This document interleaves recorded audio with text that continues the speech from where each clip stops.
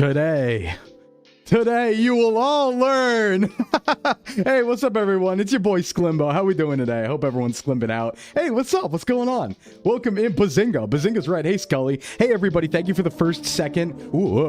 Blessing with Flabber very early on and everything. Snap it to a Sclim Gem. We're ready. Love your model and your voice. Oh, thank you, Spicy. Thank you, Spicy. Sharkbite, thanks for the follow. Emperor Weeb, thanks for the follow. I am so excited for today.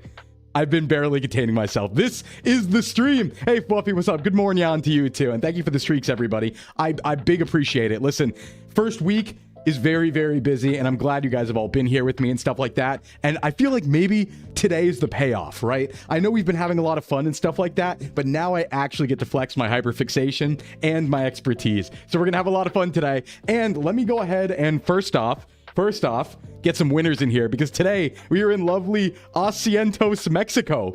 That's where we're at today. So those who said North America are the winners today. And yeah, that is North America. I double checked. I should know that, considering in Slim School I had a geography degree, but I did double check just to be sure. So North America are the victors here in Asientos, Mexico. North America winners. Also, one other thing, I'm just gonna like put this. Yeah, it is North, sorry. I am gonna put this over here too, because there's a new thing we did. Let me just type !marshmallow, and you'll see that little link right there, which we're gonna pin for this stream, because this is gonna be a thing we do every single Thursday. So this is what I call the just chatting / fitness check-in stream. The idea being, as a gym owner, Sclimbo, I will be helping you guys with fitness and nutrition every single week, and doing a just chatting stream, dedicated just chatting stream every single week. So we can talk about things, we can answer questions, all that stuff. And what the marshmallow is for is if you have anonymous questions that you don't want to put in chat, or maybe I missed them because chat's moving fast and you want me to answer them fitness or nutrition wise, then you put them right there. And it is anonymous, so you can give me information. Whoa, Ursu, thanks for the sub. Thank you so much. Welcome in. So you can give me information, basically. Now, one thing I will say, and I put it right there in the pinned message, if you are asking for exercise recommendations, I would recommend you tell me what equipment you have, because otherwise I have to go, I don't know what you have. I need you to tell me in chat, because I don't know, or there's like a follow-up question thing. So definitely please do that. But welcome in Adventure Noises. By the way, everyone, let me give a shout out to Adventure Noises, because Adventure Noises is who made our wonderful starting soon screen. A big shout out over there. Shout out to Adventure Noises. That ethereal, erythral Scrimbo. Even I say it sometimes too. Scrimbo is my cousin, not me. I'm Sclimbo. The erythral Sclimbo was created by Adventure Noises. I think it was divinely inspired, but you know, pretty much the same thing. But urethral, not urethral, not urethral, none of that. Hey, what's up, Free? What's going on? No urethral Sclimbo, none of that, please. Although some of the artwork I've been getting has been, I'm honored. Some of it makes me rethink my choices. That's for sure. That's for sure. Now, one thing I will say, we are starting off in just chatting today. We're going to move to health and fitness. Now, health and fitness is a category. I'm going to prep everyone here. Health and fitness is a category on Twitch where there are no VTubers. There are 0 VTubers. So, we might have some people coming in who don't know what VTubers are. So let's try our best to be nice, everyone, okay? Once we swap over later, because we're going to need to initiate them, right? All we say about people who don't know about VTubers is that they're not fans yet. They will be. We just have to indoctrinate them like we do everyone else, you know? So look forward to that in the future. And welcome in, everyone. Hey, Idiotic, what's up? I'm doing great. I'm so happy to be here. We'll do a tiny bit of just chatting before we get started, but we will get started pretty fast. I anticipate this is going to be a long stream. Knowing how this thing sort of goes, I anticipate this is going to be a long stream. We're gonna have some fun here, I think. We're gonna have some fun here, I think. So look forward to that. It's not a call, it's just correct. Yeah, yummy snack because I enjoy it. Yeah, exactly. Pretty much. We'll welcome them with open buff arms. But I killed all the other health and fitness VTubers. No, there are a few out there. There are some health and fitness VTubers out there. I'm sure some people have heard of Jeff McBiceps. He's a fitness VTuber. There's also some that have graduated and moved on and stuff like that. So yeah, there's some fitness VTubers out there, but there's a lot of VTubers who do fitness. There's not a lot of VTubers who are fitness like certified, you know what I mean? Like there's tons of super fit VTubers. I mean, if you've ever looked at a like IRL post from VTubers before, half the other male VTubers are like super snatched waists, they got abs, they're jacked, they're shredded. That's like every other post from like VTubers and stuff like that. So definitely not the only fit one. Hey, Hanakyo, what's up? Wait, Mpreg is your future? No! No, I don't wanna go. Don't say that in the raid. Mpreg is not evolution. Thanks for the follows in the raid. How you doing, Hanakia? What's going on? Let me give a shout out. I think it's been long enough since Adventure Noises. That is not evolution. I mean, I guess in a way it kind of is, right? Make sure I spell everything correctly. Hanakyo. There we go. In some ways it is evolution, right? Because I mean, I guess we can't get pregnant yet, and getting pregnant means we have. Is that evolution though? I guess they made Mpreg real in rats. Really? I didn't know that. What's up, Spike? I didn't know they did that. Anyway, thank you so much for the raid. Honored. I hope you can stick around, but if not, I understand. You're busy. You just finished up your stream. But we are doing fitness today, so we're going to help everyone out today. Today is the start of something beautiful that we're going to be doing every single week, so I'm super excited. Would an AI talk about Mpreg this much? Oh, did someone ask if I'm an AI? That's pretty cool. That's my favorite part. That's my favorite part. Do you think AI would be good enough to replicate this? I don't think they would be. There's a certain je ne sais quoi about Sclimbo. I don't think a AI could replicate my mannerisms yet. Let's see. Arnold proved something. Proved that you can get pregnant after bodybuilding. Can you? Can you? I don't think you can. Twitch recommended you a talking scrotum. Oh, hey, what's up, Sogo? I mean, like, I'm a Sclimbo. It's a little different, but AI is crazy these days. Yeah, no, I'm not an AI. I'm not an AI. I'm just a yapper. Just a yapper. If I talk so fast, it seems like I might be an AI. That's just me failing to slow down. And I mean, you can hear me take breaths sometimes. I don't want to draw too much attention to that, but it's something I will endeavor to fix. Because sometimes I take really, really loud breaths, like when I'm talking and yapping really up a storm and stuff like that. Getting pregnant is building a body in a way. That's a good point, actually. That's actually a pretty good point. But anyway, let's get over a few of the basics. We did have some beautiful artwork that was made over the past few days, which I'm sure you can see a lot of on Twitter. Blink twice if you're not an AI. How about like 30? How about like 30? I can do a lot of blinking. But let's talk about this new thing I want to do. Because we're doing self-improvement streams, I also wanted to talk about stream self-improvement. So check this out. This is going to be something we do at the very, very beginning of every stream really quickly that shows off all the new things we've added since last stream. It kind of keeps me honest on updating things and evolving, right? So I don't fall off the train and get complacent either. So we're not going to spend a lot of time on it, but we're going to go through it real quick. What have we added since Tuesday? Now, this is not things that I've done outside of Twitch. So this isn't like, oh, I made this edit and, oh, I made this like upload on YouTube. No, no, no. Just for the stream. So we've added an ads notification. So when we do exclamation point ads, it explains what I do for ads. Nothing too fancy, but it explains like why we go on an ad break and stuff like that. When people ask, oh no, I have a million ads, why? That tells you why. Then we also added the marshmallow link, which you saw and is pinned up there. We added the Nuzlocke rule chat command, which this is for the Nuzlocks on Mondays. But if you just do, I think it's rules. I think if you just type rules, there you go. There's a paste bin for the entire rule set of the Nuzlocke challenge because it's kind of complicated. So you can click that paste bin and it should show you everything. So you can maybe get up and back to work on stream stuff. Yeah. Let's keep everyone honest, you know? Turn me into a Greek/Rome statue, Sclimbo Senpai. On it, punished on the YouTube side. We're working on it today. So did that. I also added the professor items, and you might be asking what the professor items are. Well, today we are teaching, so... What's up? It's me, Professor Sclimbo. Oh, the glasses, they don't like to track properly, but yeah, this is our professor fit for today. And the glasses do come courtesy my senpai. So we got to give a shout out here too. Let me show it on screen because Yomi actually offers these for free. So if you go to Yomi's, I believe it's the Ko-Fi. If you go to Yomi's Ko-Fi, which is on her page and stuff like that, you too can have swirly glasses asset. So big shout out to senpai over here for getting me all ready and loaded up. It was funny. I actually didn't know this existed, and I was going to get professor glasses anyway for today. And then Yomi just was talking about it on her stream and was like, oh, I have some. I'm like, oh, perfect. So yeah, go check those out. Yomi's cool. But yeah, that's what we got going on. And then back to where I was before. So we did that. We've also, what else have we done today? We did a bunch.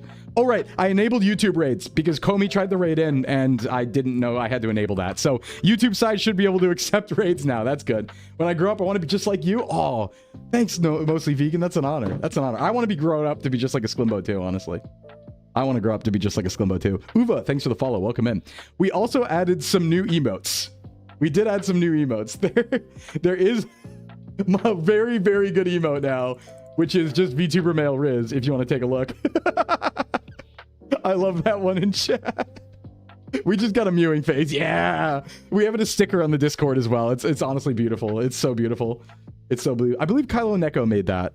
I need to be 100 on that, though. Before I say that, I should double check. But I believe Kylo made that.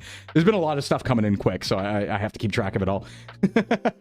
Oh, yeah, big fan of that one, the cursed one.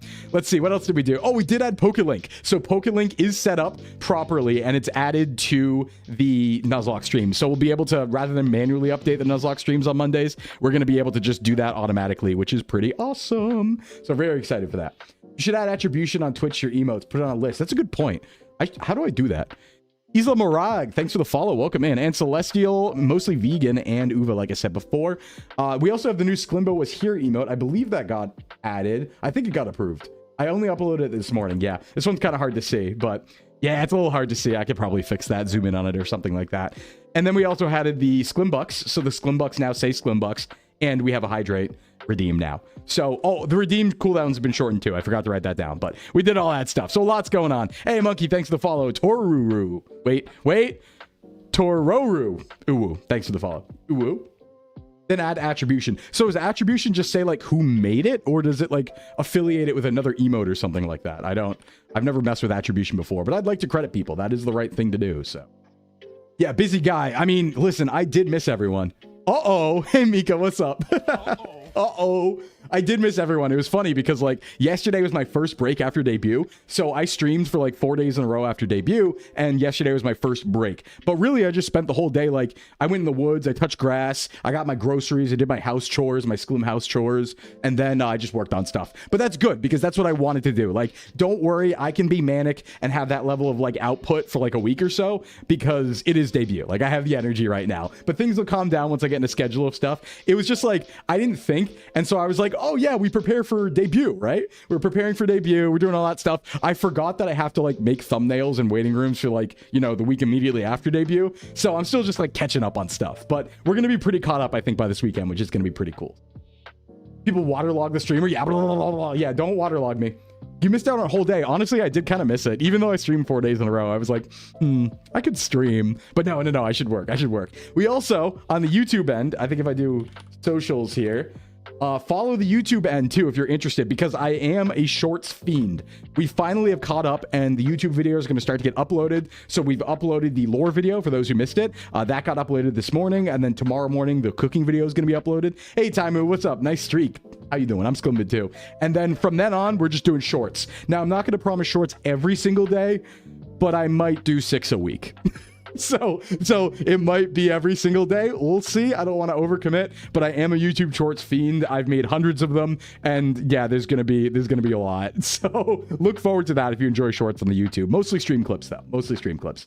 This is my first impression. Oh hey Catters. Hopefully it's a good one. How you doing? But yeah, I think that's all of our like bookkeeping and stuff like that. I think it's all of our bookkeeping.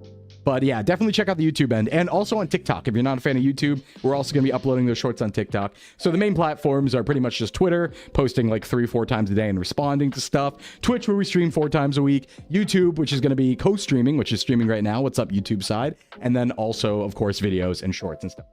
Hey, Sci-Fry. Yo, what up? What's going on? Sci-Fry out here. Now, you're one of the military leaders, right? Tomorrow in the Minecraft SMP.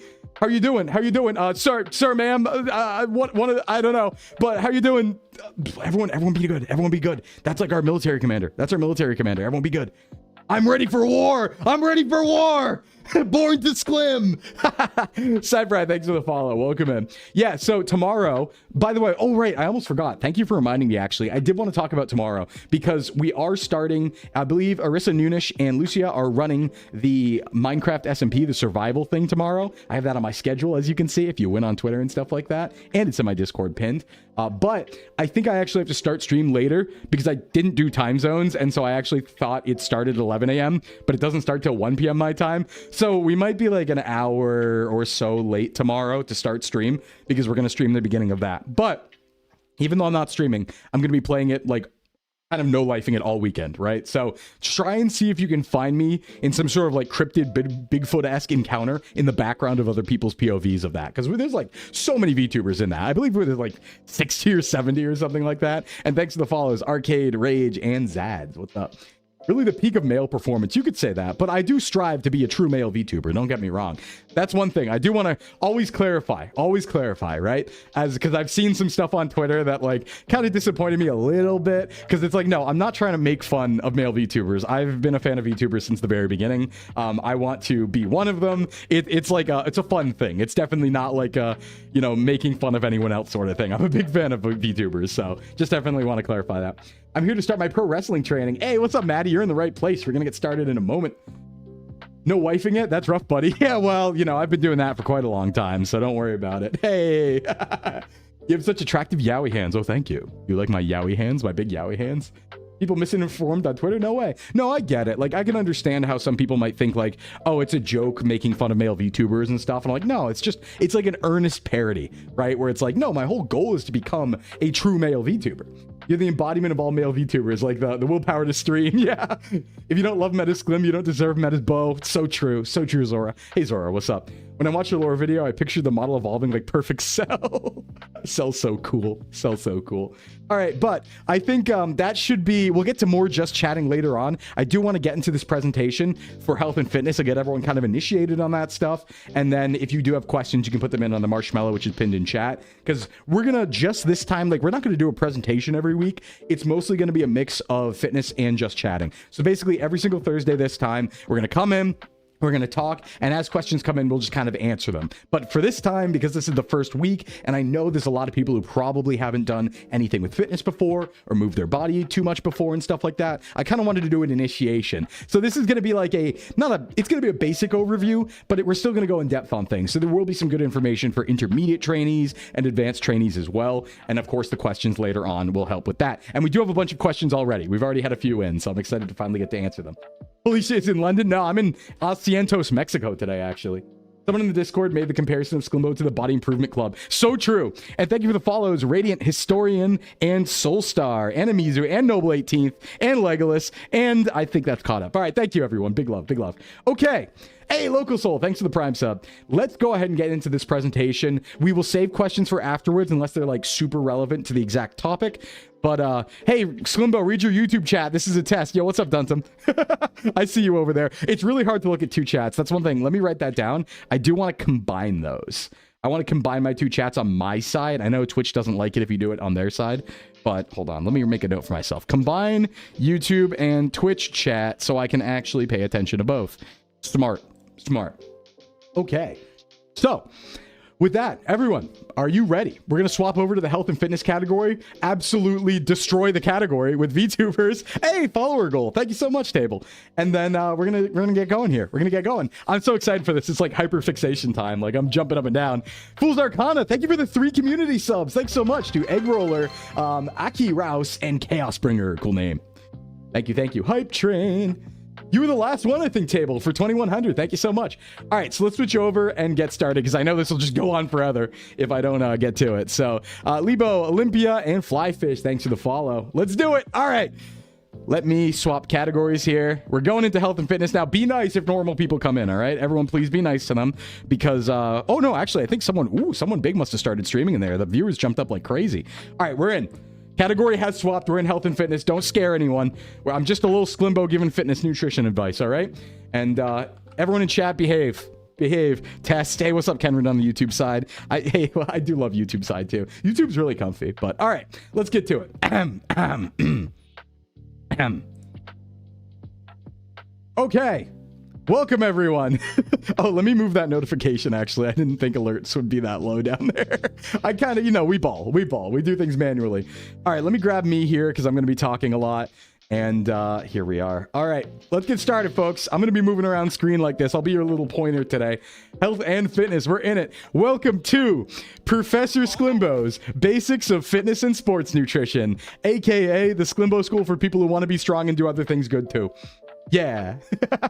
You like my glasses? Oh, thank you so much. First time chatter says, I'm normal people. Hey, what's up, Cozy? What's going on? Oh, see, when I do that, when I blink, my glasses break, but don't worry about it. So yeah, this beautiful artwork by Duntham right here we got going on. A beautiful presentation. All right, let's get into the basics. This is going to cover sports nutrition and fitness. Oh, you're going to learn so much today. And this will be a great starter so that we have something to refer back to when people want to get into this sort of thing. Next up is disclaimers. What is this? A stream for Sclimbo? So true. Sorry, I'm a little Sclimbo today.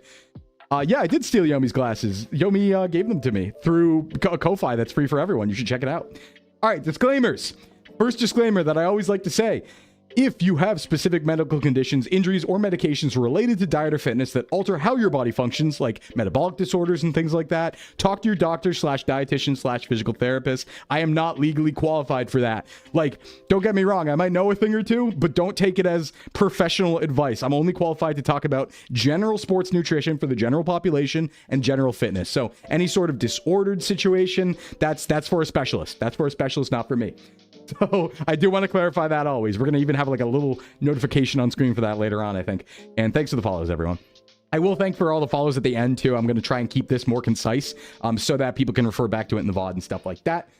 Anyway, this is going to get specific, but it does not need to be complicated. If there's one takeaway, it's that common sense logic for health does work. Now, what do I mean by that? What I mean by that very simply is if you've ever looked into fitness and nutrition, you've probably heard a million different things. You've probably heard, don't eat this, do eat this, don't eat that, that'll kill you. This is a superfood, so on and so forth, right?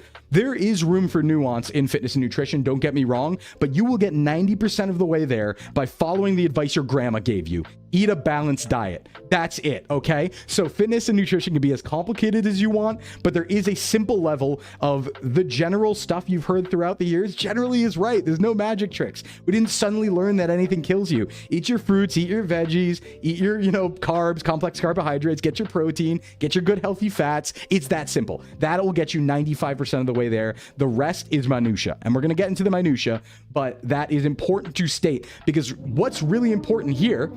No, I don't eat my vegetables. Don't worry about it. Quite a bizarre pose, almost like a beautiful requiem. It's so beautiful, it's a gold experience. Makes my stone free, almost as if it was made in heaven. Hey, what's up, JoJo references? Why don't you eat your veggies? Because they're yucky, okay? Because they're yucky and I don't like them. But you should. You should eat your vegetables. I just think they're yucky and taste bad. I've tried.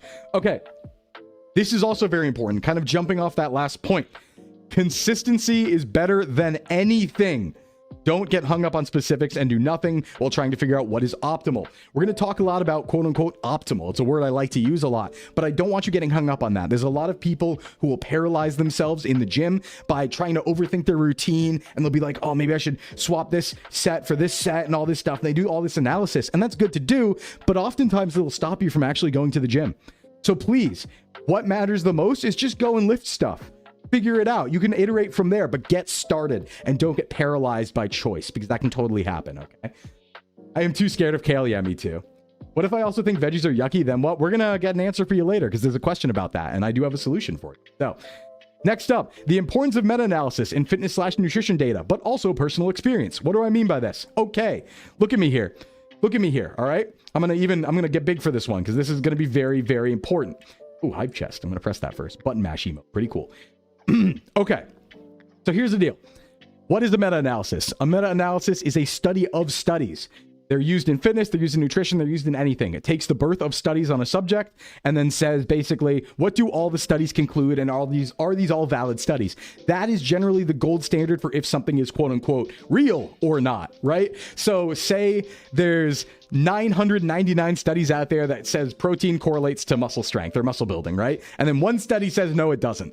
What a meta-analysis is taking a look at all 1,000 of those studies and saying, okay, 999 say that's right, so it's probably right. So we really, really stress the importance of these in fitness and nutrition because things are studied. That being said, studying fitness and nutrition is very difficult. There's a lot of confounding factors and stuff like that. And there's a lot of scare tactics out there. You've seen plenty of individual studies, I'm sure, that will say something like, never have protein powder or eggs are bad for you and all these very, very like alarmist claims. But generally, the birth of knowledge in science won't support those conclusions. It'll be like a one-off study or an example of someone not reading too far into something. Good example. Recently, you might have seen, if you're in the fitness space at all, that there was a huge study, not even a study, but an article that came out in Consumer Reports about protein powder and the lead content and cadmium content of protein powder, right? You probably saw that. Now, that scared everyone. Everyone was really scared of that. And then it turned into, oh, it looked like a majority of it was in the vegan powders, not the whey and casein-based powders. Well, When that came out, the first thing I said was like, okay, yep, that's like an interesting thing, but we should be careful because things like this that are this alarmist tend to be picked apart. And sure enough, once it was looked into, it turned out that they were using California Prop 65 for guideline. And what that meant was they were measuring at a level that was still 1,000 times lower than the dangerous amount of lead. And it was like equivalent to like what a normal carrot has in lead and cadmium. So it wasn't actually scary. It was literally just because of California Prop 65 and how they make, basically because of California Prop 65, like almost everything has to have like a contains lead warning on it because their rating scale is just so much more sensitive, but it doesn't correlate to what we believe is a dangerous level, basically. So this is going to be, yeah, that sort of thing can happen. That sort of thing can happen. So if you see an alarmist study, I say, you know, have some temperance, take some time, don't change everything immediately. Let's see why, right? Let's see why. But that's why that data is important and meta-analyses are important, because it lets us compare things and decide what is more truthful and what's maybe less truthful, right? That being said, personal experience does matter. And what I mean by that is, especially in like certain types of nutrition and certain types of workouts, right? It's great to say that a study says, for example, oh, this exercise leads to the best via EMG studies, the best muscular activation. This is the best exercise for a certain muscle group, right? That can absolutely be the case in many cases. That doesn't mean that you have to do it. Maybe because of your exact, you know, body and your exact desires and preferences and how you feel during exercise and what you like doing, maybe that exercise doesn't work very well for you. Maybe you don't like it. You don't have to do an exercise that you don't like. There are plenty of others that you can do. What matters is that fitness is a lifestyle and it's a lifetime thing, right? You don't have to rush to it. We have our whole lives to get fit. So don't rush past the starting line. Don't force yourself to do a bunch of stuff you hate. There are ways around it. That would be my recommendation. So that's where personal experience kind of does matter, because just because something is optimal doesn't mean you have to do it, because maybe at the end of the day, the most optimal thing is the thing that you're going to stick to, right? So while an exercise may be the best, if you're not going to do it, then it isn't. All right. So with those disclaimers out of the way, we can actually get started here, but let's see why before making drastic changes is always good. Context regardless. True. Tricep kickbacks cause me pain. Yeah. And that's the thing, you know, some people have different, like, you know, like hip inserts and stuff like that, where the bone is deeper or more shallow in their hip sockets. So it means they can have a different form for certain things. A lot of people have a different preference on how wide they go on a bench, how short they go on a bench. Same thing for squats. And the right answer is that there's really no right answer. It's whatever feels best with a certain caveat, right? Like you still want to go to depth. You still want to actually get strained and put on the muscle, but there's tons of different forms. There's no one true form for a squat or a deadlift or anything like that, really. There's forms that are safe, but it does differ from person to person. Yeah, squats cause me pain, but it's emotional pain. So true.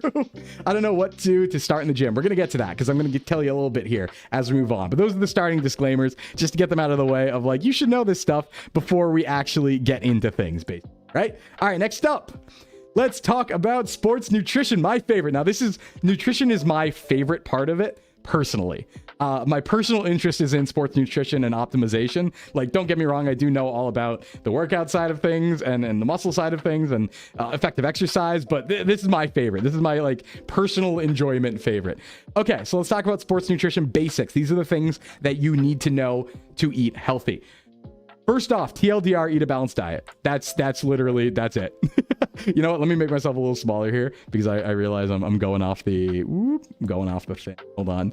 Let me come down a little bit. There we go. Okay. So TLDR is just eat a balanced diet, silly, and our beautiful brick and holder right here by No Sharko. If you have a standing desk, just sit and bike. Yeah, I will say that standing desks are great. I highly recommend them.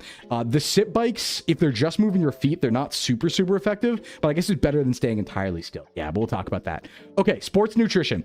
This is 80 or 90% of the battle. There's a big misconception that people make and break their physique in the gym. No, you make and break your physique in the kitchen. And what that means is that if you're doing weight gain or weight loss, diet matters the most. In fact, diet controls that. Your calories in versus the calories you expend in a day are absolutely what control if you gain or lose weight. Now, body composition, how much muscle you have, is controlled by what you eat and what you do. But this is the basic thing I need you to understand, because a lot of people fail at this part. Are you feeling thirsty on this delightful Thursday? I sure am. Was there a hydration redeem? I'm sorry if I missed a redeem, by the way. I am kind of yap maxing here. I'll get better at that, but I'll keep an eye on them. And thank you for all the follows. I'm speaking thanks. So 80 or 90% of the battle. Let me tell you, I have trained a lot of people in my Sclim life. I've trained over 70 different people in my Sclim life. And one thing I can tell you is that the number one thing that they will do is spin their wheels in the gym because they're not eating properly. You need to fuel yourself for your gym sessions. You need to have the proper nutrition to recover from them and to grow muscle. All the workouts in the world won't help if you're under eating protein. And that is a big one. A lot of people think they might be eating enough protein, but they often aren't. And we're going to talk about that later. And if you eat too little, it screws up your metabolism. In a way, yes. In a way, yes. It's generally not a good idea to eat too little, but that's why we're going to talk a lot about binging and binge losing weight and why you don't want to do that, because it generally leads to binge gaining behavior afterwards. It's generally better to take a steady curve and slowly lose weight in a more consistent way so you can still enjoy life and not go insane. That's generally what you want to do. All right. So first off, we're going to talk about a couple topics here. Couple concepts. First off is going to be your basal metabolic rate and your total daily energy expenditure. Your basal metabolic rate is basically what your body expends at rest during a day. So this is the amount of calories, and measured in calories, needed to keep your organs running and make sure you don't die. So if you're in a coma, staying completely still, this is how many calories you're going to need in a day. You should pretty much never eat below this number. This number, once you eat below it consistently, your body is obviously going to start to have problems because it needs that amount of food to keep you running. So your hair might have some issues, your nails might have some issues. Overall, you're going to get sick. You're going to feel like shit. Don't do it. Don't eat below your BMR. There's really never a reason to. How do we know that number? We're going to get to that. Don't worry. Pretty much any question you can think of, we're going to get to. And the ones that aren't going to be getting to, you can answer in Marshmallow. Put them right there and I'll answer. For an average person, it's like 1,200 calories, isn't it? It depends greatly on your size, your weight, your gender, and a lot of factors, age as well. I would say a lot of people tend to be BMR like 1,200 to 1,700. That tends to be the range. The range isn't actually that big, but it really depends. You know, you can't compare somebody who's 4'10" and 100 pounds to someone who's 6'7" and, 240. Those are going to be very different numbers. So we're going to talk about how to get that and stuff like that in a second here. Freaking is peak nutrition, but again, that's for later. So BMR is what your body expends at rest. Now, what is TDEE? This is your total daily energy expenditure. This is your BMR plus your NEAT plus the thermic effect of food plus exercise. So what does this mean? So this is everything you expend in a day, right? NEAT is called non-exercise activity thermogenesis, meaning you go and get the groceries, right? You're not exercising, but you're moving. You're tapping your leg. You're bouncing your leg. You're talking with your hands, pacing around. That is non-exercise activity thermogenesis. Basically, the things you do throughout the day that add up to the calories you burn in a day. Like chores, yeah, taking notes and stuff like that, like chores and stuff like that. And that will contribute to some extent to your overall energy burn. Then there's the thermic effect of food. This is a very minor effect, but it still does matter. Certain foods take more energy to break down. Protein, for example, takes more energy to digest than other things. And so because of that, it actually burns a little more calories to eat protein than it does other macronutrients. And that will contribute a little bit to the TDEE. And then exercise, which is the one everyone knows, right? You exercise more, you move around, you burn more calories, TDEE. This is the number that you care about. BMR is good as a baseline of don't go below this, but this is the number you want to know. TDEE, that is how you determine whether you're going to gain weight or lose weight. Because if you eat under it, you'll lose weight. If you eat over it, you'll gain weight. And it is a agnostic calculation. What I mean by that is there are things that will affect this number. For example, there are medical disorders like hyper and hypothyroidism. Those will affect how your metabolism works, but it doesn't affect the equation's accuracy. And what it means by that is your TDEE might be lower if you have one of those conditions or higher if you have one of those conditions, but it is still your TDEE. And if you eat above it or below it, so on and so forth. Certain medications can also make you more or less hungry, but that is a regulation of hunger. It doesn't change the energy balance of the equation. So it's a cool thing. It's really cool. But basically, if you were right on this number, you will be right all the time. That's why it's important. That's why it's important. Now, how to get that number? There's a bunch of online calculators that you can use to calculate this, but I would say all of those are going to be a starting line for you. So one thing I like to use, it's called OmniCalc. So if you just look up OmniCalc in Google and then TDEE, there's a calculator where you can put in your information and it'll give you a general idea based on what you want to do. If you want to gain weight, lose weight, so on and so forth, right? The only thing is only use them as a guideline. You still should do some testing yourself because people's needs do vary, right? So you might do the TDEE calculator, put in all your info, and it says, all right, you're going to burn about 2,700 calories per day, we'll say, right? Well, maybe you actually burn 25 and you need like 2 weeks of counting calories and doing all that stuff to actually figure that out.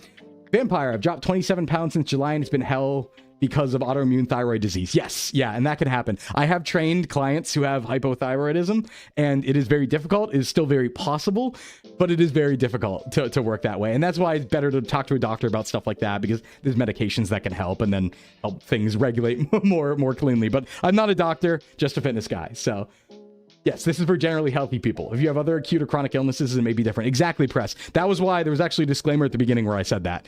You might have come in a little late, but I explained, like, I am not qualified to talk about metabolic disorders and how to solve them or anything like that, just the fitness side, but you're absolutely 100% correct. But yeah, it can be harder. There are many things that can make this harder, right? So one example is there are hunger signaling hormones. And that's actually what like GLP-1 blockers, stuff like Ozempic and things like that will do, is they don't make you lose weight. They regulate your hunger. They make you less hungry so you eat less. That's what they do. So generally, there are some medications that can make you want to eat more or less, but yeah, a lot of things can affect that. I believe, if I remember correctly, it's like ADHD medications. A lot of them will destroy your hunger because they're basically meth. So yeah, they also increase your heart rate, which is fun sometimes when I'm training people who are on them and they do cardio, because I have to be like, don't die. Ozempic is power. We'll talk about that later. Yeah, it's low dose meth. So yeah, that's, a lot of complications there.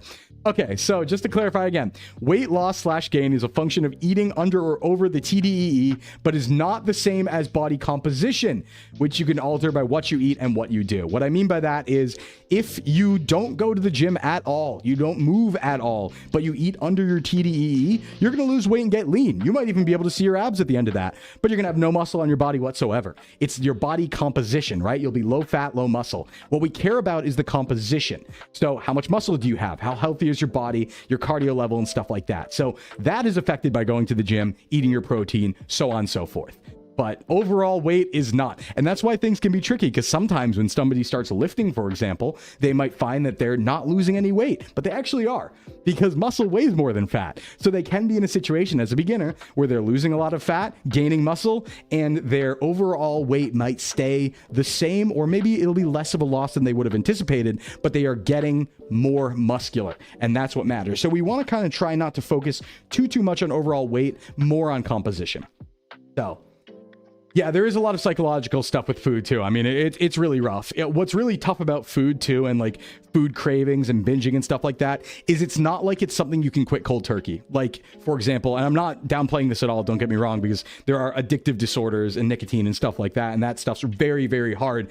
But there's a difference where it's like, if food triggers binging activity psychologically, you have to eat food, so you can't cold turkey it. And that can get tough. That can absolutely be very, very tough. Professor Fit, thank you, Starry. What's going on? Sugar is a lot of things are drugs. All right, now let's talk about the basis of food. In fact, maybe I should I'm gonna go back to the corner here, because I'll just be off the screen if I try to point at this stuff. So we're just gonna go back to the corner here for a moment, and we'll just kind of phase through things. Okay, let's talk about macronutrients. The macronutrients are the big ones. Hey, Command, thanks for the bits. You've been eating 35 protein bars a day for the last month. My tummy hurts, and I can't poop anymore. Do you think I should increase my number per day to help? No, if you eat too much fiber, I know it's a joke, but if you eat too much fiber, you'll have the same effect as if you eat no fiber at all. You won't be able to poop. It'll brick you up in both ways. So be careful. Okay, let's talk about carbohydrates, fat, protein, and fiber, ? The first three are what we consider the macronutrients. The big three, these are what matter the most and what all things pretty much comprise. So, carbs. Carbohydrates, or carbs, are the main energy source in the body when they get converted in your body to glucose, which then ATP, and then glycogen for storage in your muscles and stuff like that. They are not evil. Please eat them. Carbs are not bad for you. Everyone should eat carbohydrates. Please don't go on a zero carb diet. I know there's some people who might be, have heard a lot about keto and stuff like that in the past. No, that stuff's not very optimal long term. It can definitely help some people, right? Some people have a preference for eating protein and stuff like that, and it makes them feel more full, and it's a diet that will work for them. But long term, there's a lot of danger, because if you just don't ever have carbs, you will not have a fun time in the end. There's also a few dangerous diseases you can get from that, but If carbs are so good, then where is carbs 2? Good point. Good point. But the thing about carbs, and one of the reasons why a lot of people dislike them, is they do a little tricky thing. And this is like a scale related thing and kind of like an old wives' tale, I guess we'd call it. The thing about carbs is people tend to find that when they eat them, they gain weight.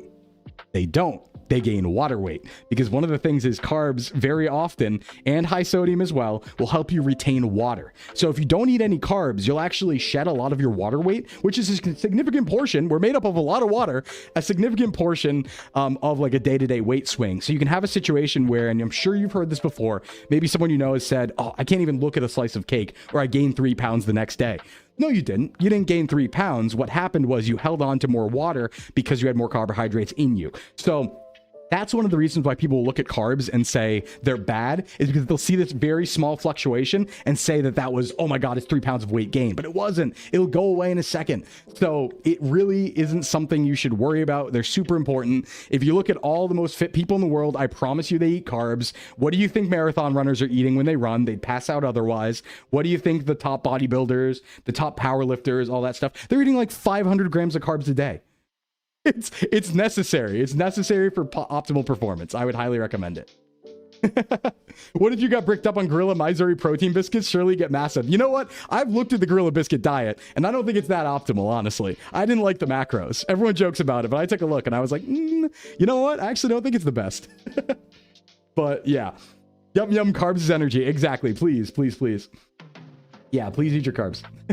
Oh, no, keto is not optimal for weight loss. Not at all. No, there's a trick. So actually, this is fun fact, and we'll do this right now. If you look at any long-term study of keto and normal calorie restriction, and if calories are equated and protein is equated in both of those occasions, right, they will lose the same exact amount of weight, the same exact amount of weight long-term. The reason why keto works is it kind of tricks people, right? Because if you look at a short-term study, people who are on keto will drop water weight much faster than people who are not on keto. And so because of that, if you only took like a week or two at a time and only measured body weight, not body fat, you would see the keto group lose more weight because they're losing more water. But long term, tons of studies on this, tons of meta-analysis, they're exactly the same. They're exactly the same. Now, I would say that keto might be suboptimal in other ways. So for example, carbohydrates are fuel, as we talked about. You'll generally be able to perform better when you have carbs in you. So if you're on keto, maybe you won't be able to push as hard in the gym because you don't have the carbs to do like, you know, a new 1 rep max or a set to as long or extended as you can, right? Like maybe if you're on keto, you'd get 13 reps of something, but if you weren't, you get 15 reps.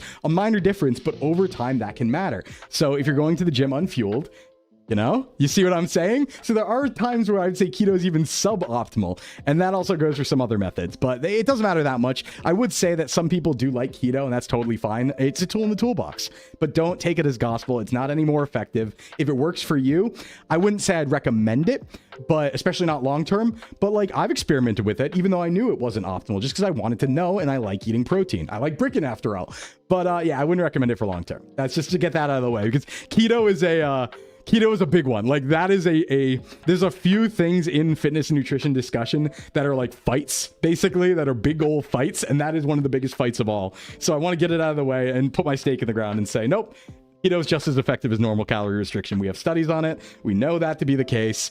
There are reasons why it might even be worse, but let's see. Yeah, highly recommend absolutely no one do a full keto diet without being monitored by a doctor. Yeah, there's a lot too. Don't get rhabdo. Don't get rhabdo. You don't want that. You don't want rhabdo. I'm not going to say I don't believe keto causes rhabdo directly, but it can definitely lead to it being more likely. And that's a fun condition where your muscles degrade and you piss them out and then you die 50% of the time. It's not great. Don't do it.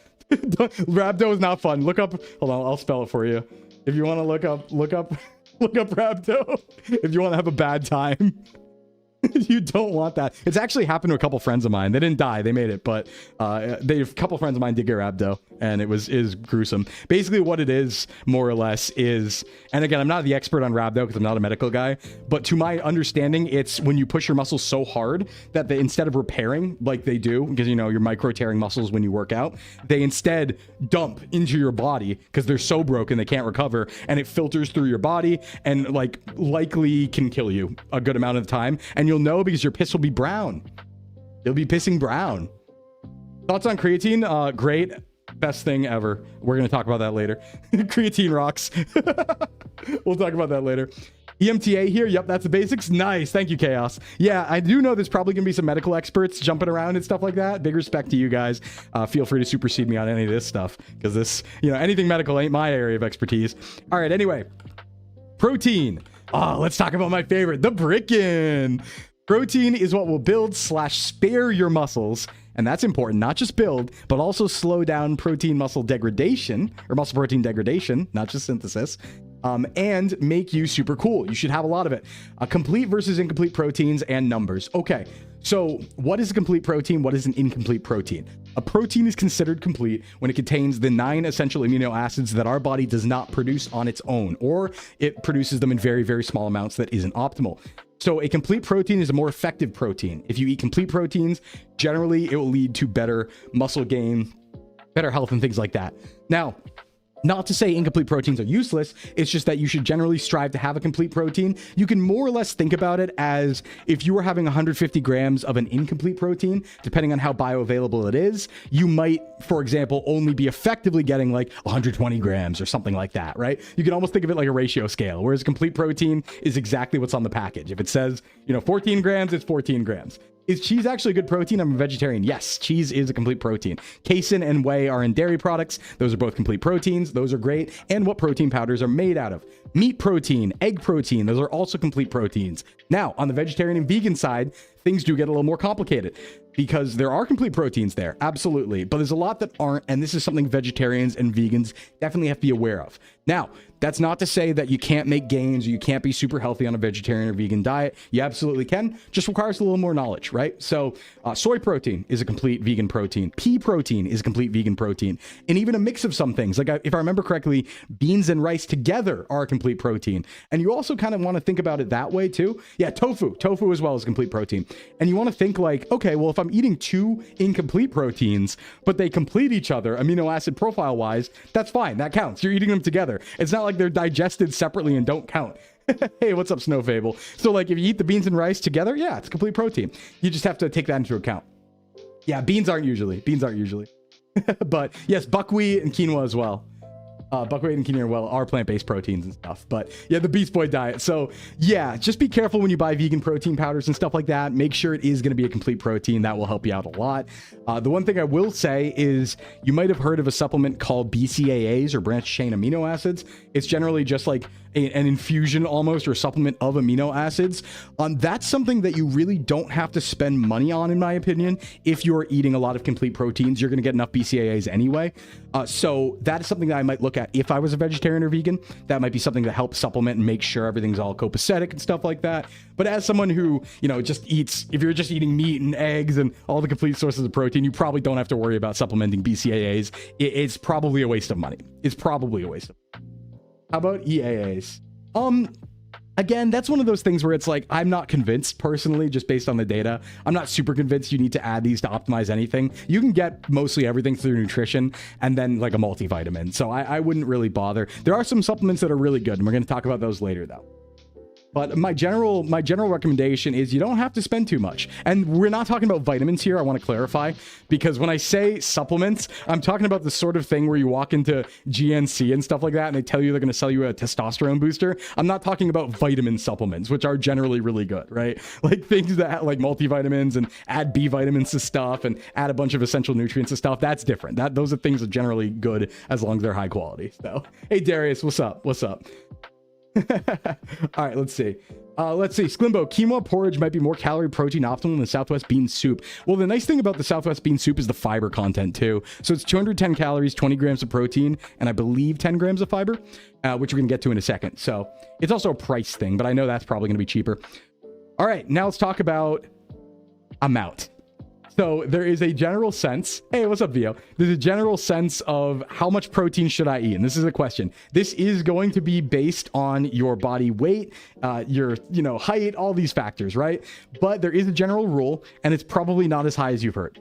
So we talk about 1.6 grams per kilogram of body weight per day, or 0.75 grams per pound optimal limit. Now, the reason I say optimal limit is because there used to be this whole thing of like, oh, eat a pound of protein per pound of body weight. And that's like, don't get me wrong, that's like a pretty easy guideline to follow, to just be like, all right, yeah, like I'm 170 pounds or something, then I should get 170 grams of protein. That's awesome, right? That's not going to hurt you. That's really, really great. But you also probably don't need that much. So from a money perspective, if we're talking about optimizing the meal plan, you can probably do with a little less, because you have to keep in mind, right? When we're talking about muscle and stuff like that and calculating, a lot of people aren't the leanest people in the world. So when we're talking about a 200-pound person eating 200 grams of protein a day, a lot of that's body fat. They're measuring off their total body weight, not their lean body mass, which is way less. So most people are actually really going to be good. General guideline I'll give to my clients. Hey, Alara, what's up? Minimal sleep and tons of caffeine. Got it. Yeah, we'll get to that later. So I would say, and this is general guideline, it varies very greatly. And I would, I'd need your exact data. And you can put that in, anonymous marshmallows if you want. To know, but most people I say, like, yeah, for most women go over 100 grams, and for most dudes go over 150, and you're probably fine. That's like a general guideline, but you should know your own number. There's a few times where you might want higher protein. Say you're preparing for competition, if you're a competition bodybuilder or lifter, like, yeah, you might be able to even use a little bit more. But when we talk about that 0.75 gram optimal limit, the reason why it's 0.75 and we're confident in that is because that is already 2 standard deviations above where we've seen an effect in a few studies. So that is taking the number of the protein number that's probably best for you and will like maximize everything, and then going 2 deviations above that just to be safe, right? So you don't need to go an extra beyond that to be even more safe. It's already safety built in and like, a buffer built in. So you're probably good at 0.75 per pound. Probably good there. So you're only 155, you're a 12 of a dude, that's no problem at all. If you're 155, just have like 120 grams of protein or something like that. You're totally killing. 2 squares of Bricken's half your daily protein. Well, we're getting into why the Bricken's important, because the Bricken, as you can see, the Bricken definitely matters here. The Bricken matters a lot here. Because Bricken, all right, I guess I'll just say it now. We're talking about protein. I might as well. Let me give you my pitch for Bricken. So a lot of you might have seen Bricken on Twitter. That was my joke about, and this is something I do. It's not a joke, but it's just literally a pound of ground chicken. It's like 96 or 93.7 ground chicken, just literally slapped into a toaster oven pan and put in the toaster oven for like 30 minutes or 32 minutes at like 375 or 350, right? Depending on like how big your thing is and how big your oven is and stuff like that. So here's the reason why I think it's really, really good and not a joke, okay?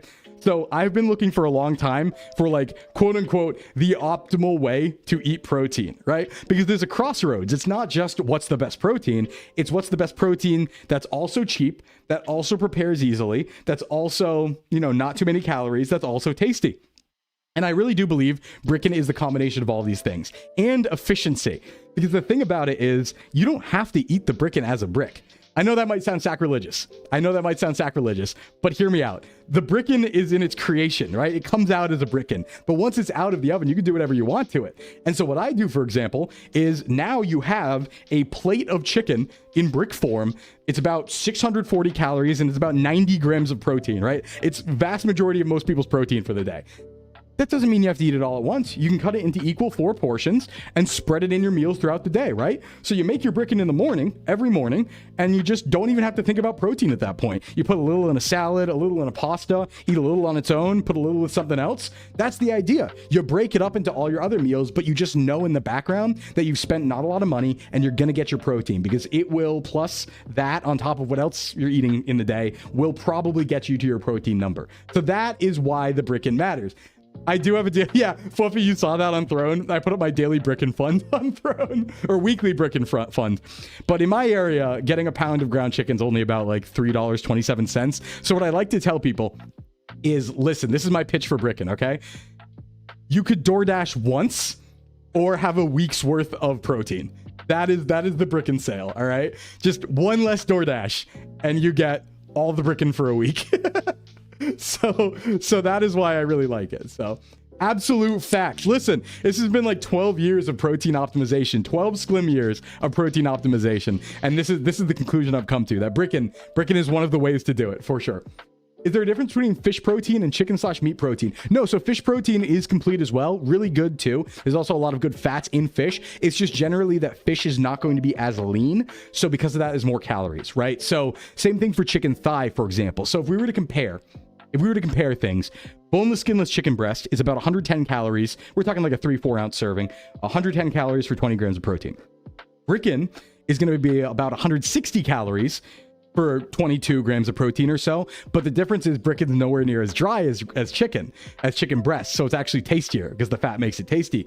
And then you have chicken thighs, which are going to be like, 180 calories per 19 grams of protein if it's like a boneless, skinless thigh. But if it's bone in, skin on, it's going to be like 250 calories for about 19 grams of protein. So Bricken is like a jack of all trades, right? Where it's tasty. It's not dry, but it's not the tastiest, but it's also less calories. So it's like it's a fun little thing. Spices are a great way to add flavor without calories. True. Have fun with spices. Just watch your sodium. But we'll talk about that later. Does that mean if you're trying to gain weight, then the fish protein might be a better choice? Yeah, you do have to watch out for especially in some countries, mercury can be a concern depending on where the fish is on the food chain and stuff like that. And you do have to watch your calories. But if you are trying to gain weight, yeah, fish is a great way to do it. I would say one of the healthiest diets out there is probably the Mediterranean diet. Same for the Okinawan diet. We both kind of show those as contributing to longevity. That's why people live to like 100 there. Oh, whoa, someone bought Bricken Fun. Thank you so much, whoever that was. I'll give you a thank you later. That's one thing I do. Someone on Throne, it didn't notify, but I got it on my phone. Someone bought me Bricken for the week. Thank you. Thank you, whoever that was. I do give on Throne, when I do get like Throne gifts, I do give personalized little videos, so I'll record one of those and send them to you. But I think Throne took down the option to put them up on Throne, so I'm going to send it like streamable or something like that. But I pray more people get more of their omegas. Yeah, no, that's a big one. That's a big one. And one thing to be careful of that does kind of suck, and this is kind of like an advanced knowledge thing I want to throw out there real quick. So unfortunately, like half the fish oil supplements on the market are rancid. Like there have been independent tests on them by like third-party labs and stuff, and half of them are like already rancid, and you don't really get the benefit of all the omegas in them. So just try and get a high quality fish oil if you are going to supplement one, because that could just be a waste of money. It's not going to kill you or anything. It's not going to harm you, but it just wouldn't work as effectively. So it's kind of a waste of money. That's not why they taste so... Well, in some cases, maybe that's why they taste so bad. There's a lot of words. Yeah, we need to keep going because there's a lot to get through. There is so much in this world, and I'm really excited to share it with everybody. Let's see. Yeah, eat fish if you can. Fish are good. Fish are good. I love rotten fish pills. Yummy. Start taking an adult multivitamin with an omega-3. Very nice. Very nice. Okay. Otherwise, fats. Fats also aren't evil. Fats help produce and regulate hormones and vitamin absorption and are necessary. Do not undereat fats. A lot of people will look to cut out fats when they're trying to lose weight. I would honestly recommend cut out carbs instead. Carbs are more free to cut out because while you do need some for energy, you don't need a ton, right? So for example, if you gave me somebody who is eating like 160 grams of protein a day, they're eating 60 grams of fat a day, and they're eating, I don't know, like 300 grams of carbs a day, I would much rather get them down to like 180 grams of carbs and keep the other macronutrients the same if I were to give them a meal plan, because they can kind of afford to lose it there, but probably not in the fat and the protein. So the thing about it is, all right, here's the deal with fats. They've got a lot of bad rep. Fats are really good for you. Not all of them, but we're talking like monounsaturated, polyunsaturated, things like that. The unsaturated fats and things that you've heard before, right? Almonds, olive oil, that sort of thing. Fish fats, those are all really good for you. Even, peanuts and peanut butter, as long as you're getting a high quality peanut butter and stuff like that, can be not that bad. So you want to have fats. You very much want to have fats. And the reason why is because if you don't, bad things happen. So a lot of people don't know this one. This is a fun fact. Did you know if you undereat your fat, it stops testosterone production and other hormone production? Like it impacts them significantly alongside a few other vitamins, because fats do matter a lot to vitamin absorption. So for example, you can also have like a vitamin D deficiency if you don't eat enough fat, because it just will be unable to shuttle vitamins properly and stuff like that. So please eat fats. Yeah, it's essential for hormone regulation. Please eat your fats. Don't undereat them. Generally, I believe both men and women, you want to be north of like 50 grams a day. Something like that. That's just a rough guideline. We'll get more in detail some other time. But don't just like cut out fats from your diet. It's really not great for your overall health. Because while you might be taking in a lot of vitamins, the absorption of those vitamins matters. So just be on the fats. If you're going to cut to lose weight, cut from carbs is my recommendation. And one way to do that is by eating more fiber. Hey! So this isn't technically a macronutrient, but I'd like to put fiber in here because it is a carb. It's just an indigestible carb. So this is a big one. This is my alarm bell, right? If I'm going to... Oh, actually, you know what? We have to go to ads, and I don't want anyone to miss this because this is super important. So I will be right back so we don't get pre-rolls and people don't miss anything. I'm going to go to ads, and we will be right back in 4 minutes. And just a notice, just because there's a lot of people here right now, the reason why we do mid-roll ads is because Twitch forces us to put ads on. We don't have a choice, and if I don't do a mid-roll, they will show them to people as they come into the stream, and they'll miss me yapping. So I go to a mid-roll so that nobody misses any of the action. I'll be right back in 4 minutes. Enjoy the ad break screen. I'll just put this here so everyone knows what I'm actually saying. I have a thing for it now. Ads. See, just read that. All right, be right back in 4 minutes.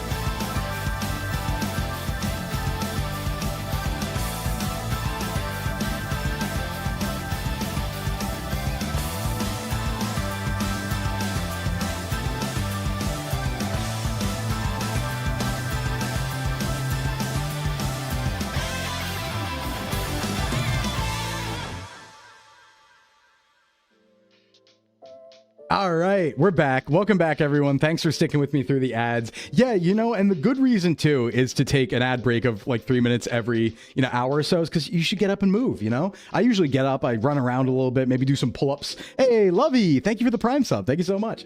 So yeah, it's just like, you should get up, get up, move around, do some dancing, stuff like that. That's what you should do on that ad break. Everyone should take it as an opportunity to do jumping jacks or something.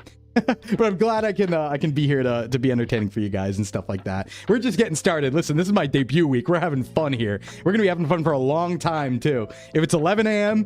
and it's Monday, Tuesday, Thursday, or Friday, you're going to see me here. You're going to see me here doing stuff. Probably.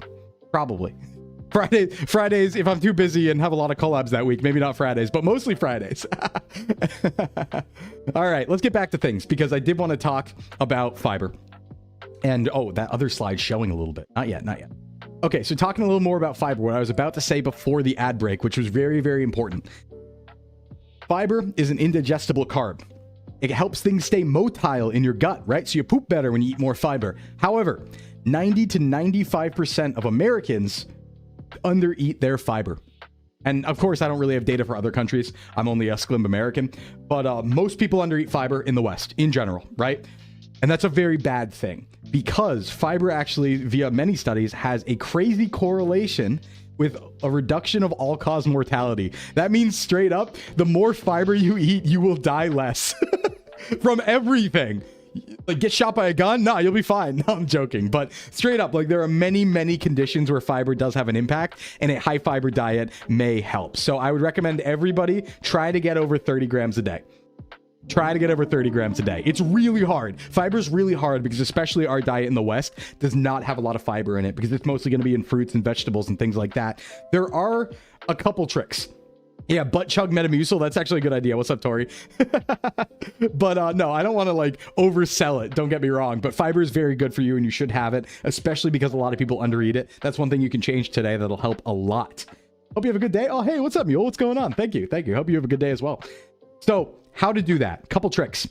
Obviously, you can take fiber supplements. What I would say about them is they're like kind of weird because what always bothers me about them is like Metamucil and stuff like that is you'll look and it'll only be like 5 grams of fiber for like a Metamucil or something. And you're like, huh, even if I took one of those a day, that's like not nearly enough. Like it doesn't get me my fiber. So yeah, as Beauregard says right there, get on that bean train, get on beans, get on vegetables, get on fruits and stuff like that. One trick that I have, and this is a fun little one. I know we talked about keto. Before and how it's not great or anything like that. But one thing I really like is the keto products. And the reason why is because to avoid carbohydrates, a lot of keto products will make their stuff entirely out of fiber. So if you go into the grocery store and you see like, oh, keto bread or keto bagels, that's because they're almost entirely fiber. So you can get like one bagel that has like 90% of your daily recommended fiber. Now you should get fiber from a bunch of different sources. Like you should get some from the fruits and vegetables, but if you want to get over the edge and get it just kind of like alley-oop that shit, right there. There's fiber wraps, there's fiber bread, there's fiber. Oh, it's great. It's the best. And also that's why I liked soup. That's why I was shilling the soup because soup has a lot of fiber. Bean soup as well. The poop bagel. Yeah, get the poop bagel. So definitely check out the back. Like look at the nutrition facts. It's really interesting. And the reason why a lot of keto products will do that is it will allow them to mimic carbohydrates without actively being carbohydrates because your body will not break them down for energy because they're indigestible. So that's why they'll get away with it, basically. So it doesn't count towards keto, and that's why they make it. But hey, it works for anyone trying to get more fiber. You went and rode your bike for half a mile. What's the tech for protein, Sclimbo boy? Hey, what's up, Maddie? Again, hey, what's going on? Just get some. Protein, just get some. It is also slightly more efficient after a workout to have a little bit of carbs as well as protein. It helps things move along. It really helps. I don't remember the exact mechanism, but I do remember seeing that like there was a beneficial relationship to having slight carbs and protein versus pure protein post-workout. It probably has something to do with muscle protein synthesis and all that, I'm sure, but I don't remember the exact methodology as to why. Hey, Froppy, welcome in. Another Bricken funded rate, really? Oh my god, I'll have to see afterwards. I'm yapping too hard. I haven't looked, but thank you. If so, I'll cry actually. That's my weekly Bricken. Now I can have protein. Now I can eat. Eating's good. The boy feed at the SBA factory is nice, but you know, need some Bricken on top of it. What about those supplements? Like, I don't know, creatine or something. We're getting to those. Creatine and supplements are going to be at the end. because we're still getting going here. Sorry, it's a long one. There's a lot to cover and so many more questions besides just this. But yeah, please eat your fiber. It's really good for you and it will help you a lot, I promise. All right, next up. All right, let's talk about it. Yeah, lightweight, baby. Let's talk about training. Now is the fitness side of things, not the nutrition side of things. We'll get back to nutrition topics, but fitness is fun too. Hey, Ricky, what's up, man? If I eat human flesh, will it help my protein intake? Yes, and I would eat people, but like I don't want to get like prion disease and die, so don't want to do that either. Okay, many different types of training and many different words that you need to understand here, but the TLDR, go to the gym, lift heavy stuff, and then do it again, basically. But let's talk about it. First up, powerlifting. What powerlifting is lifting to try and do the strongest lift, meaning that your goal is to be as strong as possible, not as big as possible. Common misconception. The most muscular dudes you see out there that appear the most muscular are not the strongest people in the world. Arnold Schwarzenegger was not the strongest person in the world compared to any powerlifter. The big, strong guys, you'll see, if you look up strongest dudes in the world, you're going to see dudes who look like the Tank from Left 4 Dead. Like, they're like 7 foot tall and weigh 450 pounds. And they look like obese. And they technically medically are, but they have so much muscle, they're the strongest people in the world. So yeah, they look like the Juggernaut. Like, they are monsters and not dwarves. They're all 7 feet tall. But that is powerlifting. Powerlifting is lifting for strength.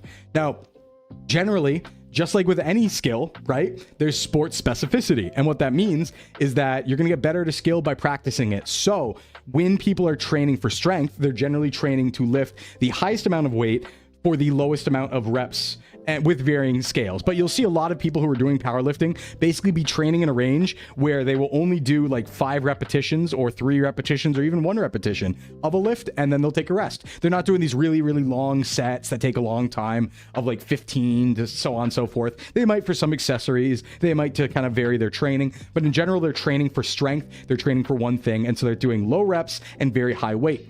On the other end is bodybuilding.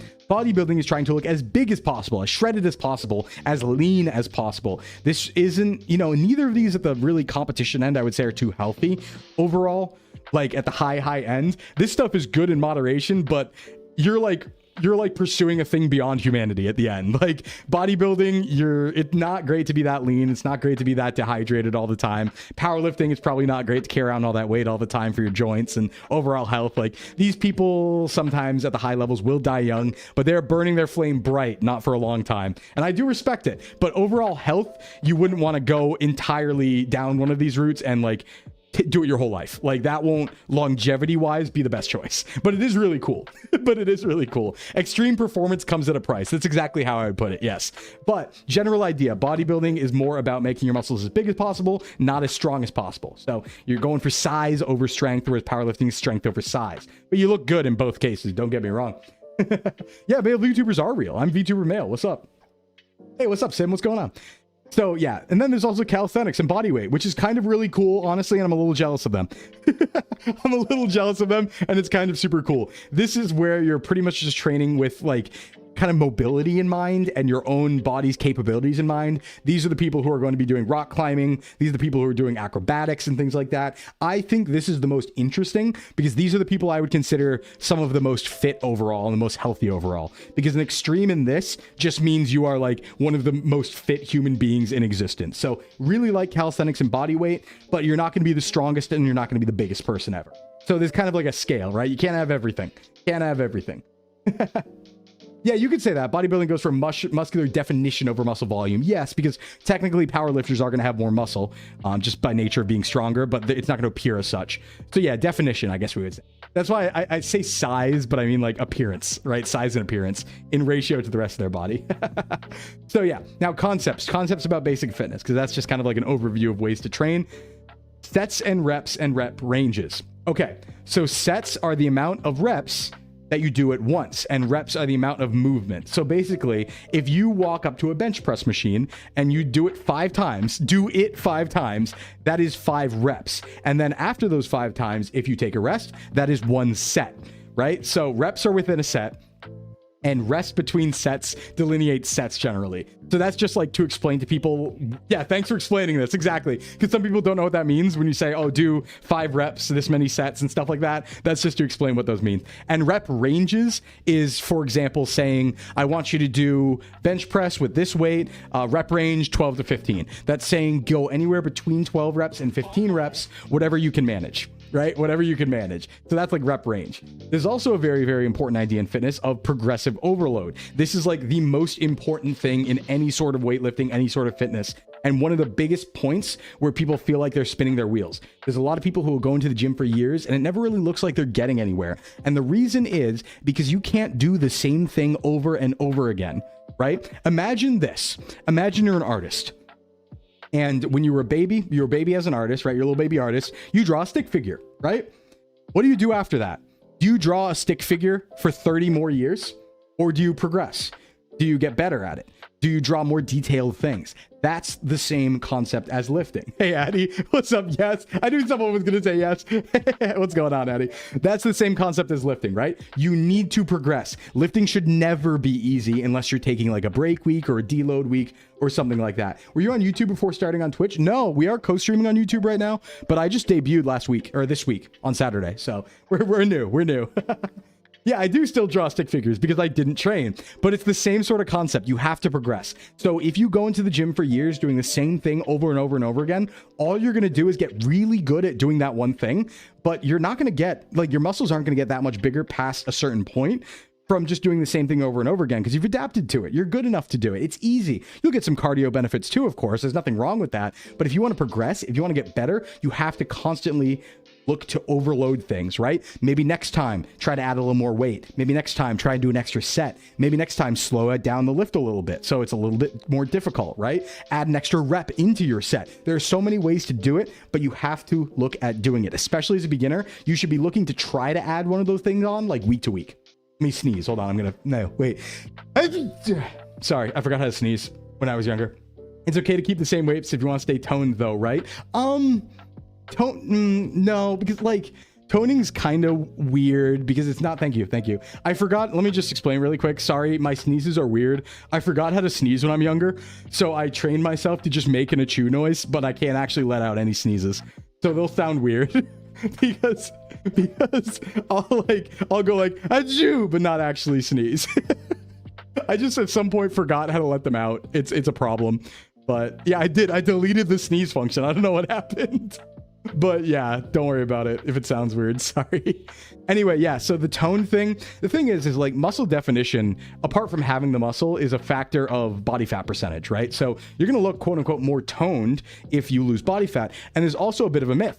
You can't spot reduce fat. So there's no such thing as fat being reduced in a certain area of your body by doing a certain exercise. That's not real. It's entirely diet and calorie based. What can happen is your muscle can grow in a certain area so it appears more defined, but you can't spot lose fat. That's not real. So toning is like, it's more of a function of the calories. Toning isn't really a function of the exercise itself. Now, if you want to maintain a physique, you can absolutely go into the gym and do the same thing over and over again. So for example, say you're getting into old age, right? Say you're aging and you're at a level of fitness that you like, and you just kind of want to keep it. You want to maintain it. It's still good to try to slowly and carefully overload, but it's totally reasonable to be like, hey, I like where my body's at. I'm just going to maintain it. It takes a lot less to maintain a body than to grow it. We've seen that over and over again these days. It's actually really crazy, some of the data on that. We've found people maintaining their physique on like 4 total sets of a muscle group per week. It's insane, which is like basically like walking in the gym for 9 minutes. So yeah, it's pretty cool. But yeah, I would definitely recommend like just try to progress when you go into the gym. It's very important and it'll get you much further, especially when you're a beginner. You're basically on steroids when you're a beginner, just because of how your body's not adapted for growing yet. So you're going to grow a lot. Let's see. Is it true that if you achieve some level and through inactivity, you lose the performance, you can regain it easier? Yes, that is true. There is like a bit of muscle memory to that. You can absolutely regain muscle easier after you lose it. 100%. Okay, so that's concepts of progressive overload. Volume refers to like the total amount of exercise you're doing, generally in a week when we talk about volume, week to week. So we'll say, okay, you should be doing 10 sets of chest per week or 20 sets of chest per week, and that's going to be your overall weekly volume of lifting. So managing volume and managing fatigue is a really important thing too that we want to be aware of, just to not go too crazy. Someone on the YouTube end, is it good to try to increase the weights every week? I would say as a beginner, yes. You don't even have to increase the weights though. You can also add an extra rep or add an extra set or something like that. As a beginner, you want to focus on gaining good form so you don't hurt yourself, and you can have someone there to kind of check how you're doing and stuff. But yeah, you do want to try to progress their weight. You'll be surprised. Generally, beginners, if they're eating properly and they're starting to take fitness very seriously, they can put on weight every week for like a few months. Like they get really strong. A lot of people will go from like, oh, when I first went into the gym first day, I couldn't, you know, I could bench maybe the bar in 25s. And then by the end of 5 months, they're at like the bar and like 45s and 25s. Like you can go pretty crazy with it. You can go pretty crazy. So it's good to get on it as a beginner like crazy. Yeah, more than half the battles in the kitchen, I would say, but I agree completely. Yeah. And then compound versus isolation. This is another important topic. Different lifts do different things, obviously. They work different muscle groups. A compound lift is one that lifts, or not lifts. I'm yapping over myself a little too much now. But a compound exercise is one that works multiple muscles at the same time. So they're more difficult, they're more fatiguing, but they're more efficient time-wise, right? So the squat, for example, is going to work multiple things at the same time. The bench press. Now, if you lock yourself into a machine and you just do a curl, for example, that's what we call an isolation exercise. It only works one muscle. That muscle is isolated. And there are different reasons to use both. Both are tools in the toolbox, but understand the difference and understand where they should be used. So generally, general rule, do your compound lifts first, because your compound lifts are going to be the hardest ones. So you get those out of the way. And then if you do want to work on isolations, do them afterwards. So for example, if you're going to be doing a bench press today, don't do curls before the bench press. Do the bench press first and then do the curls. It'll be just a little more optimal. Thanks for the hydrate, by the way, Kona. Let me get that. Yapping too hard. Used to leg press like 230, had to take a huge break, tried again, and still can do the same amount. It's crazy our muscles can keep the strength. Yeah. Hey, Sid. When I went to the, hold on, let me get that Sid message. Starlight Sid. When I went to the gym on the inner outer thigh machine, or the adductor probably, raised it 5 to 10, whichever I felt I was capable of, ended up being able to lift 180 with my thighs. I loved it. Yeah, that's exactly what you should be doing. Great job. Salutations. What's up, Kona? That's exactly what you're doing. I'm having this as a yummy snack. I enjoy it. Yeah, yeah. Do you have workout recommendations for someone who's overweight with COPD and uses a cane? We are going to get into some recommendations later. I would say that is because it's like more injurious and it's more like physical therapy-esque. I would say check out a physical therapist first. I'm not a physical therapist. That is a different specialization. So I can give some recommendations, but don't take them as professional advice because I'm not really technically qualified for that. But I can definitely give you ideas. All right, cardio. Let's talk about cardio really quick too before we move on. Hey, what's up, Anarchy? What's going on? Cardio. Elevated heart rate is what matters. What's the best cardio? The one you'll do. So cardio, I don't want to say it's completely agnostic, but you should probably do the type of cardio you enjoy. As long as it elevates your heart rate, it's good for you. So don't think too hard about it. Just do things that are fun. You can even run around and play soccer or football or something like that. That's cardio. You can go for a swim. That's cardio. Incline hiking or walking. That's cardio. Running, of course, cardio. So it's everything. Everything, as long as it elevates your heart rate for a significant period of time, for an advanced period of time, is going to be cardio and it's going to be good for you. So you should do it. But not in excess and not before lifting. And this is more information for someone who is also lifting weights, okay? So cardio before lifting doesn't kill gains. I'm getting to that, actually, Adventure. Because no, but kind of. In some cases, but it's very nuanced and it's very like optimization. Like do both. They're both good for you. Definitely don't avoid cardio because you lift. That's a bad idea. That's a really bad idea. What I will say though, is that for example, if you have a hard leg day because you're lifting weights, if you're squatting, if you're deadlifting or something like that, don't go for an hour-long run beforehand And don't burn yourself out running beforehand. Save it for afterwards, because then it's going to impact the performance of the squat, which is going to impact the muscle gain of that session, right? And also, for example, on leg days, certain metabolic pathways are used to recover from both cardio and like heavy, squatting, for example. So they can have an interference effect with each other and make it so that you don't get optimal in either one. So don't get me wrong, if you're a cardio person, do tons of cardio, right? If you don't care about weightlifting and you just want to be a cardio freak, you can go and do a bunch of cardio, but do understand that if you are lifting weights, it can interfere with your weightlifting, and it's generally better to do afterwards, and ideally 6 hours removed from when you lift afterwards. That being said, that's too hard for a lot of people, right? Most people are like, listen, I'm having trouble getting to the gym at all. I'm not going to do 2 gym sessions a day. That's fine. Just do it afterwards. Just do your cardio after lifting. If you are going to be lifting, that's totally fine too. Everything I talk about is just kind of like optimizations, right? Stay active regardless. Even if if you're really into powerlifting and all that stuff, please stay active regardless. Please walk.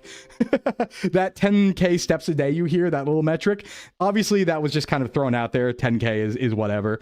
But it is to say that as humans, we generally should be walking about that much every day, just to have like a baseline. Like, you're kind of considered sedentary medically if you're under a certain threshold of movement per day. And a lot of people actually are there, especially people who have office jobs, who sit down all the time. VTubers, big example, right? And so you want to just try and stay moving no matter what.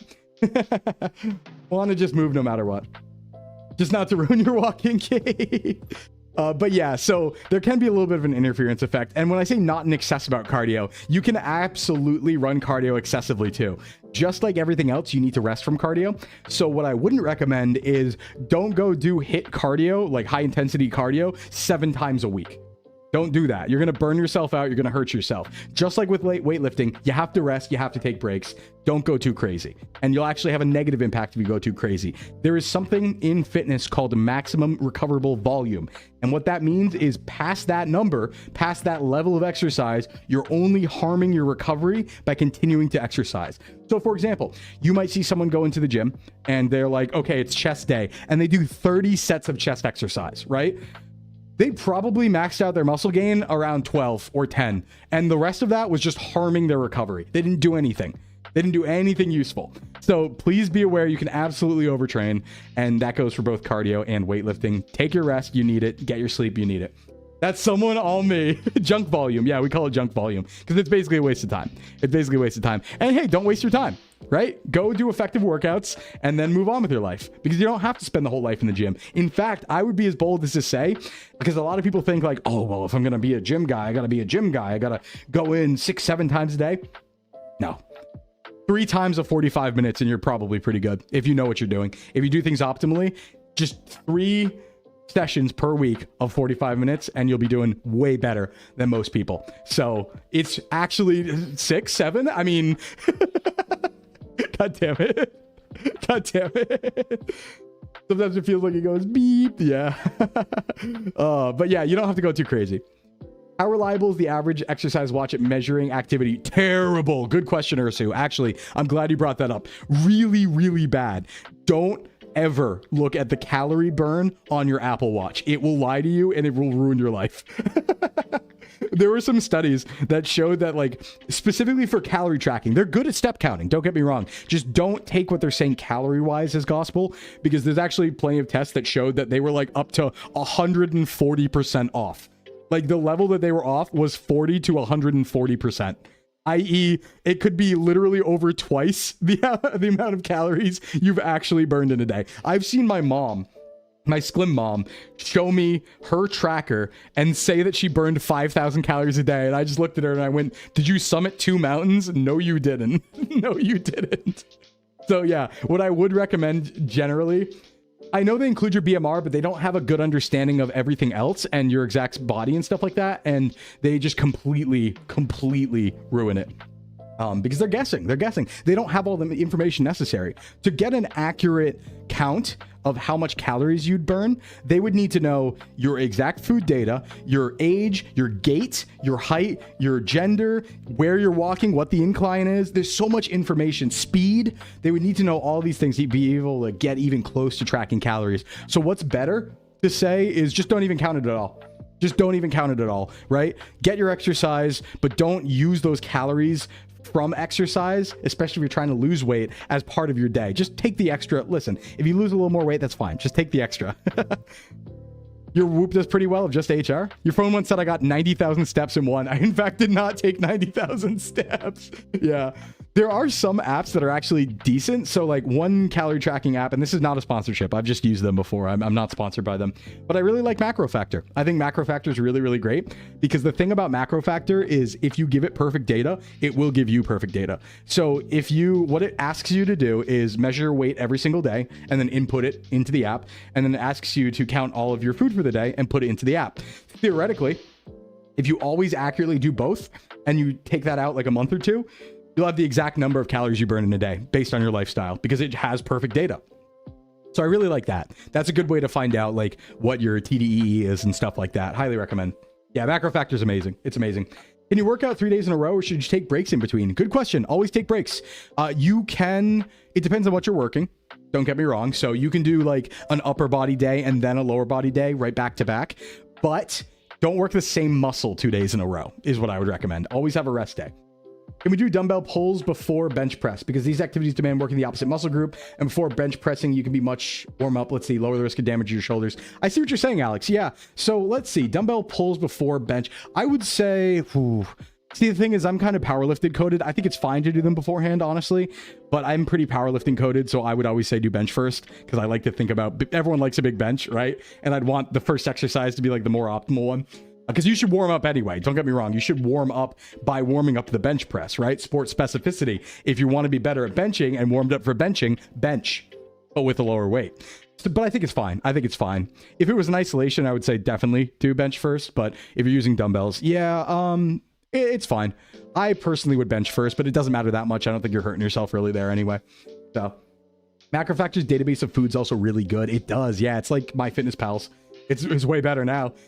What's good cardio that's easy on the joints? Great question. Swimming, incline walking is one of my favorites. So if you get on a treadmill and you increase the incline all the way up, so it's like you're hiking basically, then just walk. Just walk. You don't even have to run. Low impact on the joints. I would also say if you like running, running is great for you, but a life of running on pavement actually can damage your cartilage and stuff like that. So it's good for you, but like running in the woods, that's why I like running around in the woods. The grass and the ground will cushion you a little bit more than running on hard pavement. And a lot of treadmills will kind of do that as well. So yeah, just if you want to be light on the joints, do things like swimming, do things like incline walking, a lot of general walking and stuff like that. Plenty of ways to do it.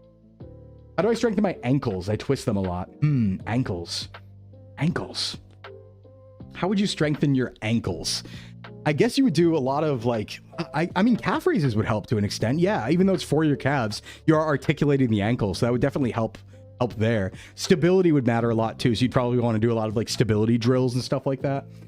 Never run on pavement, especially in thick-soled running shoes. Even my dad, my Sclim dad, my Sclim dad, who has 2 iron knees now after being a runner for like 50-something years. Lunges for strengthening ankles, actually, yeah, good, true. Stretching's good too, yeah. But you do want, if you want stability and stuff like that, and strength in the ankle, you could probably get that through ankle raises as well, or leg raises, or not leg raises, sorry, calf raises. That's different. All right, let's see. Back to what we were talking about, and then we'll get into questions and stuff like that. But TLDR, go to the gym, lift heavy stuff, do it again. Okay, I'm at the gym. Now what? Now what do I do? I'm there. What do I do? Routines. These are generally some beginner routines. This isn't the only thing. There's way more complicated things. There's a lot of people who are advanced in chat. I'm not really talking to you guys. You guys know what you're doing. But this is for like the basics. Like, hey, I'm a baby in the gym. What do I do? Right? Here's a couple routines that are great to start out on. These are 3 that I think are really, really good to start because they don't require a lot of like input. They don't require a lot of time. You can be in and out of the gym pretty fast, right? Full body routine. What this means is you work out your full body all at once in one gym session. So generally you would do this 3 times a week and you'd have at least 1 rest day in between. So you'd be looking at something like Monday, Wednesday, Friday. That's a really good one because you have the whole weekend where you don't have to lift and you rest on Tuesday and Thursday. So you do your full body Monday, full body Wednesday, full body Friday. And if you wanted a simple routine, this would be something as simple as doing, you know, a bench press, a squat, a deadlift, some pull-ups, a row, and then leaving. Like that is simple enough for a beginner. You don't have to do much. You just want to get in the habit of using your body, getting used to it. And you don't have to make it too complicated at the beginning. We want to keep it easy for people so they don't get overwhelmed, you know? So full body's a great routine. Really like it. I've trained that for a very, very long time. Yeah, so they want to come back. And another thing that I would definitely say about starting off in the gym that no one really ever tells you, and I think is really, really bad to not tell people, it hurts a lot, but only for the first few times. So you're going to find if you haven't worked out much, when you go to the gym for the first time and you lift and you actually like, you know, put yourself through a workout, your muscles are going to get really sore. You might feel like, oh my God, I can't walk. I'm waddling. My hamstrings hurt like hell. My whole chest hurts. I can't lengthen my arms. And you're going to be like, this sucks. I'm not doing it again. That is delayed onset muscle soreness. Everybody gets it. It will not be that bad forever. And nobody tells people that. So you have so many people who enter the gym and then they don't know anything. The first week or two, they'll be like, I'm so sore, I can't go back to the gym. And they don't understand that that goes away. No one told them that goes away. And so they think like, oh, it's going to be like that every time forever. I'm going to hate life. I'm never doing this. That's not the case. So it should, in many cases, if you're working out, go away almost entirely after like a few weeks. So for example, with my training, I can't do anything to my chest that makes it feel like that makes it sore. Like at this point, I cannot do it. There's nothing I can do that makes my chest feel sore, but I am still getting a good workout. So also don't take it as gospel to mean you got a good or a bad workout, because once you adapt to it, for many people, you might not even feel it at all. But just to tell everyone that what you feel at the beginning there is not what you're going to feel every time. It will feel good. It's just that first bit you have to get through. But it also sucks because you'll have a situation where a lot of people are starting in the gym and then stopping in the gym and then starting again, and then they'll re-feel it every single time because they took breaks. So consistency with everything is very, very important. So just want to warn people about that. Okay, some general grade exercises. Oh, wait, no. Other routines. Another routine you can do that's really simple is upper lower. You could do this like 4 days a week if you wanted. So what you would do is split your workouts into upper body and lower body, and then you do Monday upper body, Tuesday lower body, Wednesday rest, Thursday upper body, Friday lower body, Saturday, Sunday rest, or something like that. Generally, you want to work out a muscle group close to failure multiple times a week, not just one. So you don't want to have just one chest day in a week. You don't want to have just one arm day. Your body will recover in a couple days. Do it again. You're leaving gains on the table if you don't. So generally aim to work out every muscle group 2 to 3 times a week, with the rest in between. And when you are working them out, take everything fairly close to failure. Doesn't mean you have to go to failure every time, but I don't want people to have 10 in the tank and then walk away, right? Like 10 more reps in the tank. Get to the point where you have maybe as a beginner, like 2 or 3 left, and then once you get more advanced, maybe go to 1 left. And then sometimes you'll be going to absolute failure once you get a little more advanced, but you do not need to do that as a beginner to maximize your muscle protein synthesis. That's for later on when you're an intermediate and you've been lifting for like a year. We can talk about that then. Professor Sclimbo, the gym is scary. It is. The gym can be really scary. But let me tell you something. I've known a lot of gym bros. I've been one myself. I run a gym. I own a gym. Everyone in the gym is generally proud to see you there. If you feel embarrassed to go to the gym and stuff like that, all the people who you worry might judge you and stuff are generally proud to see you there, and they're looking at you in a way where it's like they're doing a good job, right? Like there are people I see in the gym who absolutely, like, they're coming in, they're very medically obese and stuff like that, and they get on a machine and they start killing it, and everyone and myself are looking, and when we look, we go like, that person kicks ass. Goddamn, that person kicks ass. Because they're in here, they're doing the hard stuff a lot. And you have to remember this too. A lot of people remember how hard it was. A lot of people started off bigger. And especially if you're trying to lose weight, and if you're trying to gain weight, a lot of people started off really, really small, and people remember that and know what you're going through. And oftentimes they're relating to you in that way. So I would really try not to worry too much. Of course, you can always work out at home. There's plenty of ways to do that, but people are less judgy in the gym than I think a lot of people think. In fact, the biggest dudes in the gym and the biggest women in the gym generally are the nicest, I find. Like the dude who looks like he's on super steroids, who's like made of muscle, might be the nicest person you'll ever meet. The mean people are the ones who don't know what they're doing. When you say rows, the row machine or a free weight rows with dumbbells or barbell, they do want you to succeed. Yeah. The only people I've seen be disrespectful or rude are literal children who will learn better, or people who just are having a bad time in life, and they're, it can happen, don't get me wrong, but nobody agrees with them, right? Everyone in the gym generally isn't very judgmental, I would say. But yeah, we will get into home recommendations, because you definitely don't need to go to a gym to work out. Definitely a misconception. You can do a lot with what you just have at home. But let me move on to some exercises. So this is just like a general set of exercises. They're all compound lifts, more or less, that are going to be really good to learn. This is like bread and butter for basics. Like learn these and you'll be able to work out your full body. Incline bench press. This works out your chest, the front of your shoulders, your front delts, your arms, potentially depending on grip, you know, close grips, more triceps, wide grips, more chest, but it's just a really, really good exercise. The reason I say incline over normal bench press is awesome. Do that if you love it. Everyone loves it. I love it. Incline tends via studies to hit the upper pecs a little bit better than a flat bench, but the lower pecs and mid pecs about the same. So there's actually a slightly more effective exercise. Also, if you do dumbbells on the incline bench press, you can go even a little deeper because the bar will eventually hit your chest and lock out. But with dumbbells, you can go even lower, which gives you an even bigger stretch. So I really like dumbbell incline bench press. That's a really good one to learn. That's bread and butter. That's bread and butter. We do that. If you're doing full body routine, you do that Monday, Wednesday, Friday, easy. What about the decline bench? Excuse me. Sorry. Decline bench is all right, but I remember seeing some ENG studies that it wasn't necessarily worth it compared to the other benches. Like it didn't, like if you specifically feel like your lower pecs are having issues, then you could definitely put it in as variation for a bit. But I didn't see, if I remember correctly, the EMG data that said like it really is that much better than a flat bench at the lower pec area. So, you know, it's definitely better. It's definitely targets it a little bit more. It just didn't seem like it was as much as the incline was better for everything else. But I think it's fine to use. I think it's absolutely fine to do. Bench in general is good to do. You don't have to be too picky. These are just like examples. Pull-ups. This is like a god among exercises. Do pull-ups. This works everything. It's so great. Lats, traps, upper back, biceps or triceps, depending on grip. You can do, you know, underhand pull-ups and stuff like that, or chin-ups as we call them, and you work your biceps. The overhand can work the triceps. Great exercise. One of the best ever. If I had to do one exercise in my life, it would be this or the deadlift. Pull-ups or deadlift. I like decline because I can bench more weight, but I don't feel it in my chest as much. I mean, you do want to be feeling it in your chest, don't get me wrong, but pull-ups are good. Ain't no way I could ever. Well, a lot of people can't do pull-ups. They're really, really hard to do. So the nice thing is a lot of gyms will have a machine that does assisted pull-ups. So it's a machine where it gives you like a weight assist to do your pull-ups. And even if you don't have it, a lot of gyms will just have a rack that you can straight out like slide on. That'll give you a pull-up like thing. And pull downs are the same sort of thing. So like a machine, like a pull down machine or a lat pull down machine, you can get the same sort of thing going on there. So every gym will have a way to do this, even if you can't do one full pull up. Every gym will have a way to do it. Yeah, that way you don't have to do full body weight, because starting there is like really hard for a lot of people. Yeah. Pull-ups will widen you out like crazy, make your back muscles pop. They sure will. And there's one secret exercise in here that definitely will. Would that work with my snappable wrists and noodle arms? If anything, it will help them, Poemi. Definitely do it. Definitely do it. Lat pull down machines are really cool. Yeah. Squat. Do your squats.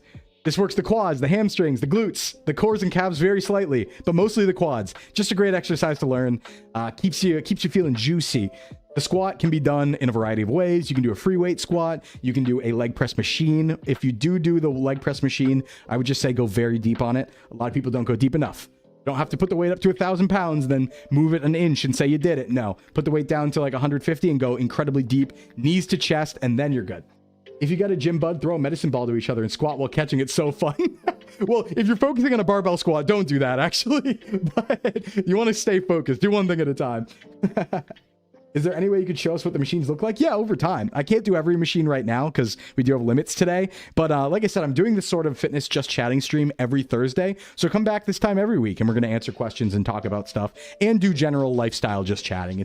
You know, every VTuber has a just chatting day, I feel like, and I want to have one too. I like them a lot because I yap. But do your squats, they're great. Deadlifts. This works lower back, hamstrings, glutes, entire posterior chain, really, the entire back part of your body. Deadlifts are amazing. Again, if there's one exercise I could do, and only one, it'd be that or pull-ups. Incredible exercise. You got to be careful, and it's good to learn all the form of these, like from somebody who's a professional, when you first go into the gym. And a lot of gyms will have them. So you can always, when you go into a gym, you can go up to the desk and you can ask someone like, hey, are there any trainers around? I want to know how to use this machine. You usually don't have to pay for that. So obviously trained sessions you might have to pay for to like have a personal trainer and stuff. But if you have a membership to a gym, they will probably have someone who can show you how to do each exercise and you won't have to pay for it. Most gyms should have that, but definitely learn how to do deadlifts because these can be dangerous. The big tip here is don't round your lower back. Don't let your lower back round at all most of the time ever, because that's when you go to Snap City and you don't want to go there. That's a bad place to live. The crime rate's terrible. Don't go to Snap City. because you're there forever once you're there. So just be careful, but deadlifts are really good for you and safe when done properly. Rows hit most muscles in the mid back. They feel really good. I like them a lot. Do your rows. Every gym I've been to has an induction session where they show you how to use the machines. Oh, in my area, absolutely they don't. Like, that's kind of part of the problem is in the Sclim United States or whatever. There's a you could just sign up for a gym, walk in and do anything, and that's why you'll have a bunch of things going on that are just like, what is that? What is that exercise? Oh no. Snap City. Oh yeah, Snap City is where you go to when you deadlift wrong, and that's when you destroy your back and break it through deadlifting, basically. Where you generally you'll have a disc slip or a disc pop in your back or something like that, and then you'll have no fun forever. And in the worst case, paralysis. So don't go to Snap City. Let me drink some water. What if I don't have money to go to a gym? We can show you how to work out at home too. So a couple other variations you can do of all this stuff that you can do at home. Everyone can do push-ups at home, whether on your knees, off a wall, or a straight push-up, or even a harder version. And you can always make push-ups difficult enough to do something good for you. Even if you bench 300-400 pounds, even if you're a chest monster, there's a way to make push-ups suck. And that's what you need to do, right? So you can definitely do things with just body weight. Slow things down, do diamond push-ups for tries, you know, get real deep on a push-up, like put your arms on a platform so you can get more in between the push-up, slow it down. There's so many things you can do there. You can do body weight squats as well. A lot of exercises you can do, and pretty much anything you can do if you just have a bench and some dumbbells. You can do everything with just that. You know? What if you're recovering from a sprained leg? Take it easy. Take it easy. Never do anything in a range that hurts. I do know, and I think medical professionals, if you're in chat, can give input on this as well. But I believe these days, when it comes to injury recovery, we do less of a sit and stay off it and don't move it whatsoever unless it's broken. Like muscle strain, for example, we do kind of more of a try and keep moving, but in a range where it doesn't hurt. Because I've definitely found that helped with recovery a lot for people is like, for example, like if I hurt my back or something like that a little bit, if I pull something, nothing like a break, but if I pull something, I found it rather than to lie down, let it lock up and not move for the rest of the day, to be better to stay mobile as long as it doesn't hurt and just try and keep things moving. And that kind of active recovery had aided recovery and made me recover faster. So if you are recovering from like a break is different because that's just bone, but other things, it's generally, yeah, me with your neck muscle. Yes, Etu, you hurt your neck yesterday. That's what I was telling you earlier. Yeah, it's just you want to try and keep moving a little bit, but not too painfully, to my knowledge. And that's worked for me and people I've trained as well. So I remember one time actually very recently where I hurt myself on doing RDLs, Romanian deadlifts with dumbbells, and I felt like I heard it in my back. Like I heard a snap and I was like, oh, and like I couldn't stand up easily and I was like, oh no, like I thought it happened. I was on the floor and I just got up and I was like, straightened myself up and I was like, okay, I'm just gonna stay on my feet. Like I can walk and it feels kind of uncomfortable, but I was just like, let me just stay on my feet. I need to just stay on my feet. If I sit down, it's over. And I just stand on my feet all day, and it helped a lot. It actually did help a lot. There's a recommended rest period, but it has to be limited, and it's critical to move active recovery within a span of 2 weeks. Yeah. Nice. 75% better. Nice. Yeah. Hearing the snap was scary. I thought it was over. I hadn't ever been like hurt on weightlifting before, and that was only like a few months ago. And so I was like, uh-oh, it's finally happened. I'm too old. It's over now. But no, we were okay. So secret exercise, because all of these other exercises were ones that worked a bunch of muscles at once. They're all kind of compound exercises, really efficient. Secret one, lateral raises. And the reason why this is a secret one is because there are very few exercises that work the side delts, and that's like the side muscle of your shoulder. This is what makes people have those like globe shoulders where they look like all pumped up and it makes you look wider and you have these globe shoulders. That is your side delt. And a lot of people do not train this because it's really hard to hit unless you focus train it. So get doing lateral raises. They're great. Work those side delts. That's one you have to hit on your own. My work has introduced free gym membership as a benefit. What are some red flags to look for when picking a gym? Honestly, like cleanliness, but other than that, as long as they have equipment, a gym is what you make it. Like everyone makes fun of Planet Fitness, don't get me wrong, and there are some problems with it for sure, but if you know what you're doing, you can effectively use Planet Fitness. It's only like $10 a month, but yeah, it's more like you need to know what you're doing in the gyms, because some gyms will try to lead you astray, like with things, but you know, Planet Fitness has a model. They have a business model. I don't want to talk bad on any business or anything like that, but I will say that Oftentimes people are kind of tricked in a way where, you know, you go into a Planet Fitness, all the cardio machines are up front. They removed all the free weights. They want you to just walk in and like go on a treadmill and walk around for 20 minutes. Oftentimes to forget that you have a membership there because it's so cheap, you don't worry about it. So even if you don't go to the gym, they're still collecting from you. And then things like the free pizza days and free donut days, where it's not really a trick, but it's kind of like people think that because they walked on the treadmill for 30 minutes, they can have a slice of pizza or a full donut, whereas they probably didn't burn the calories enough to actually have one, and so they are still overeating just from that little snack. So there's a lot of weird things like that, but I mean, they're good gyms if you know how to use them. Lunk alarm sucks though. Free weights are your guiding light. I agree with that. But everything's a tool in the toolbox. Machines are great. Use them when you can. Did you say they got rid of the free weights? Yes, they do. Or sorry, they don't have free weight barbell stuff. Thank you. They do have dumbbells. They don't have free weight like barbell stuff and stuff like that these days. Crunch has been pretty nice. So much of a variety, weight and machines. Yeah, it's fun. I like to shop around and try out different gyms too, even though I kind of like have a studio gym that I own, because I just like seeing what equipment people have that I don't and how to use it and who uses what. So I like having other gym memberships besides mine so I can kind of experiment. I also don't like to work out where I train people, you know, it's kind of like a don't poop where you eat type situation. So I like to go to other gyms rather than my own. A sociology of gyms. Hey, what's up, Almontis? Yeah. Are free weights better than weight machines, or are they the same? Good question, Tori. Honestly, different strokes for different folks. I used to be of the mind that compound movements and free weights were always better, and I think they're mostly better, but I wouldn't say they're always better. I generally would say that I think as a beginner, you should learn how to use free weights, because that's going to help teach you form and how to use your muscles. Whereas if you go to a machine as a beginner, it kind of locks you in the machine, so it's hard to mess up. But then if you then try to go to free weights later, you have a higher chance of hurting yourself, because you'll give yourself a weight that you can't handle because you've never done free weights before, because free weights are way harder. Like, you know, you can put way more pounds on a Smith machine than you can on a free bench. So I like people starting with compounds because it makes it safer later. Very easy to go from compounds to an isolation machine. You already know what you're doing. It'll feel like butter, but the other way can get dangerous when you've already gotten strong. So I think they should start with free weights for sure. But different tools for different purposes, absolutely. Isolations of machines feel really good. I like using them. Let me take a drink. Oh, hey, Crab Claw, what's up? When I was in boot camp, I wasn't allowed to use the machines until I did general exercise to get support muscle. Yeah, I think start with free weights first. I like start with free weights first. Machines are more specific muscle targeting, and free weights give more engagement throughout the body. Yeah, you can say that. How do I know how many sets or when to increase difficulty? When you can't do it anymore, I am pancakes is generally the answer. So obviously don't go too crazy in your first few weeks, but after, you know, a few weeks of regular lifting, you want to start challenging yourself. Find out weights that you can't do, you know, increase until you can't do it anymore. So if what I do, for example, is with my clients, I have an idea of like how strong they're going to be generally, but say I've been doing for 2 weeks now, I've been doing like the bar and 25s for a bench press, right? And I've gotten pretty locked in. I kind of got the form down and stuff like that. Okay, well, maybe I go up to a bar in 30 or a bar in 35s, and then I try 10 reps. And then suddenly around 7, I feel like I can't do it anymore. And then I try 8 and I fail. That's when you know when you fail. So set those guides. And at some point, you will have to find out as a beginner where your failure point is. Just do it. Don't fail in a range. Like, there's different types of failure. There's so much explanation involved with all this, but I promise it's more simple than it sounds. It's just a lot of minutia. And I'm always here for questions and stuff like that. But there's many different types of failure. There's muscular failure and there's form failure.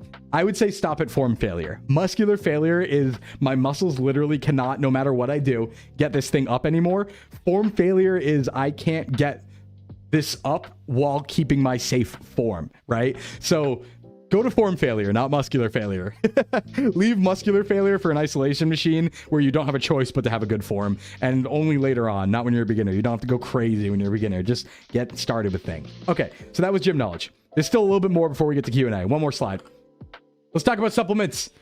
I was excited for this one too. How bad is working out drunk? Don't do that. Please don't do that. Please don't do that. How much protein should someone eat daily to get gains? Depends on your size and your height and your age and your activity level and all this stuff. But I will give you calculators for that. I'm going to put a chat command for that later, like OmniCalc, TDE, and stuff like that, because it'll give you a good sense of protein too. Generally though, just have like 0.75 grams of protein per pound of body weight, but based on your lean body mass, not your full body mass. So if you are obese or overweight, you can go even lower. Like you don't have to actually base it off your full weight, basically.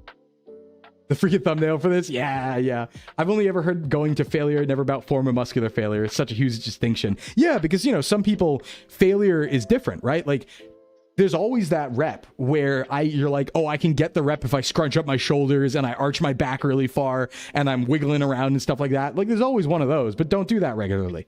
Don't do that. Just stay within, I can only do it while I still have this form. 7.5 grams? No, 0.75, Maho. 0.75. Can't believe I need 150 grams of protein. I mean, I would say that 150 is accurate if you are like 200 pounds or something like that. It depends though. It depends on your height and your body fat percentage and a lot of things. Hey, Avery, thanks for the raid. Welcome in. How you doing? Avery Scarlet. Let me give a shout out. Shout out to Avery _ Scarlet for the raid. What were you up to? Scarlet, let me check. Shout out. Usually get with 1 gram per pound. Yeah, and I think 1 gram per pound is safe, totally fine to do, and it's an easy thing to remember. You just probably don't need to spend that much money. It's kind of like a money-saving thing more than anything. You're not going to get hurt by having too much protein in most cases. Minecraft for my Wi-Fi died. Oh, sorry to hear about that. I'm playing Minecraft tomorrow, actually. Excited for that. Okay, let's talk about supplements. I've seen some research with creatine plus hair loss. Conclusive or no? Not conclusive at all, actually. So that was a correlation and an in vitro, not a causation thing. So Tex, specifically, they were measuring, if I remember correctly, it was DHT blocking, where they're like creatine can block DHT, but it actually never showed as an outcome in human studies. So it was something where there is a methodology to it. So there is a mechanism where it could theoretically do that, but there's a lot of extrapolation. And then in the end, when it actually was studied on humans, it never actually caused hair loss. So there were no human studies that showed it caused hair loss. Totally fine to take creatine. Yeah, creatine rocks. We're going to talk about it. Runs to get 50 kilograms of creatine just in case. I'm sorry, I've only seen you on Twitter, but I don't remember seeing two dots down there. Oh yeah, my little Sclim nips, sorry. You also don't want to block DHT, but it doesn't actually like work that way. You know, it's one of those things where it's like, I don't remember the exact mechanism, but it was definitely one where it was an in vitro, but not in human study situation. I've been trying to aim for 120 to 130 of protein per day while weighing 70 kilograms. It's doable, but boring and expensive. Yeah, it does suck to have to eat a lot of protein, but we got to do it if we want optimal gains and stuff like that. Even if I did, I'd still be willing to do it. It's because I am bald. That's fair. That's fair. Okay, but let's talk about supplements, and then we'll get to like the Q&A and all that fun stuff. I figured today was going to be like this, very busy, because I love talking about this stuff. Can you tell it's a hyperfixation? Brickin' is the way. All right. Supplements. Clarifying something. Not vitamins. When I'm talking about supplements, I'm talking about when, again, you walk into a GNC and they tell you about the cool new thing that's going to increase your testosterone by 3,000% and you're going to gain twice as much muscle. Here's a fun fact. In the United States, they can just lie on supplements because the FDA doesn't actually regulate or check exactly what is in supplements or test their claims, just test that they are safe for consumption. That being the case, you can absolutely say stuff on supplements that is not true. So be careful of that. Be careful of that. That is a very common thing. So anything that says it's going to boost your testosterone, I'll put it this way. If something says it's going to boost your testosterone and you're buying it over the counter, it's not going to do that. The only thing that would do that would be something illegal or something you have to get from a doctor. So don't trust that. Your testosterone will be maxed out if you get your sleep, you get your healthy fats, you get your sunshine, and your vitamins are all optimized. Then you will have your testosterone naturally as maxed out as it could be. Oh my god, it's Sclimbo. Greetings, I'm a Sclimbo, but not the Sclimbo. Don't ban me. Oh, like Addy did? Hey, Sclimbo, what's up? I'm Sclimbo. I kind of get that it's a joke, but because I can't swap my name to Sclimbo, I only have to keep it a VTuber male. Just everyone be aware that's not me. That's someone who took the Sclimbo username. But I understand. I don't think it was in bad faith. I'm gonna honestly assume the best, that it wasn't in bad faith or anything like that. But that is not me. Just be aware of that. I am at VTuber male is all my stuff. Any at Sclimbos aren't me. Yeah, well, I wouldn't feel bad if it was like a malicious thing, but I think it might have not been a malicious thing. So like if it was malicious, I would have been like, dude, like I would have made a fake hedgehog joke. But I think it was just for funsies. Yeah, you got meme account PTSD. Yeah. It was just a joke. Yeah. Oh, thank you. Yeah, no, I don't mind that. I don't mind that. I think it's kind of funny, but I can't also say that. I need to confer with the boss before I say anything definitive on that because I don't own the IP. Flork does. People, thanks for the tier 1 gift sub. I found you, faker. I was gonna make that joke, but how much caffeine is safe? No more than 400 milligrams per day for an adult, please. Arrow right, thanks for the follow too.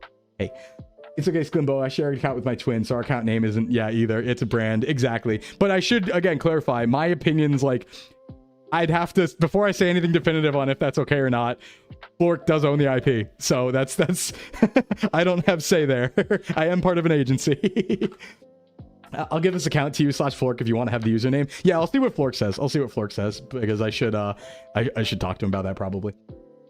Anyway, talking about supplements. Okay, so I am clarifying supplements, not vitamins, because I want to specifically clarify that when I'm talking about this stuff, I don't mean gamer subs, because it says subs, but it's not the type of subs I'm talking about. What I mean is that there's a lot of things that people will try to sell you that don't actually do anything, that aren't like vitamins and nutrients. Like gamer subs is mostly vitamins. Gamer subs is putting a bunch of vitamins and essential nutrients into a powder along with caffeine, like almost like a pre-workout, right? And that's very effective and very good. I'm talking about things like, I guess we'll say things like turkesterone, things like natural test boosters you'll see in stores and stuff like that. Some things that you probably just don't need or don't do much, even if they're not dangerous for you. Like they probably don't do anything. There's a lot out there. You don't need much is what I'm trying to say. How much of that's bioavailable though? I mean, it depends. The problem with any, like multivitamins too, right? Multivitamins are good for you and you should probably take one, but vitamin absorption is very much dependent on like a few other factors, like if you're getting your fats, like we talked about, and other vitamins and stuff like that can affect the shuttling. So there are absolutely cases where you can be taking enough of a vitamin, but it's not being absorbed properly. That's usually a doctor issue. I've definitely trained a lot of people who have that issue. Hey, Oshi Lifts, what's up? Thanks for the sub. Yo, Oshi Lifts, I love your stuff. What's up, Oshi Lifts? How you doing? We have fun here. Is Trenbolone good? No, don't have your Trenbolone, please. I generally, let me say the Sclimbo recommendation is please don't take steroids. Please don't do that. Please don't do that. I'll cry if there will be a Greg Dissett reacting to Sclimbo video. I would be honored, honestly. I would be so honored, Coach Craig. I won't say I'm a big fan or anything, but I've watched his stuff and I did, like, I don't agree with him on everything, but I respect him. I do respect Greg Dissett. So yeah, there go my weekend plans. In your estimation, how much caffeine would I need to take, hold on, to overcome a little under 3,000 milligrams of anticonvulsants and make brainwaves register on a car radio? Good question. I wouldn't be the one to ask. Scary veggies. Let's see. I'm about that Toblerone myself. Yeah, Toblerones are yummy, not Trenbolone. That's different. Anyway, this is why, like, start with the basics, right? The reason I say this is because I've seen this way too often. I do, yeah, just like how Greg's content's only drama. Yeah, I'm not a big fan of that either. I think we should generally be nice to people and try and just give out good info, which he does at times and stuff, but I don't feel the need to, like, react poorly to other people's stuff. Just kind of like, if I'm going to debunk something, I want to do it respectfully, I guess. So, do gummy vitamins have better absorption? I don't know about that, actually. I haven't seen any gummy versus powder or gummy versus pure pill sort of data. So I'm not sure, actually. Couldn't answer that one. But what I do want to say here is I see a lot of people who start off lifting and they try and go 100. It's kind of like that idea of choice paralysis that we talked about before, where they're like, okay, I'm going to start lifting. I need to walk into GNC and buy every possible supplement that will make me better. And I'm just trying to say, spend your money better on things that probably will be more effective. You do not need all these supplements and vitamins to start lifting and start being healthy. They can help you in some cases be a higher level, but you do not need any of them as long as you're having a healthy, balanced diet and stuff like that. So there's a lot of scams out there. 3 exceptions with tons of evidence. These are 3 supplements, quote unquote, that are good for you, definitely work, and have been tested for many, many, many years. Caffeine. Use code VTuber Mail for 10% off gamer subs, by the way. Caffeine definitely works. I mean, anyone who's ever had it knows caffeine works. It makes you feel like you have more energy. It makes you more active. It does. So there's an interesting thing with caffeine where because, and this is like a label thing, you'll see a lot of caffeine drinks claim that they increase metabolism. And there's a technicality there where kind of, but the reason why is because when you take caffeine, you tend to move more. and you might find yourself, I don't know, bouncing your leg more versus not having caffeine. So yeah, your metabolism does increase in a way when you have caffeine. So yeah, caffeine's really, it's good, I would say, in limited doses. Like, I have seen a lot of evidence that caffeine's actually healthy for you long term, as long as you don't overconsume it. Now, tolerance is definitely a problem. I would say try to not rely on caffeine as a crutch. Use it to enhance things, and watch out about your intake. The daily recommended safe amount is 400 milligrams. That's going to be 2 scoops of pre-workout, unless it's like a 2-scoop serving, because usually a pre-workout's like 200 milligrams. 2 energy drinks, 4 cups of coffee or 5 cups of coffee, depending. But basically 400 milligrams. Try not to go above that. And I do like caffeine cycling too. Always remember, the nice thing about caffeine, it is a drug. It is good for you, and it's easy to go over that recommendation. But, and here's another big but, right? That's really nice. One of the reasons why, despite being a drug, we don't care that much about caffeine and don't like poo-poo it like we do other drugs and stuff like that, is because it's actually really easy to come off of caffeine. So it's not like you go through a massive withdrawal and you're, you know, like you're itching yourself and you can't do it. What happens is, even if you have a lot of caffeine and you're used to it, all you need is to not have it for like 2 weeks, and your tolerance will reset almost entirely. And all you'll really do is have a little bit of a headache in most cases and be a little tired. So it's actually very easy to reset caffeine tolerance. Not a bad idea to do every once in a while, so you can stay below that 400 milligram number. But it's really like, I don't know, a couple days of a little bit of a headache, which you could take Advil for, and then you might feel a little sleepy. But it's actually very easy to reset your caffeine tolerance. It will reset fairly quickly. Really nice. Yeah, caffeine headaches. Absolutely. Yeah, and there are differences between genders and sexes in regards to fitness and stuff like that, which we can talk about more advanced later on. One interesting one that I've always found fun is, weirdly enough, women tend to be able to tolerate a higher volume per session in many cases, and you can almost like do more. Like, you can do more exercises to them per session, and guys will get fatigued much faster within each exercise almost. It's an interesting thing, but just it's minor too, but it's just kind of a funny fact. But just tank it. Sorry to ask twice, but what is creatine? We're getting to it. Don't worry. We're getting to it. So caffeine's really good. Caffeine works. Protein powder. Protein powder definitely works. This is literally just protein in powder form. It's whey protein, casein protein, soy proteins, pea proteins, all those protein powders. Those generally work. What I would say is get a high quality brand, because there are some powders that might claim a certain amount of protein in them, and they don't actually have that amount. So it's like, you want to look for third-party tested ones. There's brands I like. I like Quest as a brand. Obviously, Gold Standard Whey. Everyone uses that. That's great. You like Weirder Protein. Yep, Weirder Protein. I use Weirder machines in my gym. Cool stuff. But yeah, protein powder, protein bars, those work. They're good for you. They do function as protein. Nothing wrong there. They're generally complete proteins most of the time. So you're good for those. Those work. How do we know if the protein doesn't have lead in it? It probably doesn't. Just get like a well-known brand, like Gold Standard Whey or something like that. Because like I said, that whole lead thing that we talked about earlier, that was only a scare because of California Prop 65, which they measure lead in a different way, and their measurement requires you to give a lead warning like 1,000 times below the dangerous dose.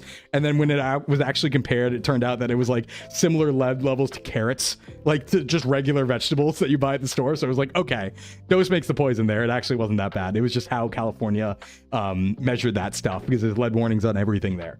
So that was a bit of a scare, but we kind of like, you know, let cooler heads prevail when a big study comes out that scares you, you know? You gotta add the lead in yourself? Yeah, you gotta add it in yourself, sorry. Now, actually, here's the thing. A lot of people are saying like, oh, I don't have protein powder, I don't like it. I actually don't have protein powder at all. That's what Bricken's for.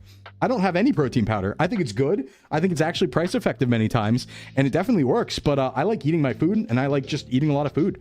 So for me, it's like, yeah, no, I just eat my food. I just have Bricken. I do have Bricken every day. That's a real thing. That's not a joke. Okay, before we get to creatine, I have to go to ads because we did hit another ad break. So I'll be right back in 4 minutes. Everyone, get some water, take a stretch, use the bathroom. We're going to ad screen, and I will be right back in 4 minutes. And then we'll get on to Q&A and talk about creatine and some tier 2 supplements that might work, but also might not. Also might not be worth your money. All right, BRB. And there's my little ads notice.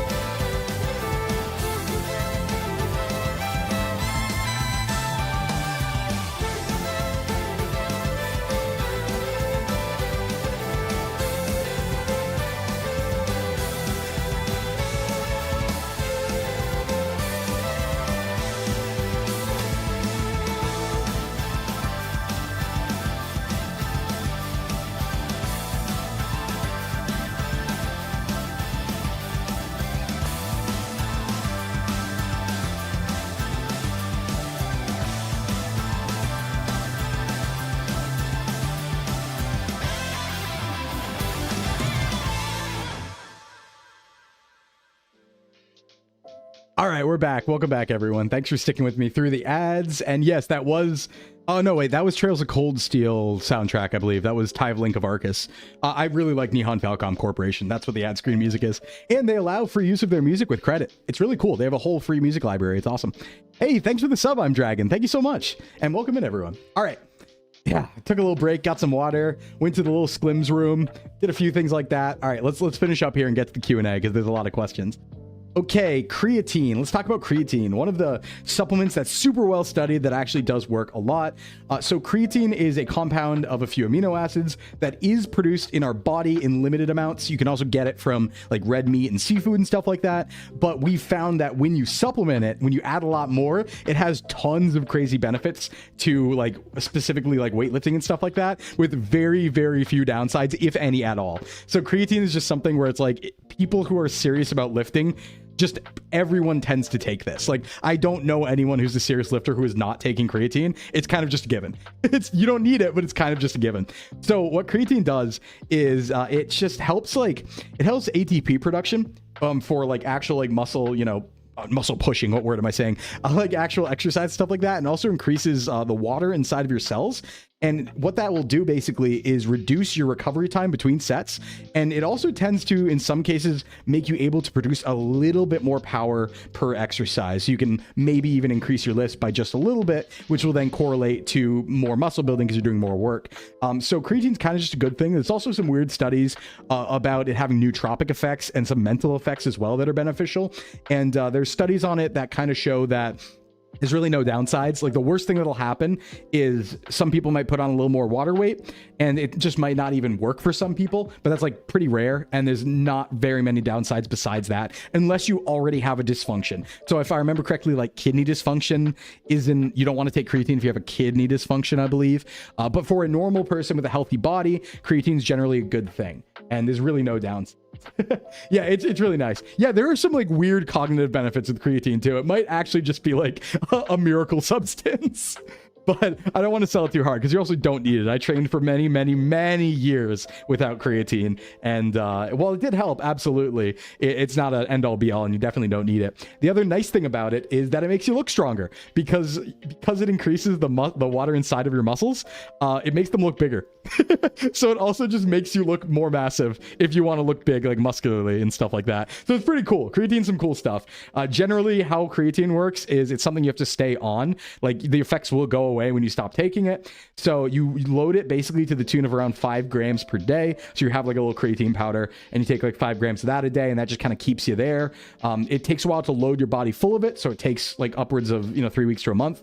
And then you just kind of stay on it for as long as you want. And then when you're done, if you don't want to do it anymore, you just go off, It's that sort of thing. So you don't need it, but it's not steroids. It is not steroids in any way. There's no hormone effects or anything like that. It literally just makes your muscles a little more efficient and stuff.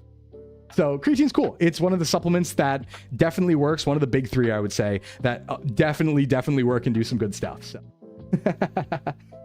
you're the first person I've actually been able to listen to without spacing. Oh, thank you so much, Arcade. I'm trying my best. Yeah, and it might have great brain benefits. That one's a little more like waiting on more data there, but it could. At least it doesn't have downsides, which is pretty cool. Should I take asteroids? Not to the face, ideally. There's also, as a final note, there are a bunch of tier 2 supplements with like limited or circumstantial benefits, but it's not really a discussion for today, and it's not really like super well studied, so it's kind of individual preference. We're talking things like tart cherry extract, things like ashwagandha, things like that are over the counter. There's supplements that might do something, but when they have been studied, there's either been limited reactions, it didn't work for everyone, or the effect wasn't that big at all. So there is a whole another tier of supplements that are like, if you're trying to optimize, then I do think L-carnitine is one of these. I do think L-carnitine is one of these, where it's like, if you're trying to optimize, maybe you could try it out and see if it does something, but you probably don't need it. And it's probably not worth your time. Opinions on collagen supplements. Also, if you eat a lot of meat, I would say, like if you have a diet that's full of complete proteins and stuff, you probably don't need collagen supplements either. But that's something, again, that maybe you should experiment with and see if you do feel better. Because at the end of the day, like there is a placebo effect, but like if it works, right? So here's a good example. Say you're taking something that says it's going to increase your muscular strength by 20%, and it's completely placebo. It doesn't actually do that, but it does increase your muscular performance by 20% because you think it will. Then I guess keep taking it because it worked, right? Like even if it is placebo, if the result works for you, why not? If you feel like it's worth the money. A lot of the things won't hurt you, so it kind of doesn't matter that much.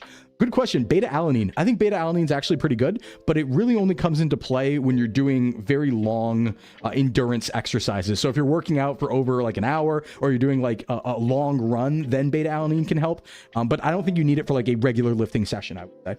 Yo, what's up, Talk? Welcome in. Would you drop these later in the Discord? I want to remember this. Well, I'm going to have the VOD up. I'm going to have the whole VOD up on YouTube right away because we are streaming on YouTube right now.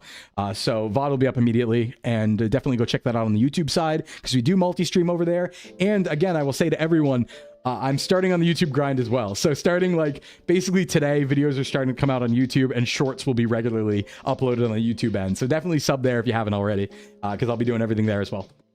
Okay. Let's clap. Are you gonna go crazy on clipping this stream into shorts? Maybe.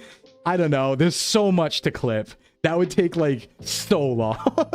I tend to make a lot of funny shorts where I make like funny clip shorts, but not very informative ones. But I should make informative section as well. It's just like, it's tough because the algorithm won't handle informative and also separately funny and at the same because it's two different audiences and stuff like that.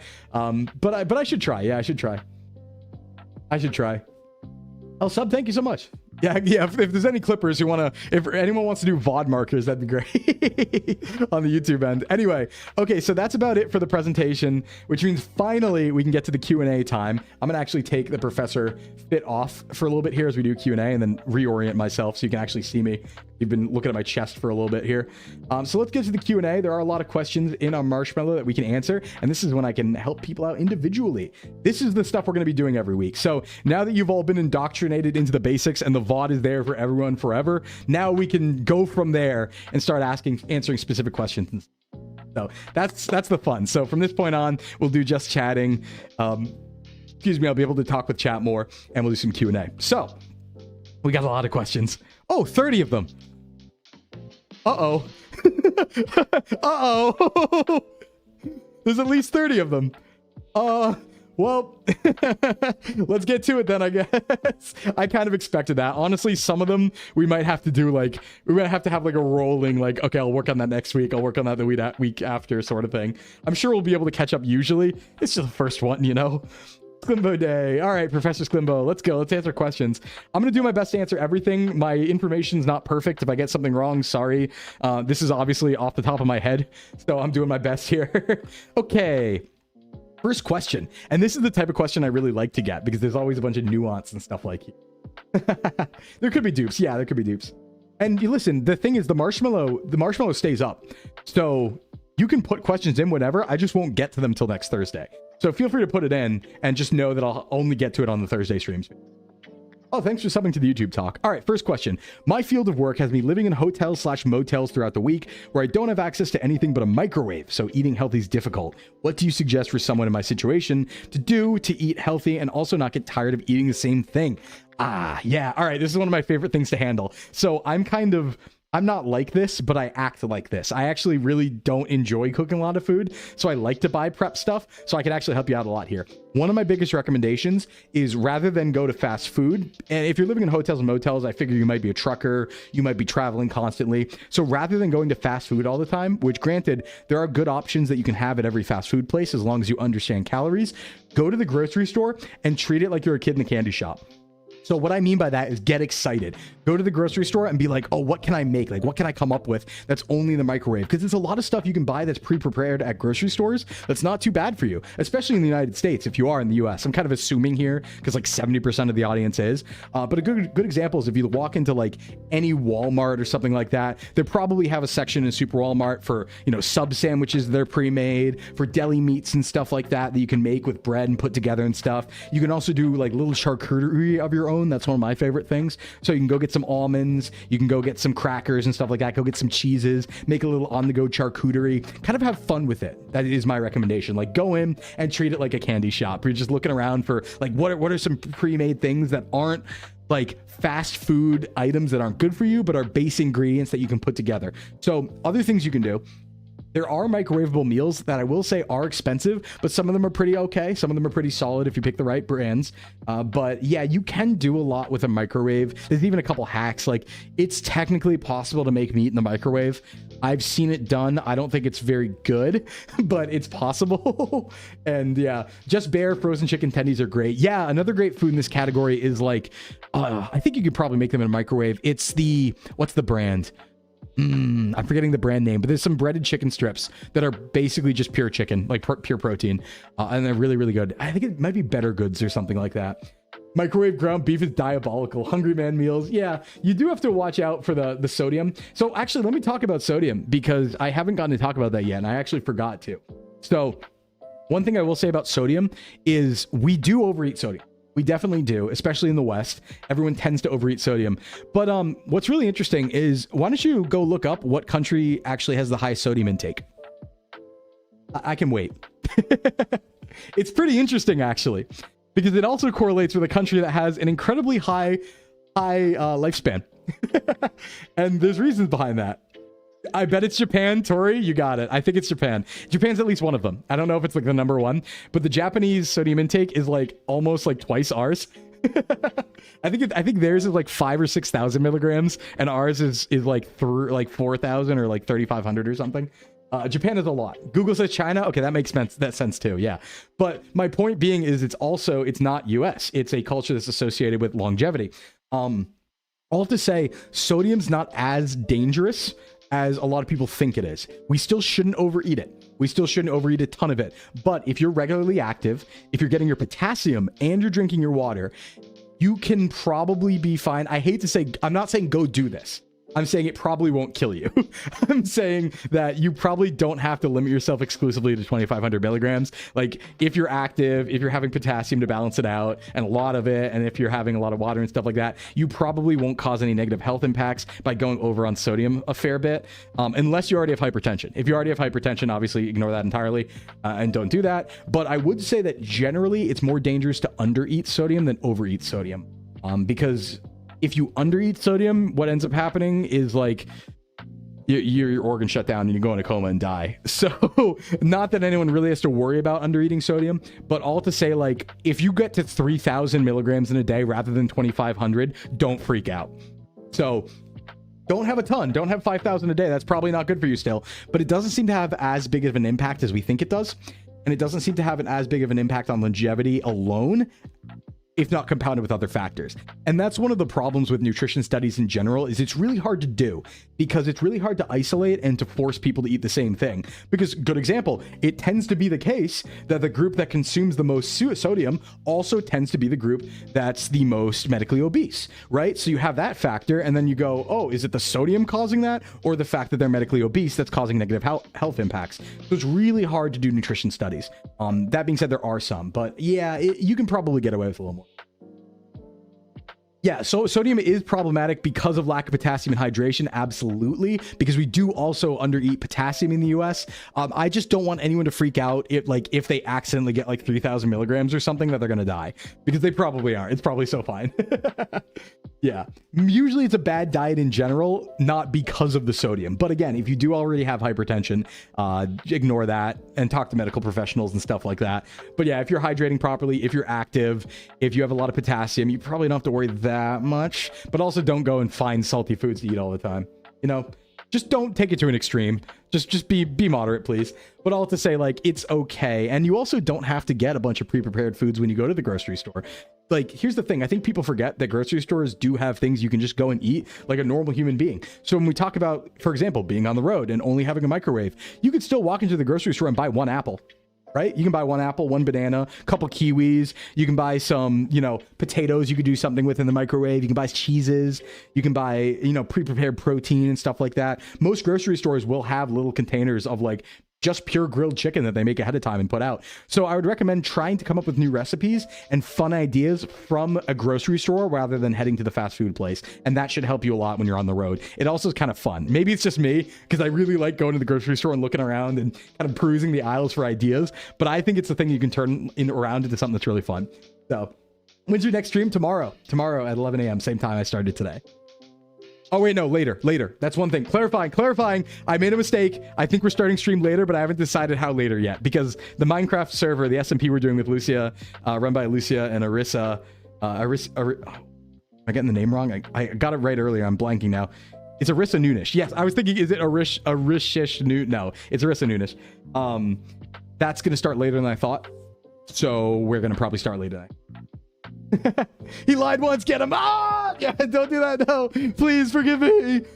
Sometime soon. Yeah. All right. So that should help you there. But if you have any more individual questions, you can absolutely send another one about certain products. Next one, because we talked a lot about that one. I didn't lie. I forgot. I'm recently trying to change my diet and everything seems fine until I come upon finding something that can substitute sugar. Ooh, like chocolate and sodas. My question is, what do you recommend? Very important question to get out of the way right away. This is a big one. Sugar. All right, let's talk about the evil, nasty sugar. Sugar alone is not bad for you. I just want to put that out there. There's nothing inherently wrong with eating sugar. The problem with sugar is it's hyperpalatable, meaning when you eat it, you want more of it. And most of the, and if not all, of the negative outcomes of sugar come from overconsumption of sugar. Sugar leading you to overeat, and then you get like, basically, well, it's like calorie toxicity, right? Is the joke, but like you overeat. When you eat sugar, you tend to overeat more. And so sugar alone is not dangerous. It's just that it's very yummy and we want to eat more of it afterwards, right? So not dangerous at all. But if you want to limit it, totally understand. And there's plenty of substitute. So things I recommend for this. Yeah, and this is the case, one of those cases where monk fruit extract and some artificial sweeteners can come into play. Things I highly recommend. I actually prepared a couple pictures here because I saw this one ahead of time. Let me get an image thing up on screen because there are a couple tricks like this, for example. Big fan of this right here. Halo Top ice cream. Check this out. This is light ice cream, 300 calories per pint. That's a little more than a Snickers bar, and you get an entire pint of ice cream. So if you have a sweet tooth, have one of these and then tell me you still want more. All right, then we'll talk. So try stuff like this out first. Walden Farms Chemical God Chocolate. No! Yeah, if you want to get evil, get the Walden Farms going. The 0-calorie sweeteners that trick you into thinking you're eating chocolate. But it tastes like lies. You have to trick yourself into thinking that this is ice cream, but I think it actually tastes pretty good once you get used to it.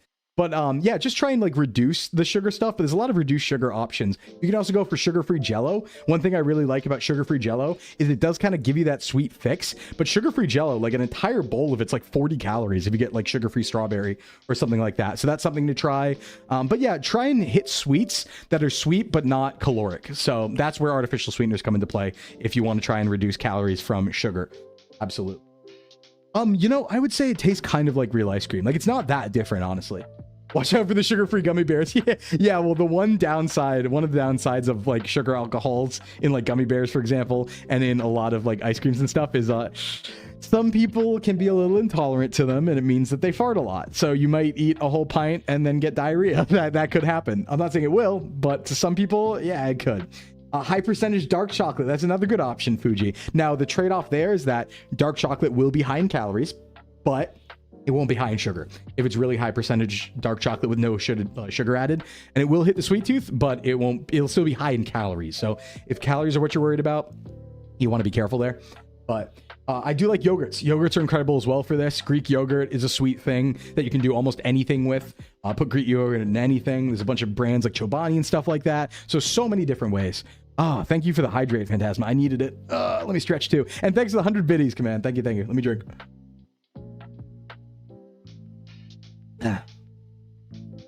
Yeah, when it comes to diabetes, I'm not an expert, That would be a question for a medical professional. So, chia seed pudding is amazing for fiber and sweet craving. Yeah.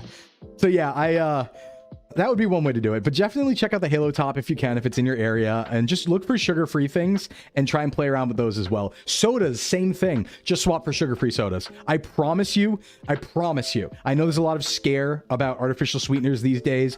It doesn't hold up in the human randomized control trial data. Artificial sweeteners seem to be generally okay. Even the concerns about gut microbiome, while it might change your gut microbiome, there's actually questions on if the changes to your gut microbiome from artificial sweeteners are even good for you. So they're neutral at worst in many cases in the studies, and arguably sometimes even good. So yeah, just if you trust the science of the human randomized control trial data, it's fine to have artificial sweeteners. Don't drink 20 Cokes a day because they have 0 calories. Don't get me wrong. But if you want to, for example, if you want to lose weight, it's going to be much healthier for you to replace 2 sodas that are full calories, full sugar, with 2 0 calorie, 0 sugar ones. Because then you'll lose weight and be healthier. So it makes sense. Thanks for the 1,000 bits command. What's up?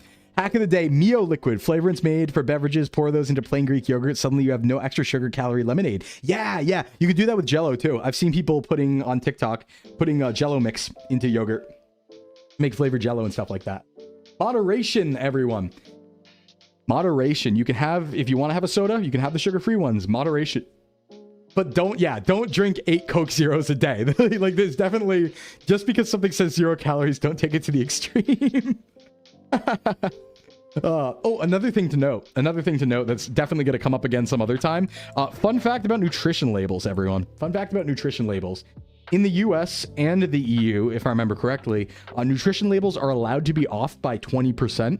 So it's good to get a variety of foods rather than eat the same thing over and over and over again, especially, and this goes good for the question, the microwave person question, because if you are eating the same thing over and over again, and it tends to be, it's 20% off via that label because that tolerance is allowed, you could actually be eating 20% more calories without knowing it. That's why variety is important, because you want to spread out that risk. So this is specifically in pre-prepared foods, right? Like, we know how much a potato is calorically and an egg. But if we're talking like, you know, the fancy, like, oh, chicken Alfredo. Hey, in vain. What's up? Welcome in, man. If we're talking like chicken Alfredo preheated meal thing that says 460 calories, there is a 20% tolerance on that. So if you eat that every single day, it could be that if that tolerance is happening, you're actually eating more than you think. So that's why variety is important. You want to spread that risk around. Dates, dried fruit. Hey, what's up, Niji? A great source of potassium and other micros. Raw honey has enzymes that reduce blood sugar spikes. Monk fruit extract, 0 calorie, natural sweetener. There's many different ways to get sweet. Why is our culture so dishonest? Well, it's the EU as well. But you do have to watch out for that. Did you know that at least for a very long time, the nutrition label said the Pop-Tart serving size was only a single Pop-Tart? Yeah, do read those labels. Please read those labels. 20% on a 2K calorie pizza. Exactly. That's the scary part. Now imagine if you eat that pizza every single day, right? And it's 20% off. There's your deficit. There it goes. Bye-bye. That's why you want to be careful and definitely eat a wide variety of stuff. No, but you don't need to worry about it. Like, this is a real thing, but it's probably not that much of a big deal. Like, I have never seen it personally impact anyone who wasn't doing something maniacal. So the only time I've run into this was when somebody, for example, was eating only frozen food because that's what they liked, and they were eating the same thing over and over and over again consistently because it was like a taste and OCD sort of thing. And then it turned out that suddenly they were able to, quote unquote, increase their calories when they stopped eating it, most likely because it was off and it wasn't correct, perfectly down to the level of calories. And it turned out they had extra calories every day. Just be aware of that, but it probably won't come into play, but it is a fun fact. All right, let's see. Is there a vegan version of Bricken? What is it? Yes, Brofu. Actually, our good friend Almontis made this. There's a picture I have here for you. Here's Almontis's Twitter and a picture of the Brofu because I did prepare this ahead of time. So you can make Brofu instead if you want to have vegan Bricken. Good question.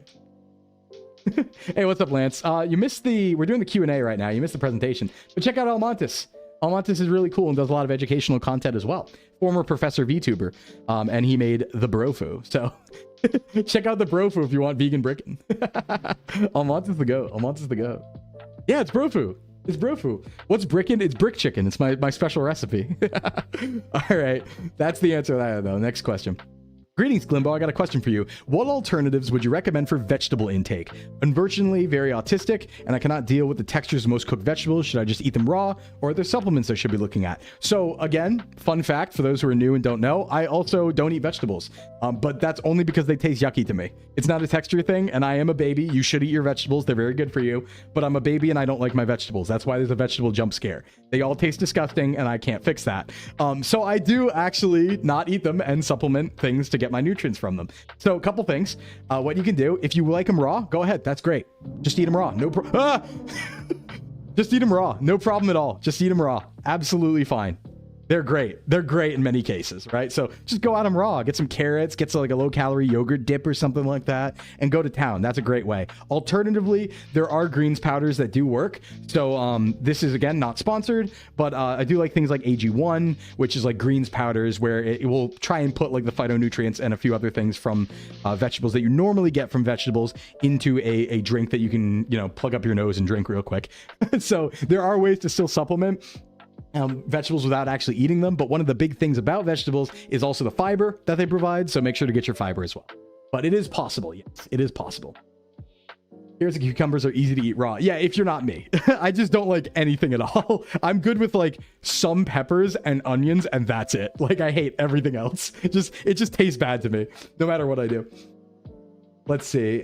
Is it possible to listen to your body and know what it craves? For a lot of people, yes. So, oh, thanks for the 100 bits, carrot jump scare. So I used to be a big Sclimbo. I came from being a bigger Sclimbo, let's say. So for me, hunger was always the problem. I'm a very hungry boy. And yeah, what was the question? I kind of forgot because I've been talking for so long. It was an important one.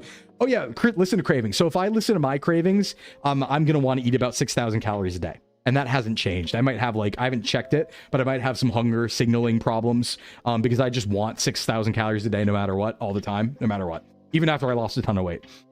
So I can't listen to my cravings. However, a lot of people can. You'll notice that a lot of the population tend to stay around the same weight year to year, and they stay around their maintenance calories just naturally. So a lot of people are lucky and do have that natural thing where for many people, all they have to do is eat one less candy bar a day, or maybe swap soda for sugar-free soda, and they'll suddenly start losing weight like crazy, never have to think about it again, and it'll be super easy. I am not one of those people. If I don't track accurately my calories every day, I will become a monster. I will eat 6,000 and go, I'm hungry. I'm hungry. All I think about is the next meal.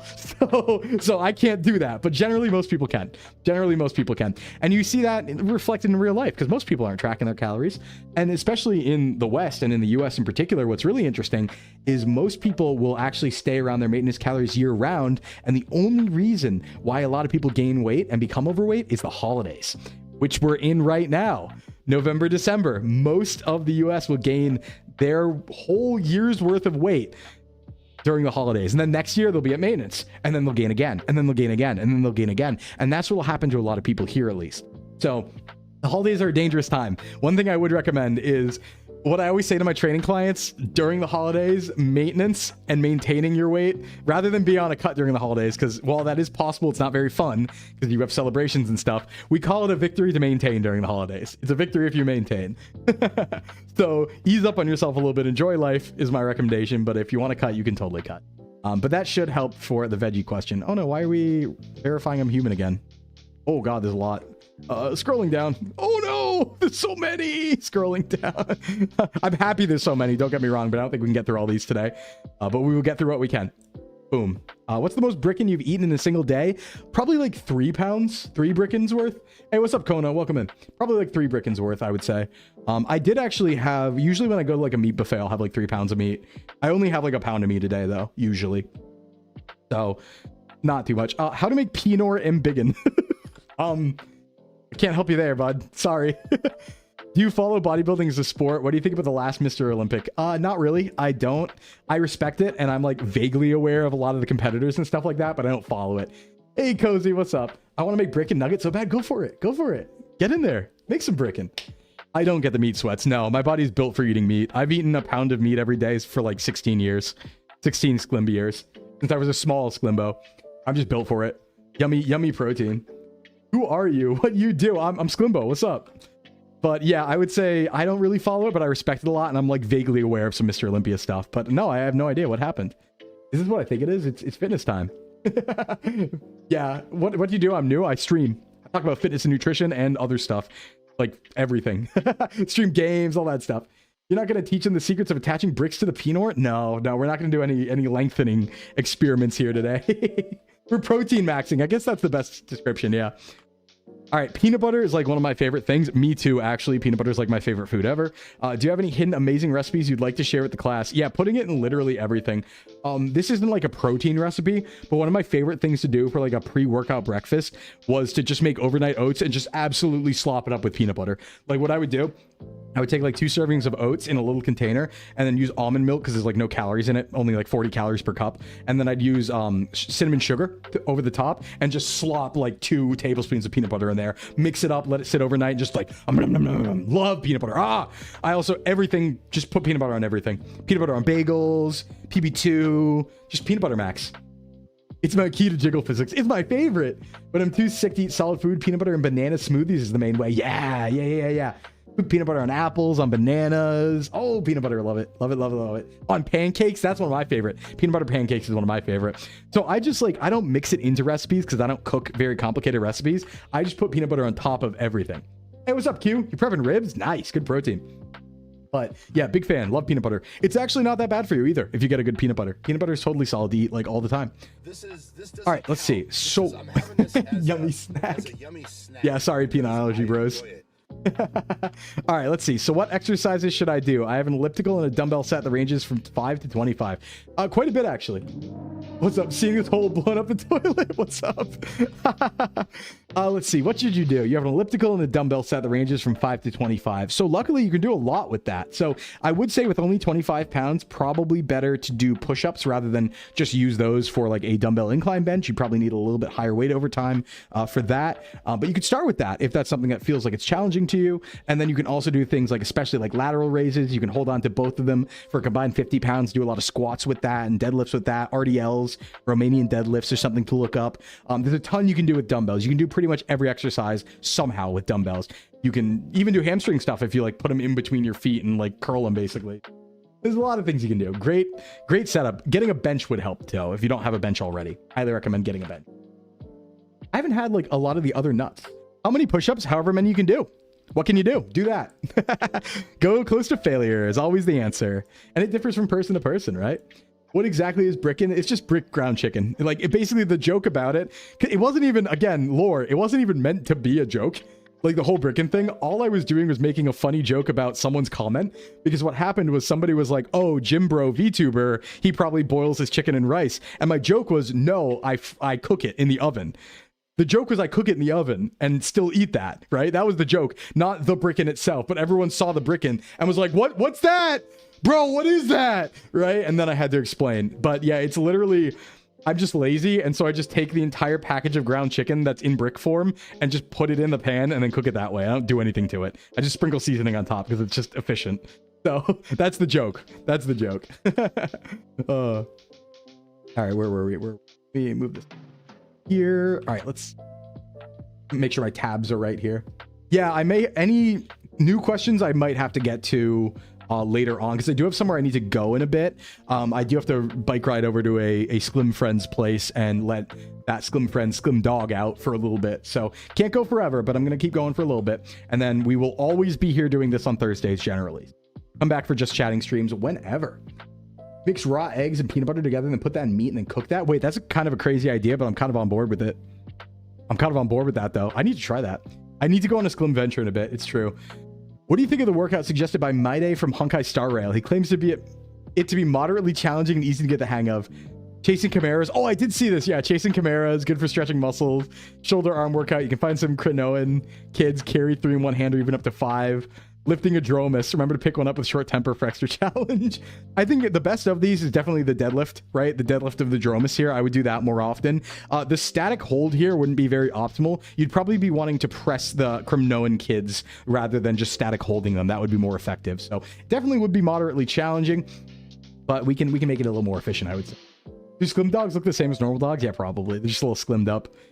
What exercises would you recommend for someone who's incredibly unfit and has zero equipment beyond gym appropriate clothes and a toddler? Start by walking. That's one of the best things I recommend to people who are like totally sedentary, is start just by like walking in the woods, walking around the neighborhood and stuff like that. Build up to it, kind of like a couch to 5K, but starting with walking type situation. And then, yeah, you can still do stuff like 4 sets and reps with just your body. Like I said, the body weight squats, push-ups off a wall or off your knees. There's many ways to get started. Just start easy, ease into it, and just keep consistent. That's what matters, you know? Deadlift the toddler. Yeah. Overhead press the toddler. Pokemon Go is still a thing to keep you interested. That's true. Pokemon Go does incentivize walking a lot. I really like that. Used to play a ton because I'm Pokemon brained. 10K steps a day is challenging enough for sedentary. Oh, totally. And really hard to get in many places. That's one thing, is like you have to remember some, and this is a little bit of a rant, but some countries, it's easier to work out than others.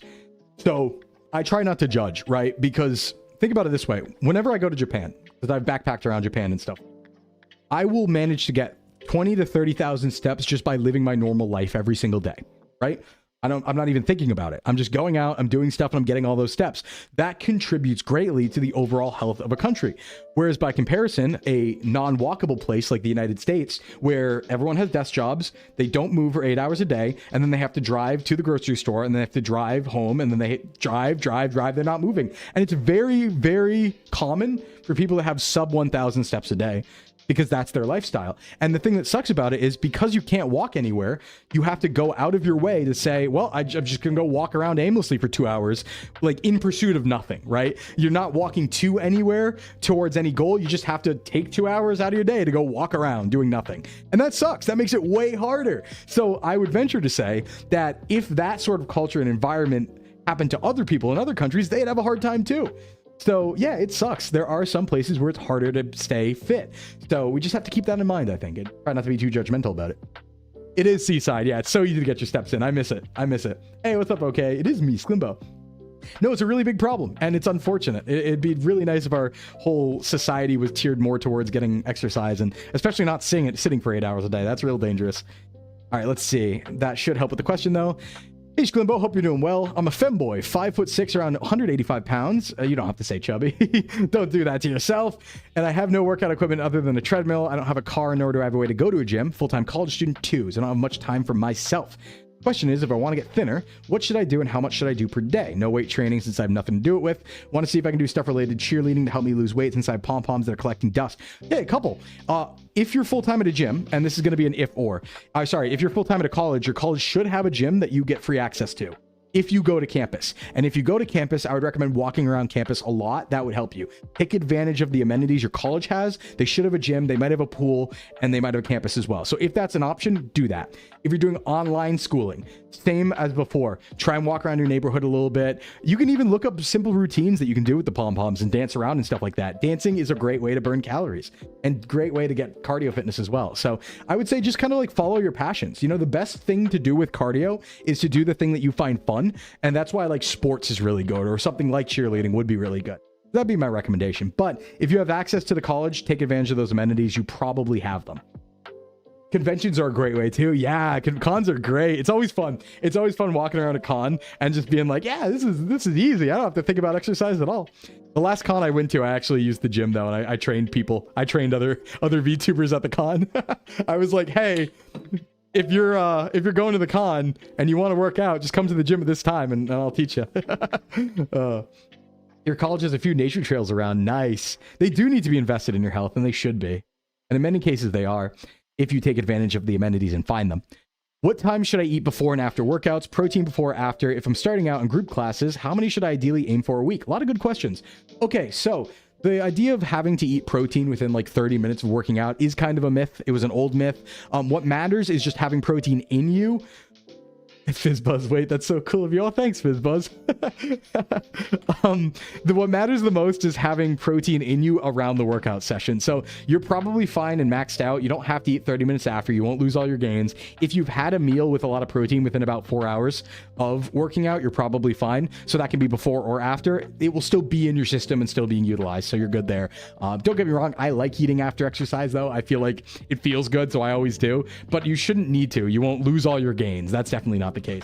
What's interesting about protein and calories in general is our body doesn't work on a 24-hour clock. Our body doesn't say, okay, it's 24 hours. We use this much protein. We use this many calories. Like, we arbitrarily came up with 24 hours. There's a sleep cycle, of course. But my point is that calories and protein over time matter the most. So have you gotten your calories in throughout the week? Have you gotten your calories, protein in throughout the week? That sort of thing. So if you miss a little bit one day, you're totally fine to have a little bit more the next day, and it's not going to like throw you off or anything like that. It's not that strict. Meal timing is not that strict. There's some optimization for being like totally prepared to go into a gym session by having fuel beforehand and stuff like that. But we're talking like incremental optimization versus just overall eat stuff, you'll be good. What do you mean in you? Hey, Cal. If I don't constantly maintain protein, my gains will disappear. Yeah, exactly. There's a lot of fear about that, but don't worry so much. Don't worry so much. It's not the end of the world. As long as you try your best, do good 90% of the time, you'll be just fine. Let's see. I need to go back, watch the full VOD from today. Deeply appreciate how realistically encouraging you are. Thank you. I'm really trying. Like, a lot of it is personal experience. And like, I know, you know, coming from being bigger, I know how it is. And I've trained a lot of people, and especially I've worked with people who haven't moved very much. Like, most of the people I work with are not athletes. They are people who are sedentary. They're gamers and stuff like that. So I identify. I am too. I get it. What's my favorite pizza topping? You're going to kill me, but I actually really like ham and pineapple. Someone in the chat's going to kill me, but... If I eat a super heavy protein meal in one go, will my body absorb all of it? Okay, so it won't use all of it for protein synthesis. There's a max it will use that for, but it will store it for later. It will store it for later. Overall, what matters the most is like protein per day or over time, right? So like if you have 120 grams all at once, it's not like, it won't be the same as if you only had 30 grams that one time. Like, you're still good. You're still good. Even if you have 120 grams all in one meal, it's not going to end you. It's probably a little better to not do that, but it's fine. As long as you're getting your protein throughout the day, it doesn't really matter how many meals that much. It matters a little bit, but not that much. He said gamer with some vitriol. No, I'm one too. I'm a gamer too. What do you recommend for fending off hunger cravings while maintaining a calorie deficit? Honestly, sometimes taking a break. So a lot of people will be really deep in a cut for a really long time, especially if you have a lot to lose. And sometimes I recommend just taking a little bit to go to maintenance and recomp a little bit. Not like recomp your body, but like let your hunger catch up and your body catch up to where it is. So especially if you've been on a cut for like 10 weeks already, like 8 to 10 weeks, that might be the time where you're like, okay, listen, I've lost 10 to 15 pounds. Rather than keep going ad infinitum, let me take a little bit of a break for a month. Remember, we have our whole lifetime to do fitness. We don't need to run right away to the finish line. And oftentimes that can really lead to binge behavior. So what better to do is, you know, lose 10, 15 pounds, even if you're on a long loss, and then chill. Enjoy yourself for 3 weeks to a month, especially now we're going into the holidays. Increase your calories to maintenance and just ride that for like 3 weeks and then get right back on the cut afterwards, right? But give yourself breaks, because when you start to get fatigued in your diet, oftentimes it's a sign that you need a little break. And there's nothing wrong. All it will do is push out your end date a little longer, right? And unless you're training for something in particular, you can probably do with that. And it'll probably be a lot healthier mentally too. So yeah, just go to maintenance last month. Just go to maintenance. And your maintenance will change too, but you'll find that. You'll find that out. That's my recommendation. And then other things is just go crazy into like deep into a cut. If you have to lose the weight and you do have the hunger, that's when you should start going on the, all right, let's drink some more 0-calorie sodas. Let's get my caffeine in, because caffeine does also hunger suppress a little bit. That's when you start leaning on that stuff a little more. I do appreciate the sentiment. It's better to do what works, even if it's small. Yes, it's better starting than stopping, always. So many people will make the mistake of running into things when it's like, remember, we got all the time in the world. Just, you'll get there eventually. Take it easy. Be realistic. My back is always so stiff after I've been down for too long, more than 3 seconds. What can I do to fix that? I do have mild scoliosis. The problem is messing with my entire back, not just the scoliosis spot. The tough thing about scoliosis, to my knowledge, is it can have a compounding effect where if one thing is off balance, then everything will eventually be a little off balance, right? So if one hip's higher than the other, that might then correlate to one shoulder being lower than the other because your body's moving together. So that is something to look at. This is something I talk to a doctor about, or a physical therapist, more than me. But what I would say is, just in general, even if it sounds counterproductive, oftentimes a stiff thing, as long as it doesn't hurt, it's actually better to train it as long as your form is good than just be completely sedentary. So walk more, try and do some RDLs or light deadlifts or something like that, as long as it's not hurting you. As long as it's just like, oh, it's feeling kind of stiff, but I can kind of stretch it out and do a little bit of exercise with it. As long as it's not in a range where it's painful, it's going to be good to build up muscles around there, because the muscles will help keep everything kind of in line. And it'll help you have a little bit more flexibility if you stretch too. So that should help. Just don't do anything that's painful. Don't do anything that's painful. And talk to a physical therapist. Yoga is really good for that, and training the back will help. So it does sound counterproductive, but sometimes training the thing that causes you stiffness problems is the best way to solve it. Hello, you beautiful Sclim. Find it hard to go to the gym. I've done a second start at the gym 6 times. Hey, even I've been there. Even I've been there. How do I make sure that I stick to it this time? Tired of seeing how unfit I am, but even when I want to go, I find it harder than anything else to go and get healthy. Help me, Dr. Sclim. It's tough because to some extent, there's always going to be some dedication involved, right? At some extent, you're always going to have to be dedicated and say, I just got to do it. But yeah, there are some things you can do. One thing I recommend is if you go to the gym, if you're traveling to it, and you also travel to work, make sure that you go to the gym on the way back from work before you go home. Don't go home and open the door and then get lazy. Just go to the gym first, count it as part of the work day. Another thing you can do is just convince yourself that all you have to do is go to the parking lot. You don't even have to go into the gym, right? Just convince yourself, like, I'm just going to go to the parking lot and see how I feel. And don't like trick yourself into thinking you're not about to work out. Because when you think about workouts, it's always really hard. And you're like, oh, that's going to suck. And I'm tired. Just trick yourself into going there and sit in the parking lot. And you'll almost guaranteed be like, I'm here. I might as well go in. And if you don't, you've at least made a little bit of progress. And maybe you'll get it next time. Another thing you can do is force yourself to go to the gym by introducing a treat into it, like a reward system, right? Where say, here's a good example. Caffeine's actually great for this. Don't put caffeine at home. Don't have caffeine at home. Make it so you have to go get caffeine every day and you have to pass the gym to get there, right? Because if there's one thing you're going to do when you're tired, it's I need my caffeine. And if there's none in the house, you'll be forced to go out and get some. Pavlov yourself into going to the gym that way. So it's like, yeah, I just need to. I just heard my raid alert. Hey, what's up, Coz? Welcome in. Thanks for the raid. What were you up to? Let me give a shout out to Coziette. What were you doing? Let me make sure I named it right.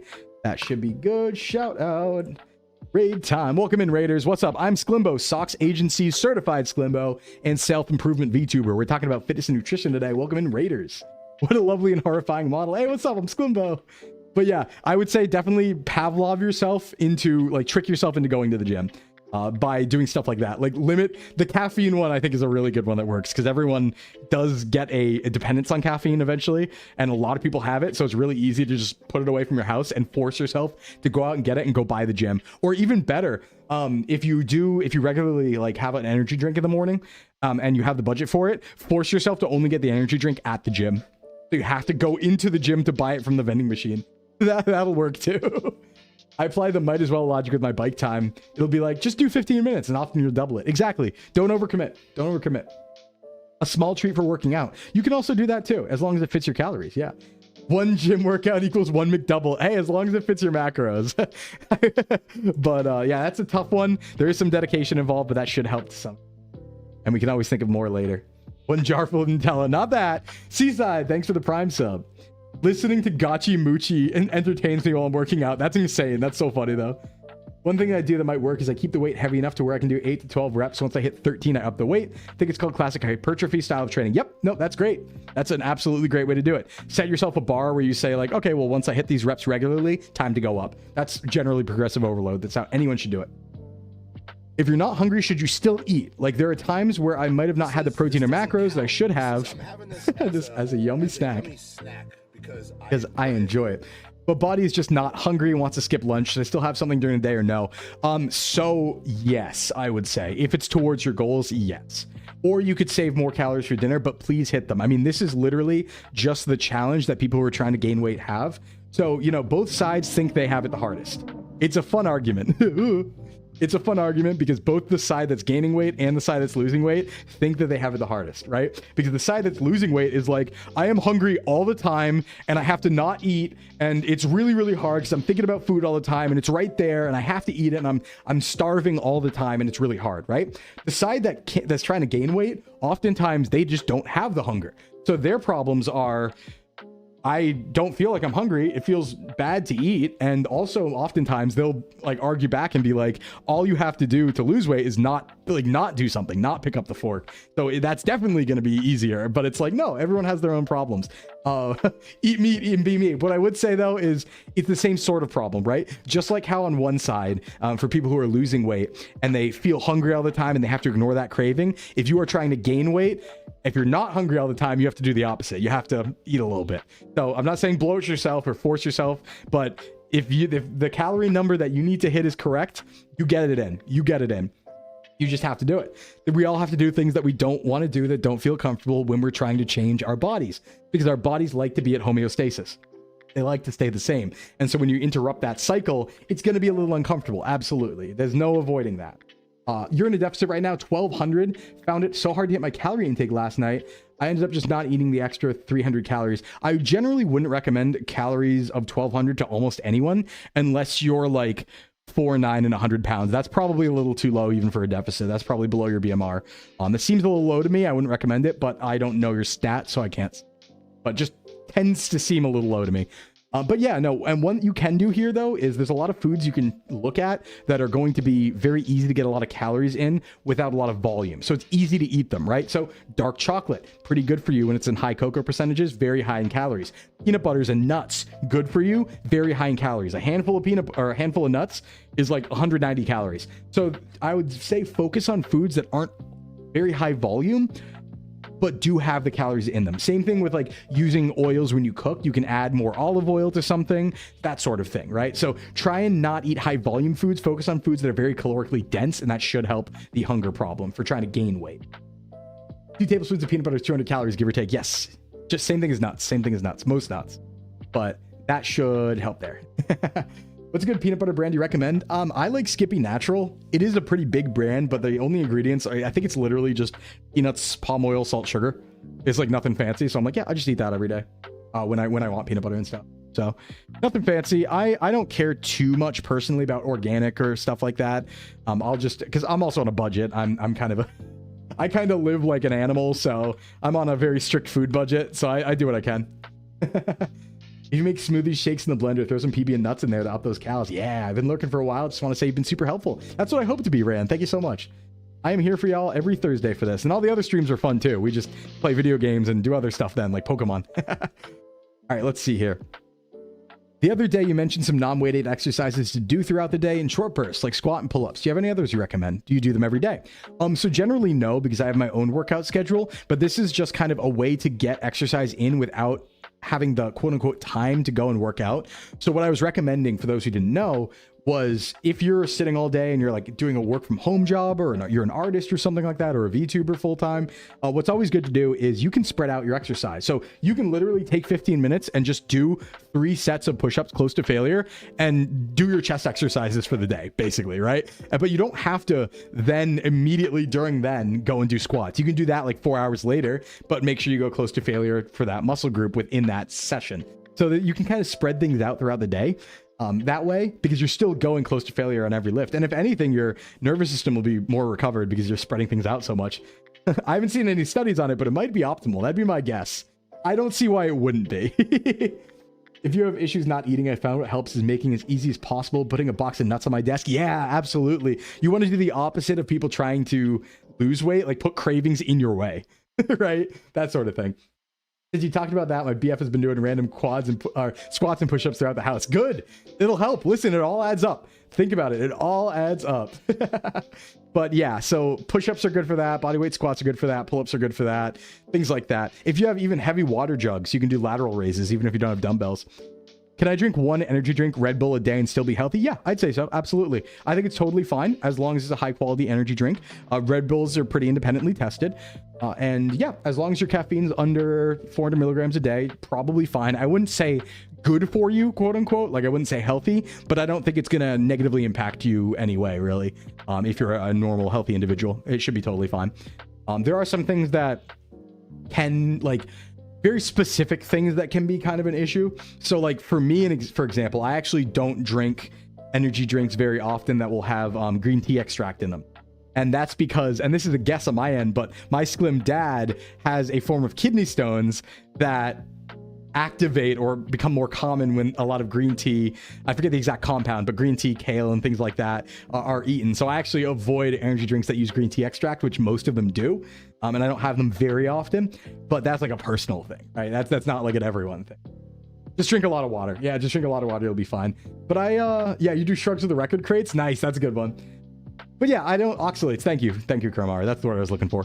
But yeah, I don't think it's that bad to have an energy drink every day, as long as it's a high quality one. It's tested. You know, it's not like a who knows what's in it sort of thing. Red Bull's a very big brand. We know what's in it, and you don't have caffeine elsewhere, right? Just be careful about having a Red Bull and then having pre-workout and then having a lot of chocolate and then maybe a coffee as a treat, because then you're getting a little silly.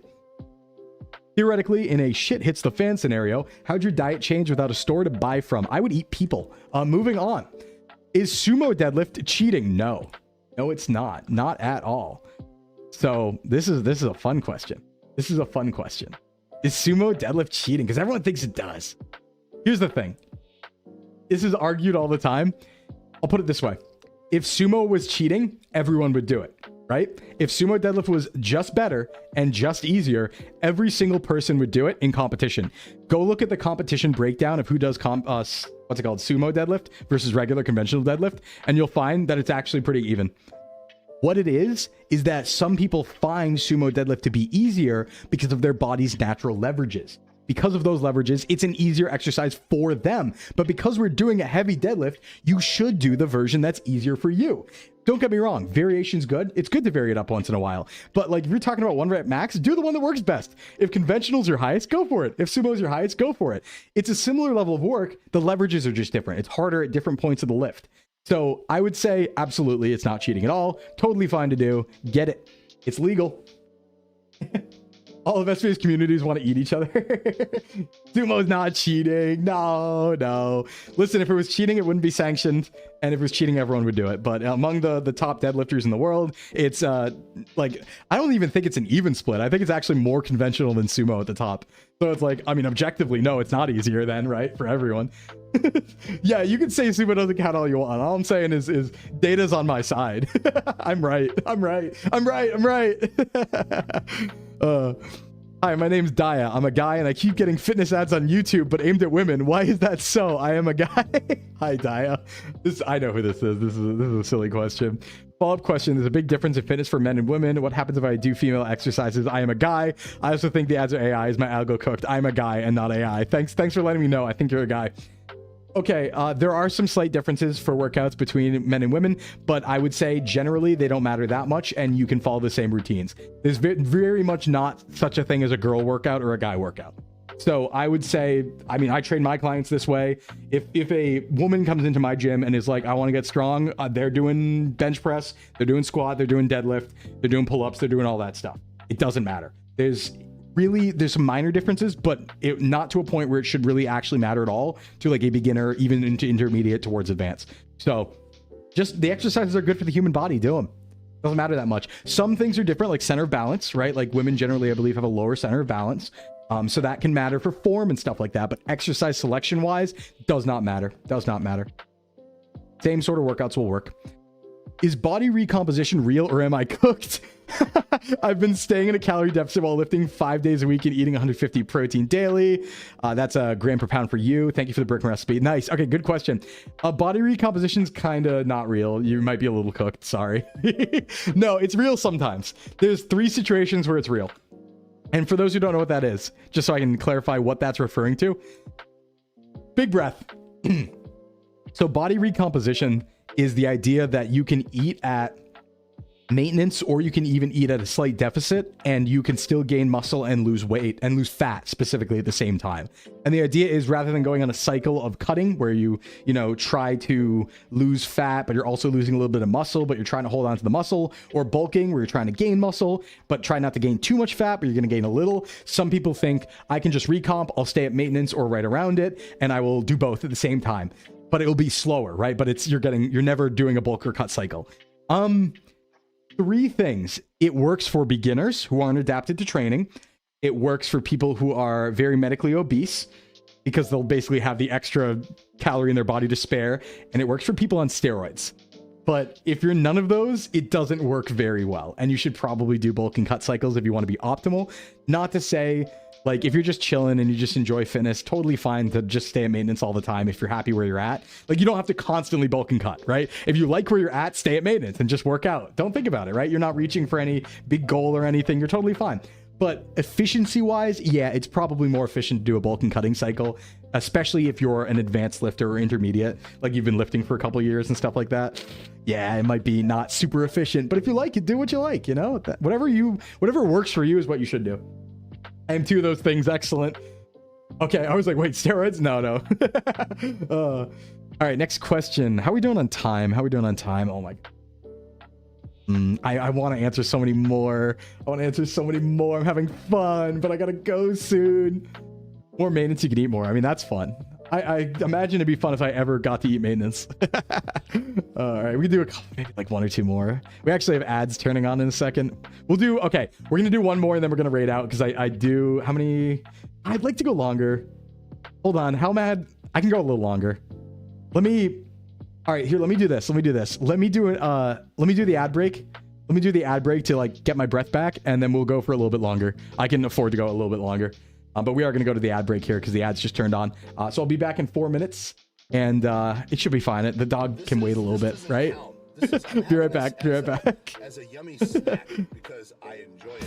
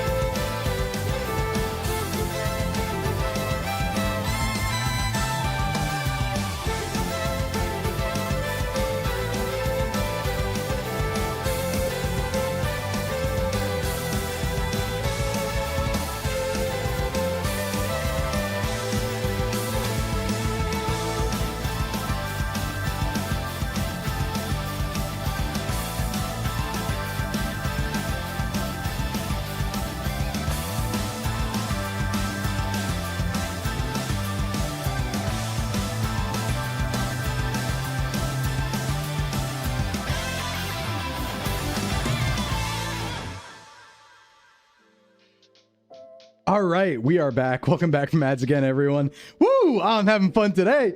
I think we're all having fun today, huh? All right, I can like afford a few more. Basically, what happened is my friend has somebody coming over to like watch his dogs, but they can't come over till later. So I was gonna bike ride really fast to his house and let the dogs out for a bit. I can do it a little longer, I think. Oh, hey, what's up, Bo? Good to see you, man. What's going on? What's up, Bo? All right, back to gym questions. Let's get it. Here we go. Clear the voice. Hopefully my voice doesn't die. I still have 2 more streams this week. I have one tomorrow and Saturday. I think technically 7 streams in 1 week.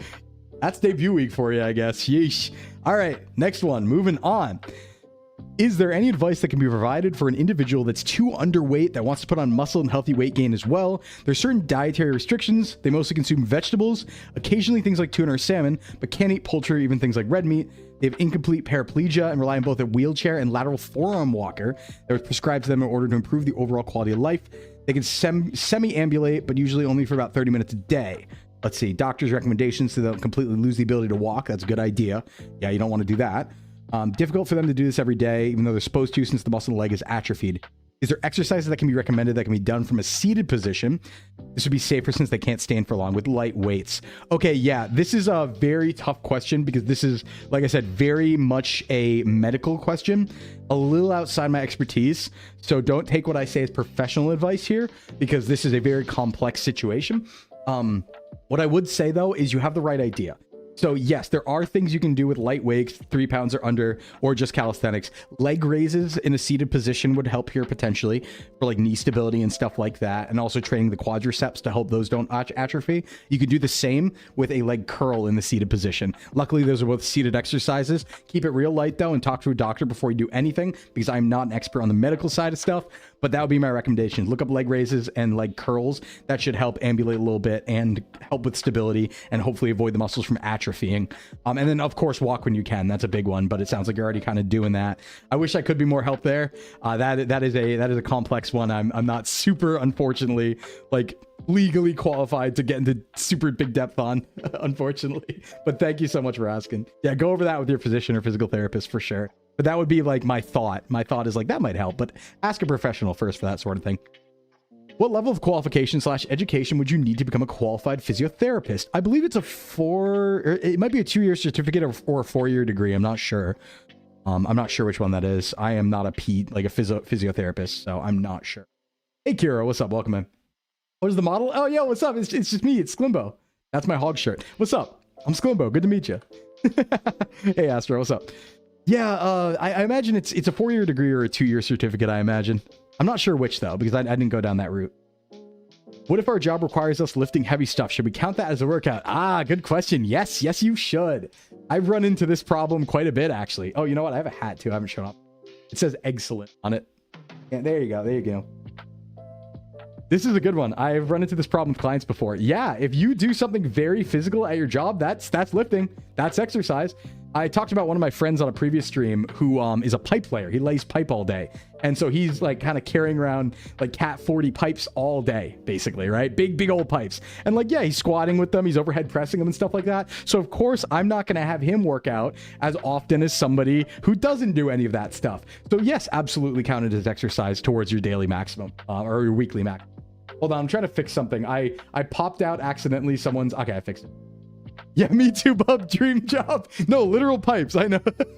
I know the joke, but literal pipes. Literal, like, big Sketch 40 or Cat 40 pipes. I forget what they're called, but he does, like, sprinkler installation. So, yeah, no, and that's a problem where it's like, yeah, if you're doing that 5 days a week, maybe you don't have 3 squat sessions or deadlift sessions heavy also. Maybe you would just do 2 or 1, you know? Hey, Vine, welcome in.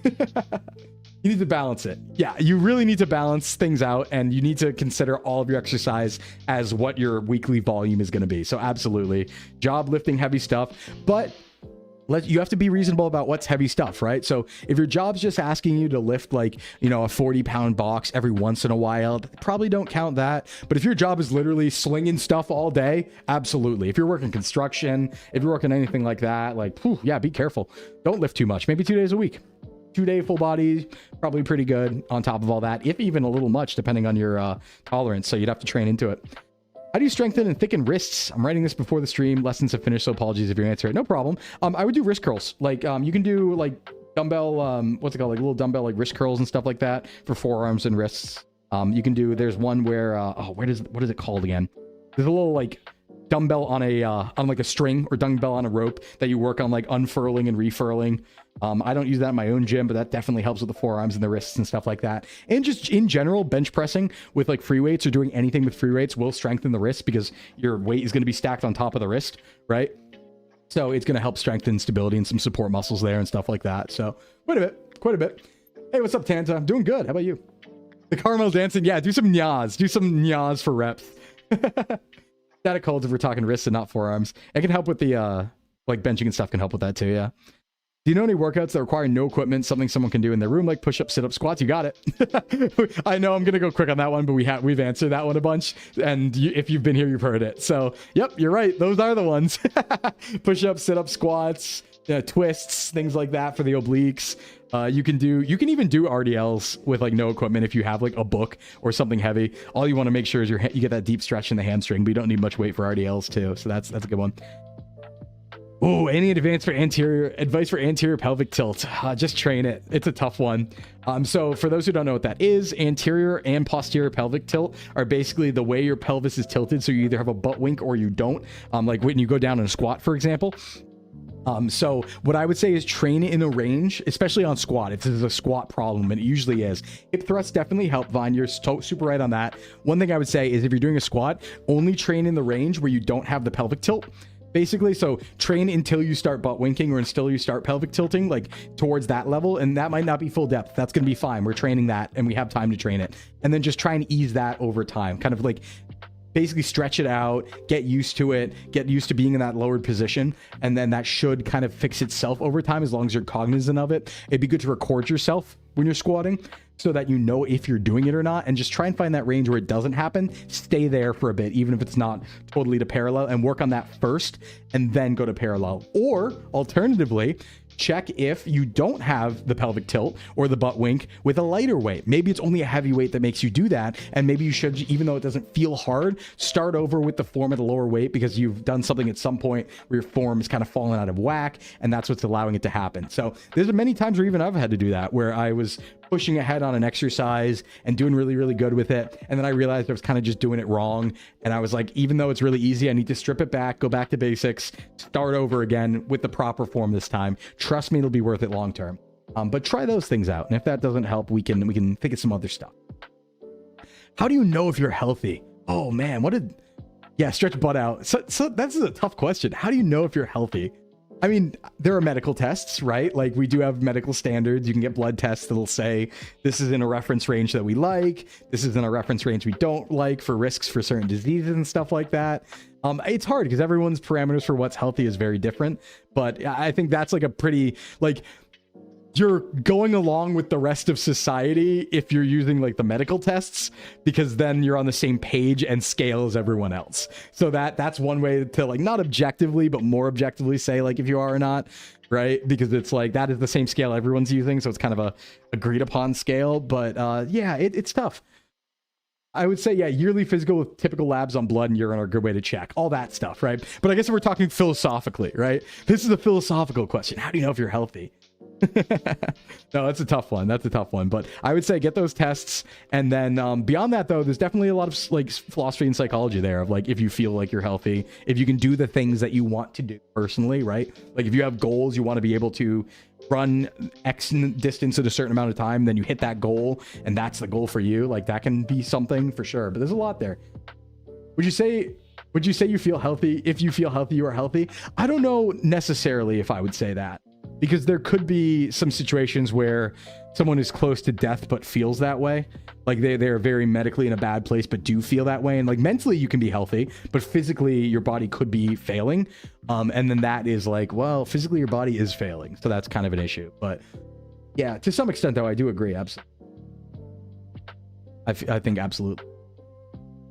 Let's see. Is there a material difference between doing machine glute abductions fully seated versus half standing? I think depends on the machine. It depends on the machine and how the machine is built, because not every machine is built equal. Some are built with weird leverages where things don't feel right. So I know in some cases I actually enjoy half standing because I'm allowed to kind of lean in more when I'm doing stuff like this. But I think it really depends on the machine. I don't think there's that much of a difference. I think it's whatever you feel is activating the glute the best. Like if you can really feel that deep glute stretch, then you know you're doing it right. And if you can overload it properly and everything feels good and everything's working out good, I think that's probably the tell. I imagine you're probably intermediate to advanced anyway if you're asking a question like this. So you probably have good enough reasoning to know, like, yeah, that feels right. It's probably not that big of a difference, I would say. Like, nothing to worth stress over. Nothing to worth stress over. If you likes half standing versus the sitting there, I'd probably do either. Whatever you prefer. I don't think it matters that much. Planning on doing some backpacking this year, and I'm curious, what is your gear? Do you do any working out while backpacking? I know you have to increase sodium intake when doing something strenuous, so I was wondering if you pack a mess kit with extra salt. Have you tried pemmican? No, I haven't tried any of that. I do go pretty ultralight with backpacking. There's some equipment on my throne right now, actually, because I'm trying to get some new stuff. I did just get a few things, so I'm very thankful for that. I don't do any workout when backpacking because I kind of consider the hike the workout, and I don't go for super, super long, except for that one time in Japan where I went for like 4 months, but I didn't lift at all during that period of time. So I definitely lost a lot of muscle. But yeah, I don't take anything too fancy. I've made some mistakes in the past, like trying to do big hikes, taking MREs with me rather than mailing them ahead and stuff like that. That was dumb. Don't do that. Keep your pack weight light. I think like long-term backpacking is where you really want to think about like ultralight pack weight and stuff like that. But no, I haven't tried pemmican. I haven't tried that. I tend to just like, I eat like real basic. I'll eat a lot of the places I backpack are places that have amenities, like a backpack between locations where I can sit down at a restaurant and eat, so I don't carry much with me. But I usually carry like, you know, simple stuff, granola, trail mix, peanut butter, things like that. Chocolate. What's my favorite MRE? Even though they're expensive, I like the Mountain House foods. They're pretty yummy. Ask about butt wing. Simple version is if your hips aren't level with your knees during a squat, butt is under the level of the knees, then that is the butt wing. Well, it's more like the tilt. So like it's more tilt based for anterior and posterior pelvic tilt. So it either be your butt kind of curves inwards or curves outwards at the bottom, almost like you have a tail. And that can cause excess stress on certain areas of the lower spine. So you kind of don't want to do that if you have heavy weight on your shoulders. So yeah, it's kind of like that. You like cheese tortellini? Nice. Yeah, I'm a slop eater. I'll eat anything. What exercise should I do to make my back and arms smaller? I'm worried about losing too much weight because I don't want to gain muscle, just cut fat. Okay, good thing. Good question, actually. This is something that you don't have to worry too much about. I always tell people this when they come into the gym and they're like, oh, I don't want to look big. I don't want to gain too much muscle. Don't worry, you won't. And I don't mean it in a mean way, but you have to try really hard with really concerted effort to gain a lot of muscle. You probably won't. Like if you don't want to gain muscle, you won't. Don't worry. It won't happen by accident. I promise, because it takes a lot of concerted effort and dedication to gain a lot of muscle. So it will not happen accidentally. You probably don't have to worry too much about that. If you want things to just be smaller, I would say just focus on diet. That's nutrition primarily. There's no way you can really work out to make your back or arms smaller. What you could do is work out other things to make them appear smaller by comparison, but then those other things would get bigger. But you'd be looking at a nutrition-based approach if you want to just make things smaller in general. I don't want to get too bulky, me sobbing in the distance while shoveling food in my mouth. Yeah, no, the reality is you have to try very hard to get very bulky, so it won't happen by accident. You don't have to worry too much about that. But let's see, worried about... I imagine this is losing too much. Wait, I'm worried about using too much weight because I don't want to gain muscle, just cut fat. Yeah, so just focus on cutting fat then if you don't want to get too bulky, and do like cardio and stuff like that just for heart health, but you don't have to worry about lifting or anything. You never have to lift. Reminder to everyone, lifting's cool and we talk about it a lot, but there's plenty of ways to be fit without lifting. Like you don't have to go lift weights in the gym. You can play sports. You can just be a soccer player. You can be a baseball player. You can just run a lot. There's so many different things you can do. So don't worry about it. If you don't want to lift, don't. Find another way for fitness. That's not the only way. Not sure if I've been asked, but thoughts on peptides. Anything that's like a controlled substance, I'm not doing. I'm a kind of like a more natural sort of guy. Like I don't like putting anything into me. I guess like certain things, if we're talking like steroids and stuff like that, I would never do it. I would never recommend anyone do it. You're talking OTC peptides? Okay. Yeah, I guess if you're talking the OTC ones, like I'm not a big fan. I'm not a big fan of putting extra stuff in me. That's just a me thing. I like to do things kind of more au natural. I think it's fine then. If it's OTC, I wouldn't take a controlled substance because you don't know where it's coming from. But if it's OTC and it's controlled and stuff like that, you give it a shot. I haven't seen the data on peptides. I haven't looked into it very much. So I can't say for certain if it's like, oh, it definitely works or definitely doesn't work.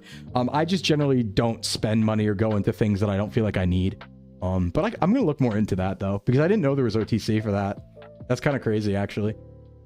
I think like most OTC things these days, I think about just like primarily like scam stuff. But I'm like, oh my God, there's actually something like it. Oh, let me look into that. I wouldn't take it, but I want to at least know about it. So I guess gap in knowledge there. I would say. I didn't know about OTC peptides. I thought we were talking about the crazy stuff. And I was like, well, don't do that.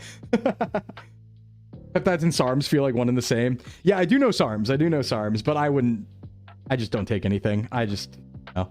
I think here's my thought. I guess my thought on any sort of muscular enhancement thing that's not basic, like creatine, protein, caffeine, is like, I want to see somebody, before they spend the money, before they go into something that's a little more hardcore, I'd rather see somebody lift for 10 years and hit their limit before they even consider something like that. Like, I'd want someone to be over 30, and I'd want them to have lifted for like 10 years before they even think about putting exogenous stuff in like that. Because it's like, max out your natty potential first. Like, you don't need that stuff yet. Keep lifting. Lift normally, and then you can consider that maybe sometime down the line if you're that type of person. But I wouldn't recommend it. Spend my life savings on V-Shred. Yeah, please don't do that. V-Shred. Don't do V-Shred. Don't do that. How do you maintain moderation? Like, do I add more things to my diet or just have to go without, i.e. sugar-free sodas or seltzers?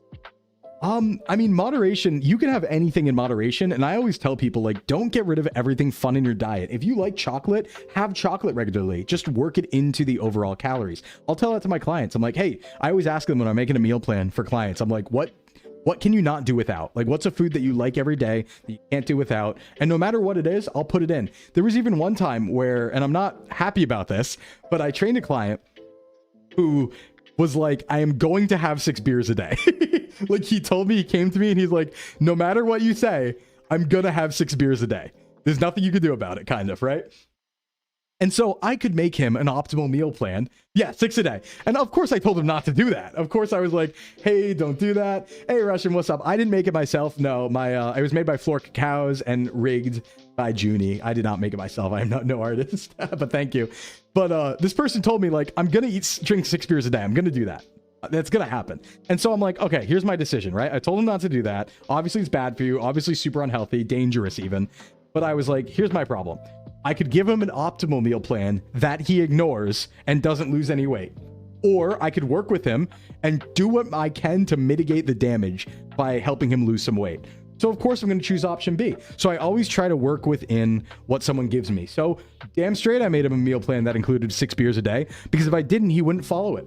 And he did follow the one I gave him, and he did lose weight. But obviously that's an extreme. You shouldn't do that. But all to say, like, you can work within having fun still, just moderation, be limited. Now, what I would say is, yeah, absolutely. When you get deep in a cut and things start to get real tough, lean on sugar-free sodas, lean on sugar-free seltzers, lean on artificial, like, there's a lot of dressings and stuff that are 0 calorie, a lot of things like that, Jello, lean on all of that, because you're only using it when you're in the cut. It's not forever, and it won't have much of an impact if you're only doing it for a short amount of time.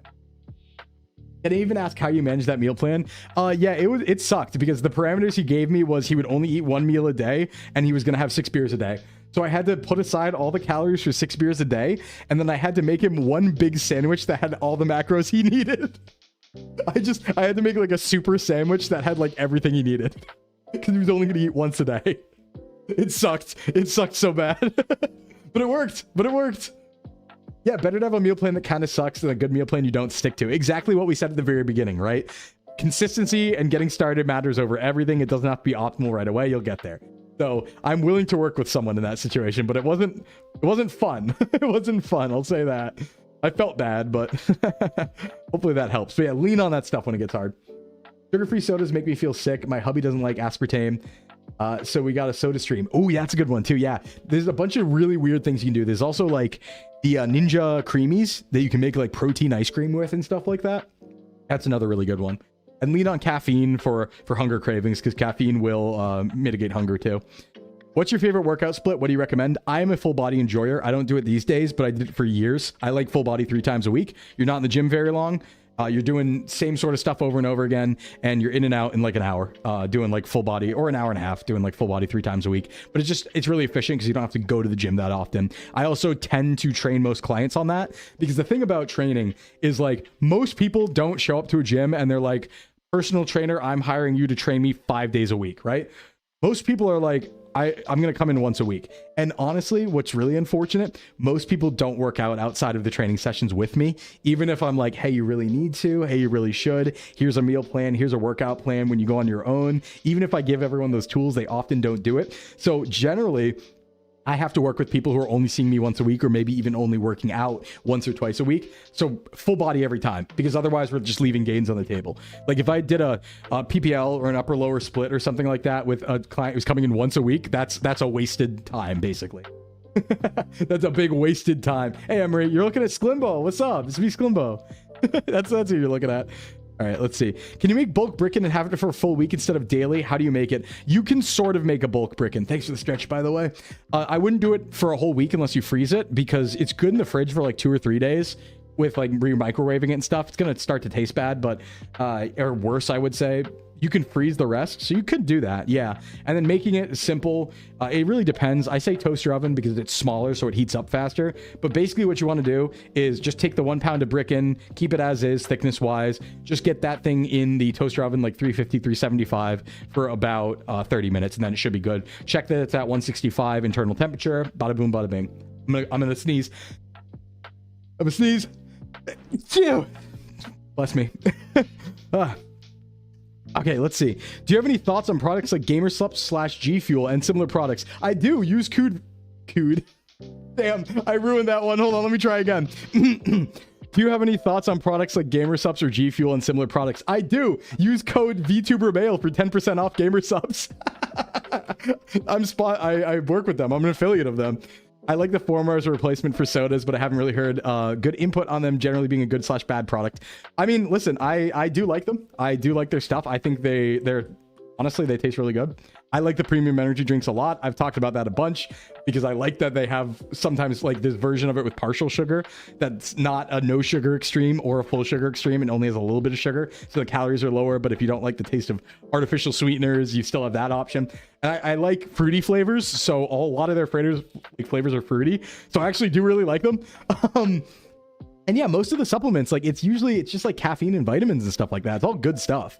So I've taken a look at it. Obviously, you know, I have a Vite Ramen affiliate and GamerSups affiliate.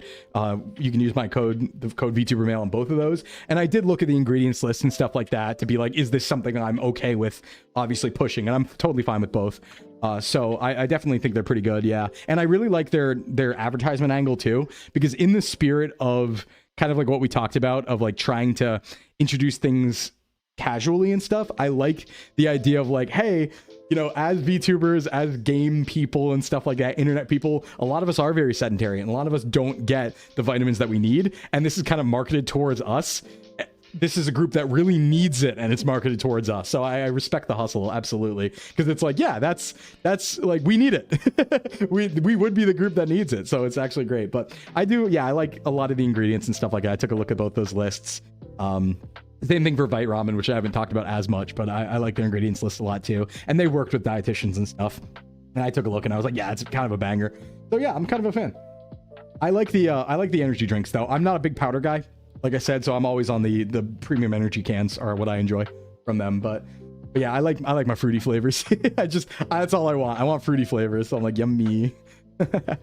What's the best workout I can do at home to work off lower tummy weight and upper tummy weight? No workout will help you with this. I would say this is all diet. So focus on the diet side of things and then work your abs so they will show more. Basically, your stomach muscles will show more, but there's no such thing as spot reduction of fat. So fat will go from your body as it wills. Generally, for most people, it'll go from the limbs first, from the legs and the arms, and then the face. But generally, unfortunately, the stomach area is the last for fat to go away. So it's an unfortunate thing, but it's a reality. But hey, what's up, Tippy? Welcome in. Thanks for the follow. Yeah, we're doing some nutrition stuff right now. But Yeah, and I haven't messed with G Fuel. I haven't tried any G Fuel stuff. Maybe I did like once. I'm kind of new to caffeine in general. I only started drinking it last year, so I'm experimenting with it myself, kind of on and off. But I do like G subs. Like I was very going into this, I was kind of like not concerned at all, but I did think to myself, like, I am a fitness and nutrition guy who knows stuff. Like, I wouldn't be comfortable taking a sponsorship if I didn't like the product or thought they were lying about something. So I was really crossing my fingers. I was like, oh, please be good, please be good. And I took a look and everything was good. So I'm like, all right, awesome. Very satisfied. Guacamole Gamer Fart 9000. I like good. Good is my favorite flavor because it tastes just like movie theater ices. Like the slushy ices at movie theaters. I like good flavor so much. I think that's Critical's flavor, I think. I'm not much of a caffeine drinker myself. Interested in your book report on it. Yeah, I mean, Gamer Subs, they also do have the sleep supplement, the AFK stuff, which is like magnesium supplement basically, which absolutely in studies helps sleep. So that should work too. Kind of hyped you got a Vite Ramen sponsor. Yeah, Vite Ramen's sick. Vite Ramen's really cool because it's like complete protein and like, you know, more than like double the fiber, around double the fiber of like normal ramen. And the calories are the same as like Shin Black. It's like pretty cool, honestly. All right, let's see. Good is red flavor. Yeah, it's red. It's red flavor. It's exactly red flavor. You got it. I have a standing desk at work. Awesome. And step in place for hours at a time. Awesome. I sit maybe 2 to 3 times during my 8-hour shift. I also walk dogs, then try to do elliptical with weights. Is this healthy or am I overdoing it? You're actually doing great. What I would say actually though is maybe, yeah, take some sitting breaks because while standing desk is good, you can overstand. I know that sounds crazy, but especially if you're not moving, like you're not walking actively, you can absolutely stand, like maybe you're standing like a little off or something like that. You can stand too much. So don't get me wrong, it's not unhealthy, but I would recommend, like, if you're doing an 8-hour standing shift, yeah, maybe sit for like an hour, sit for like 30 minutes here and there. And if you're doing that 2-3 times a day, you're doing great. You're doing pretty optimal. That looks perfect to me. Would you count fencing as workout cardio? Yup, absolutely. If your heart rate's raised, and it sure is there, absolutely. How calorie dense is the Brickin? A normal Brickin's about 640 calories for around 90 grams of protein. That's using 93% lean, 7% fat, ground chicken. It's about 160 calories per serving for 4 servings. Should be right around that. Oh yeah, and get a standing desk mat. That's also really good for your feet. So get a mat under your standing desk if you don't have one. Are you available for personal trainer sessions? Not yet, but I will be. This is a personal decision. Maybe there's something in the pipeline. We've talked about it a little bit and we might have some things we've talked about there. Nothing I'd announce yet, but also for me is like, I'm very big on trust. And so I would not want to sell training sessions to people as a VTuber until I build up credibility. And this is like a me thing. I just feel like I'd want to be around for a while and have you guys get to know me and know my opinions on things and my beliefs on certain exercises and stuff before I would try to sell any sessions to anyone or anything like that. So I'm here to answer questions on Thursdays and stuff, but not yet. That's not a no for the future, but a not yet right now. But it's something, you know, that's my job. It is something I've thought about. I will credit you when I have BB Pro card. Hell yeah. Yeah, tune into Sclimbo. Help me grow and maybe see more in the future, as that too says. The one personal trainer I trust not to be a CIA handler. Oh, wait, did we catch up? Oh my God. Wait, that's perfect. Okay, we'll do this one. I know there's more past this, but we'll have to save the other ones for next week. So we'll do this one. At my job, I ended up walking 3 to 5 miles a shift, depending on how busy it is. The walk isn't anything too strenuous, 80 to 100 BPM, with occasional spikes. My shifts are 5 to 6 hours, 5 days a week. Outside of work, I'm really active, sitting in front of the computer, my main pastime. Let's see, only get up to eat more. Would you consider my lifestyle sedentary? Use an Oura ring, you know your heart rate. Okay, let's see. 3 to 5 miles, 5 days a week. I would say you're probably borderline. Where like it's like not really sedentary, I would say, but like it could be right around that line of sedentary because it's only 5 days a week that you're doing that walking. 3 to 5 miles is really good though. I would say no to sedentary, but you could definitely like add lifting on top of that or add something on top of that. But I think that's like a pretty decent baseline walking amount, I would say. 3 to 5 miles a day, yeah, 5 times a week. Yeah, that's a pretty good like baseline, absolutely. So I wouldn't say sedentary. Let me say that unequivocally. Or equivocally. I forget which one it is. I don't know words. Hey, Flamebird. Thanks for the bits. Will I get lead poisoning from protein powder? No, you're good. That was a California Prop 65 weirdness. You're all set. All right, let's see how many more there were. so that I know what the beginning of next week looks like, because I do have to get going. Those dogs need to be let out to pee tinkle. Oh, I missed a few, actually. How did I... That was weird. Only that one. Oh, because that's an authorized sender. Oh, you know what? Actually, I think I can do these real quick. But any more questions? There's only 4 left, so we might as well do them. Any more beyond this, and we will do them next week, okay? But I'm going to do these 4. Hey, Vampy, what's up? I'm going to do these 4 real quick. I'm an overweight guy and I want to get fit, but I like kind of being big. What would you suggest I do to build strength and increase my general mobility without losing much fat? Honestly, go on maintenance calories and start lifting like crazy is what I would recommend here, because I did this when I was overweight.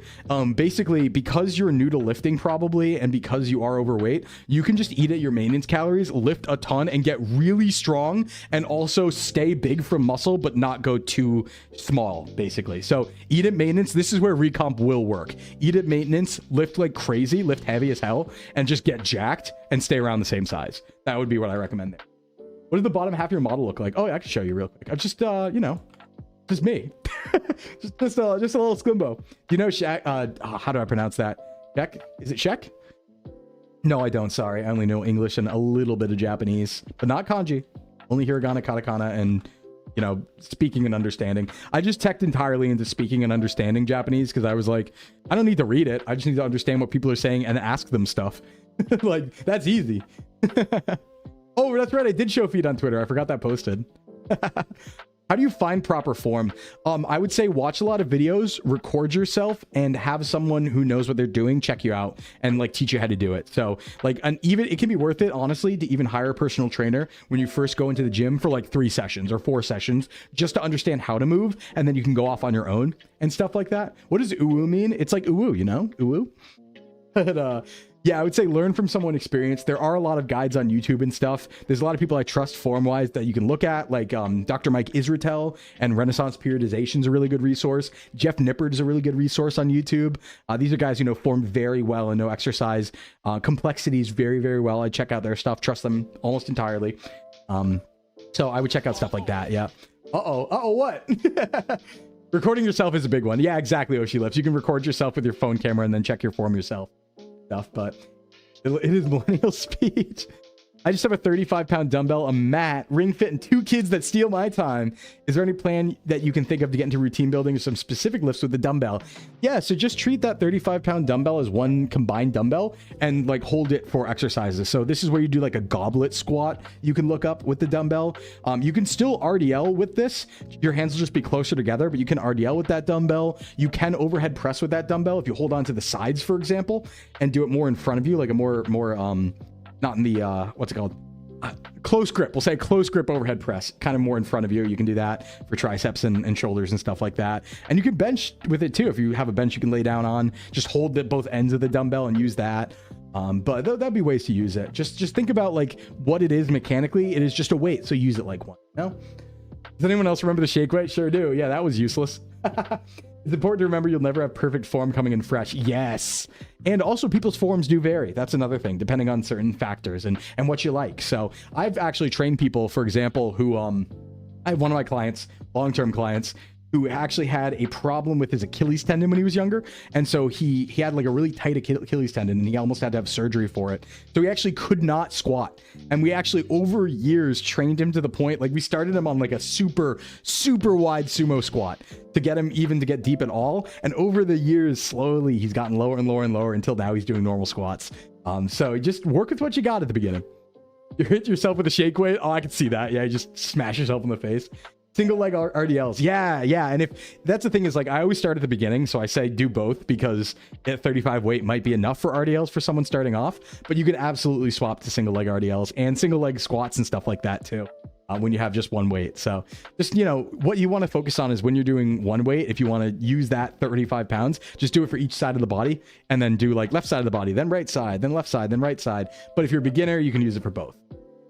Yeah, a lot of competition forms are also pretty bad for training. True, very true. Like if you look at powerlifting form is the optimal form allowed to produce or to lift the weight, not the most efficient for muscle building, right? So like if you look, for example, at somebody who's doing a competition bench press, they're going to have a very, very big arch on their back to the point where their chest is almost already at the bar, so there's less range of motion. That's something that's legal in powerlifting, and it increases the number that you can lift, right? The bigger weight you can move. But if you're training and you want to train for actually stimulating your muscle the best way, you want a much higher range of motion. So you're absolutely right. Yeah. Powerlifting bench form is not only bad for building, it's bad for your back. It's wild. I'm not interested in competing. I never was. I haven't trained anyone who competed either. But I think it's cool. I mean, I think being really strong is wicked cool. And like, I've had a respectable bench before, you know, like I've passed 300 on bench myself, but I'm not interested in competition. How long have you been into lifting? I would say about 13 years now. But a lot of that was me spinning my wheels, not really knowing what I was doing. I only became a professional probably about 4 or 5 years ago, I'd say. 4 or 5 years ago. Question though. Slim years, of course. Slim years, of course. Hi, Sclimbo. I'm about a year into what's effectively puberty 2, transmasculine HRT. All right. And I'm so hungry all the dang time. Any advice on how to be less hungry? First off, welcome. Welcome. That's what it's like. Funny enough, actually, I have trained a lot of people who are either on testosterone or estrogen. I don't know how that happened, but that has happened. I've trained a lot of people who have been on either side. Let's see. Anything I think I should do to get the most results from my shiny new hormones? First off, congratulations, you're effectively on steroids. So you get to lift and gain muscle like crazy now. Congratulations. I will say, very fun to train people who are on testosterone this way because they're effectively on steroids. And you know, you might actually need some of that food is the reality. Your metabolism is going crazy. You might actually need to eat some of that stuff. Unfortunately, there's not a lot of studies on like specifically training, like trans training. There's not a lot of studies on that. So a lot of this is like, it's a new avenue for a lot of people, right? There's not a lot of studies. It's a lot of conjecture and feeling. I have trained people who have been on both sides of the equation. And I would say that, yeah, like in your case, you might actually need to eat more of that food. It might actually be, yeah, you're going to be gaining weight. You're going to be gaining a lot of muscle. Your metabolism is increasing like crazy because you are effectively hormonally, you know, you are becoming male, right? So I would say, yeah, eat more. Actually eat more. But if there are getting negative results from this, obviously, then you would have the same sort of like recommendations and advice that anyone who's trying to lose weight would be just watch your calories, you know, eat high volume foods, things like popcorn, things like a lot of vegetables, a lot of fruits, so that you feel more full, so your stomach's actually more full and stuff like that. So yeah, that would be my recommendation if it's just generally like you don't want to gain that much weight. But in some cases, like, listen, if you want to ride that tiger and you want to gain a lot of muscle and you are medically on steroids, so go for it. Eat a bunch, lift a bunch, and get jacked. Hey, it's literally legal. It's permissible, so go for it. It's basically puberty. Go nuts. Stopping at the same, going to the gym because of you. Oh, awesome. Hell yeah. Good luck there. Good luck there. Let me know where it goes too. Let me know where it goes. Okay, I think that's all the questions we can do today. Okay, hold on. 50 is actually a really good number, so we'll end here. Do you find Chloe Ting's 2-week shred to actually be effective for women? I actually don't know what this is. I don't know Chloe Ting. I would say that you're not going to get shredded in 2 weeks no matter what. So no. No matter what you do, you're not going to get shredded in 2 weeks unless you were already almost shredded. And another thing to note is that carrying around very low body fat all the time is actually not healthy. You want to be at like a reasonable amount of body fat. But if you're talking like, you know, all the bodybuilders who are like single digit body fats, they look super shredded all the time, super jacked. Their lives suck. They're tired all the time. They can't sleep well. They have no sexual stamina or desire, and it's all out of whack. They just feel miserable all the time. It is mentally draining and physically draining to be that low because it really messes with your hormones to be that low all the time. So most people want to sit in that 10 to 15% body fat range. That's the healthy range. So getting shredded, quote unquote, you don't want to maintain that long term. It's fun to try it out every once in a while, but you'll find really fast how unfun it is. So focus on health is always my recommendation. Focus on health. Hey, what's up, Gloomy? I need to go now. I need to go now, everyone. It is miserable, but I need to go now. 50 questions answered, presentation given. Under 4 hours, kind of crazy, actually. I will answer more questions next week. The link to the marshmallows in my Discord if you want to join it and answer questions there. We will do this again next Thursday, but also now that we're through the main stuff, we're going to do just chatting as well. I will see everyone tomorrow for the start of the Minecraft survival server. I am on the military faction, which is run by, I know one of the people running it is Heavenly Father, which is going to be really cool. And it's a whole Parasite Invasion 3 faction SMP Minecraft thing that's running all weekend. So the kickoff of that is going to streaming tomorrow. I am going to probably stream an hour or two later than usual to start because I was wrong about when it started. So my stream might start at like noon or 1 p.m. rather than 11 p.m. And then on Saturday, we have our first SVA Gen 2 collab, which we've had a marshmallow up for people to ask us questions about our whole gen. And we will be over on, I probably won't stream that, but I think I'm going to be on Addy's channel or Malfi's channel for that. I believe Addy's channel. I just don't know if Malfi's also streaming it. All right. That's all for today, everyone. Let's get out of here before ads show up again. I'm going to find someone to raid out to. Let's look at the list. And thank you all so much for being here. It's meant a lot. I hope I could help you out a little bit. I hope you had fun with Sclimbo time. And I'm just so glad to be here. Thank you so much, everyone. All right, let's see. I do see... Oh, is this my chance I can raid into Yomi? Who else is on? Probably Yomi. We haven't raided into Yomi yet. Let's go to Yomi. Yomi's my senpai. Nah, gotta raid senpai. Raid... Yomi Quinley. You spelled that right. All right, let's go to Yomi. What's Yomi up to right now? Oh, Yomi's doing just chatting, destroying AI to save artists with guns. Oh, this is going to be fun. Yomi always has something crazy going on. All right, let's go over to Yomi. I got to go get some dogs to pee. I'll see you tomorrow. All right, bye-bye, everyone. Thank you for everything. And thank you for all of the follows. I wish I could say thank you for everyone who followed. There was a lot. I couldn't keep up, but thank you so much, everyone. And as always, this is Sclimbo out. Have a Sclimbin' good time. Bye-bye.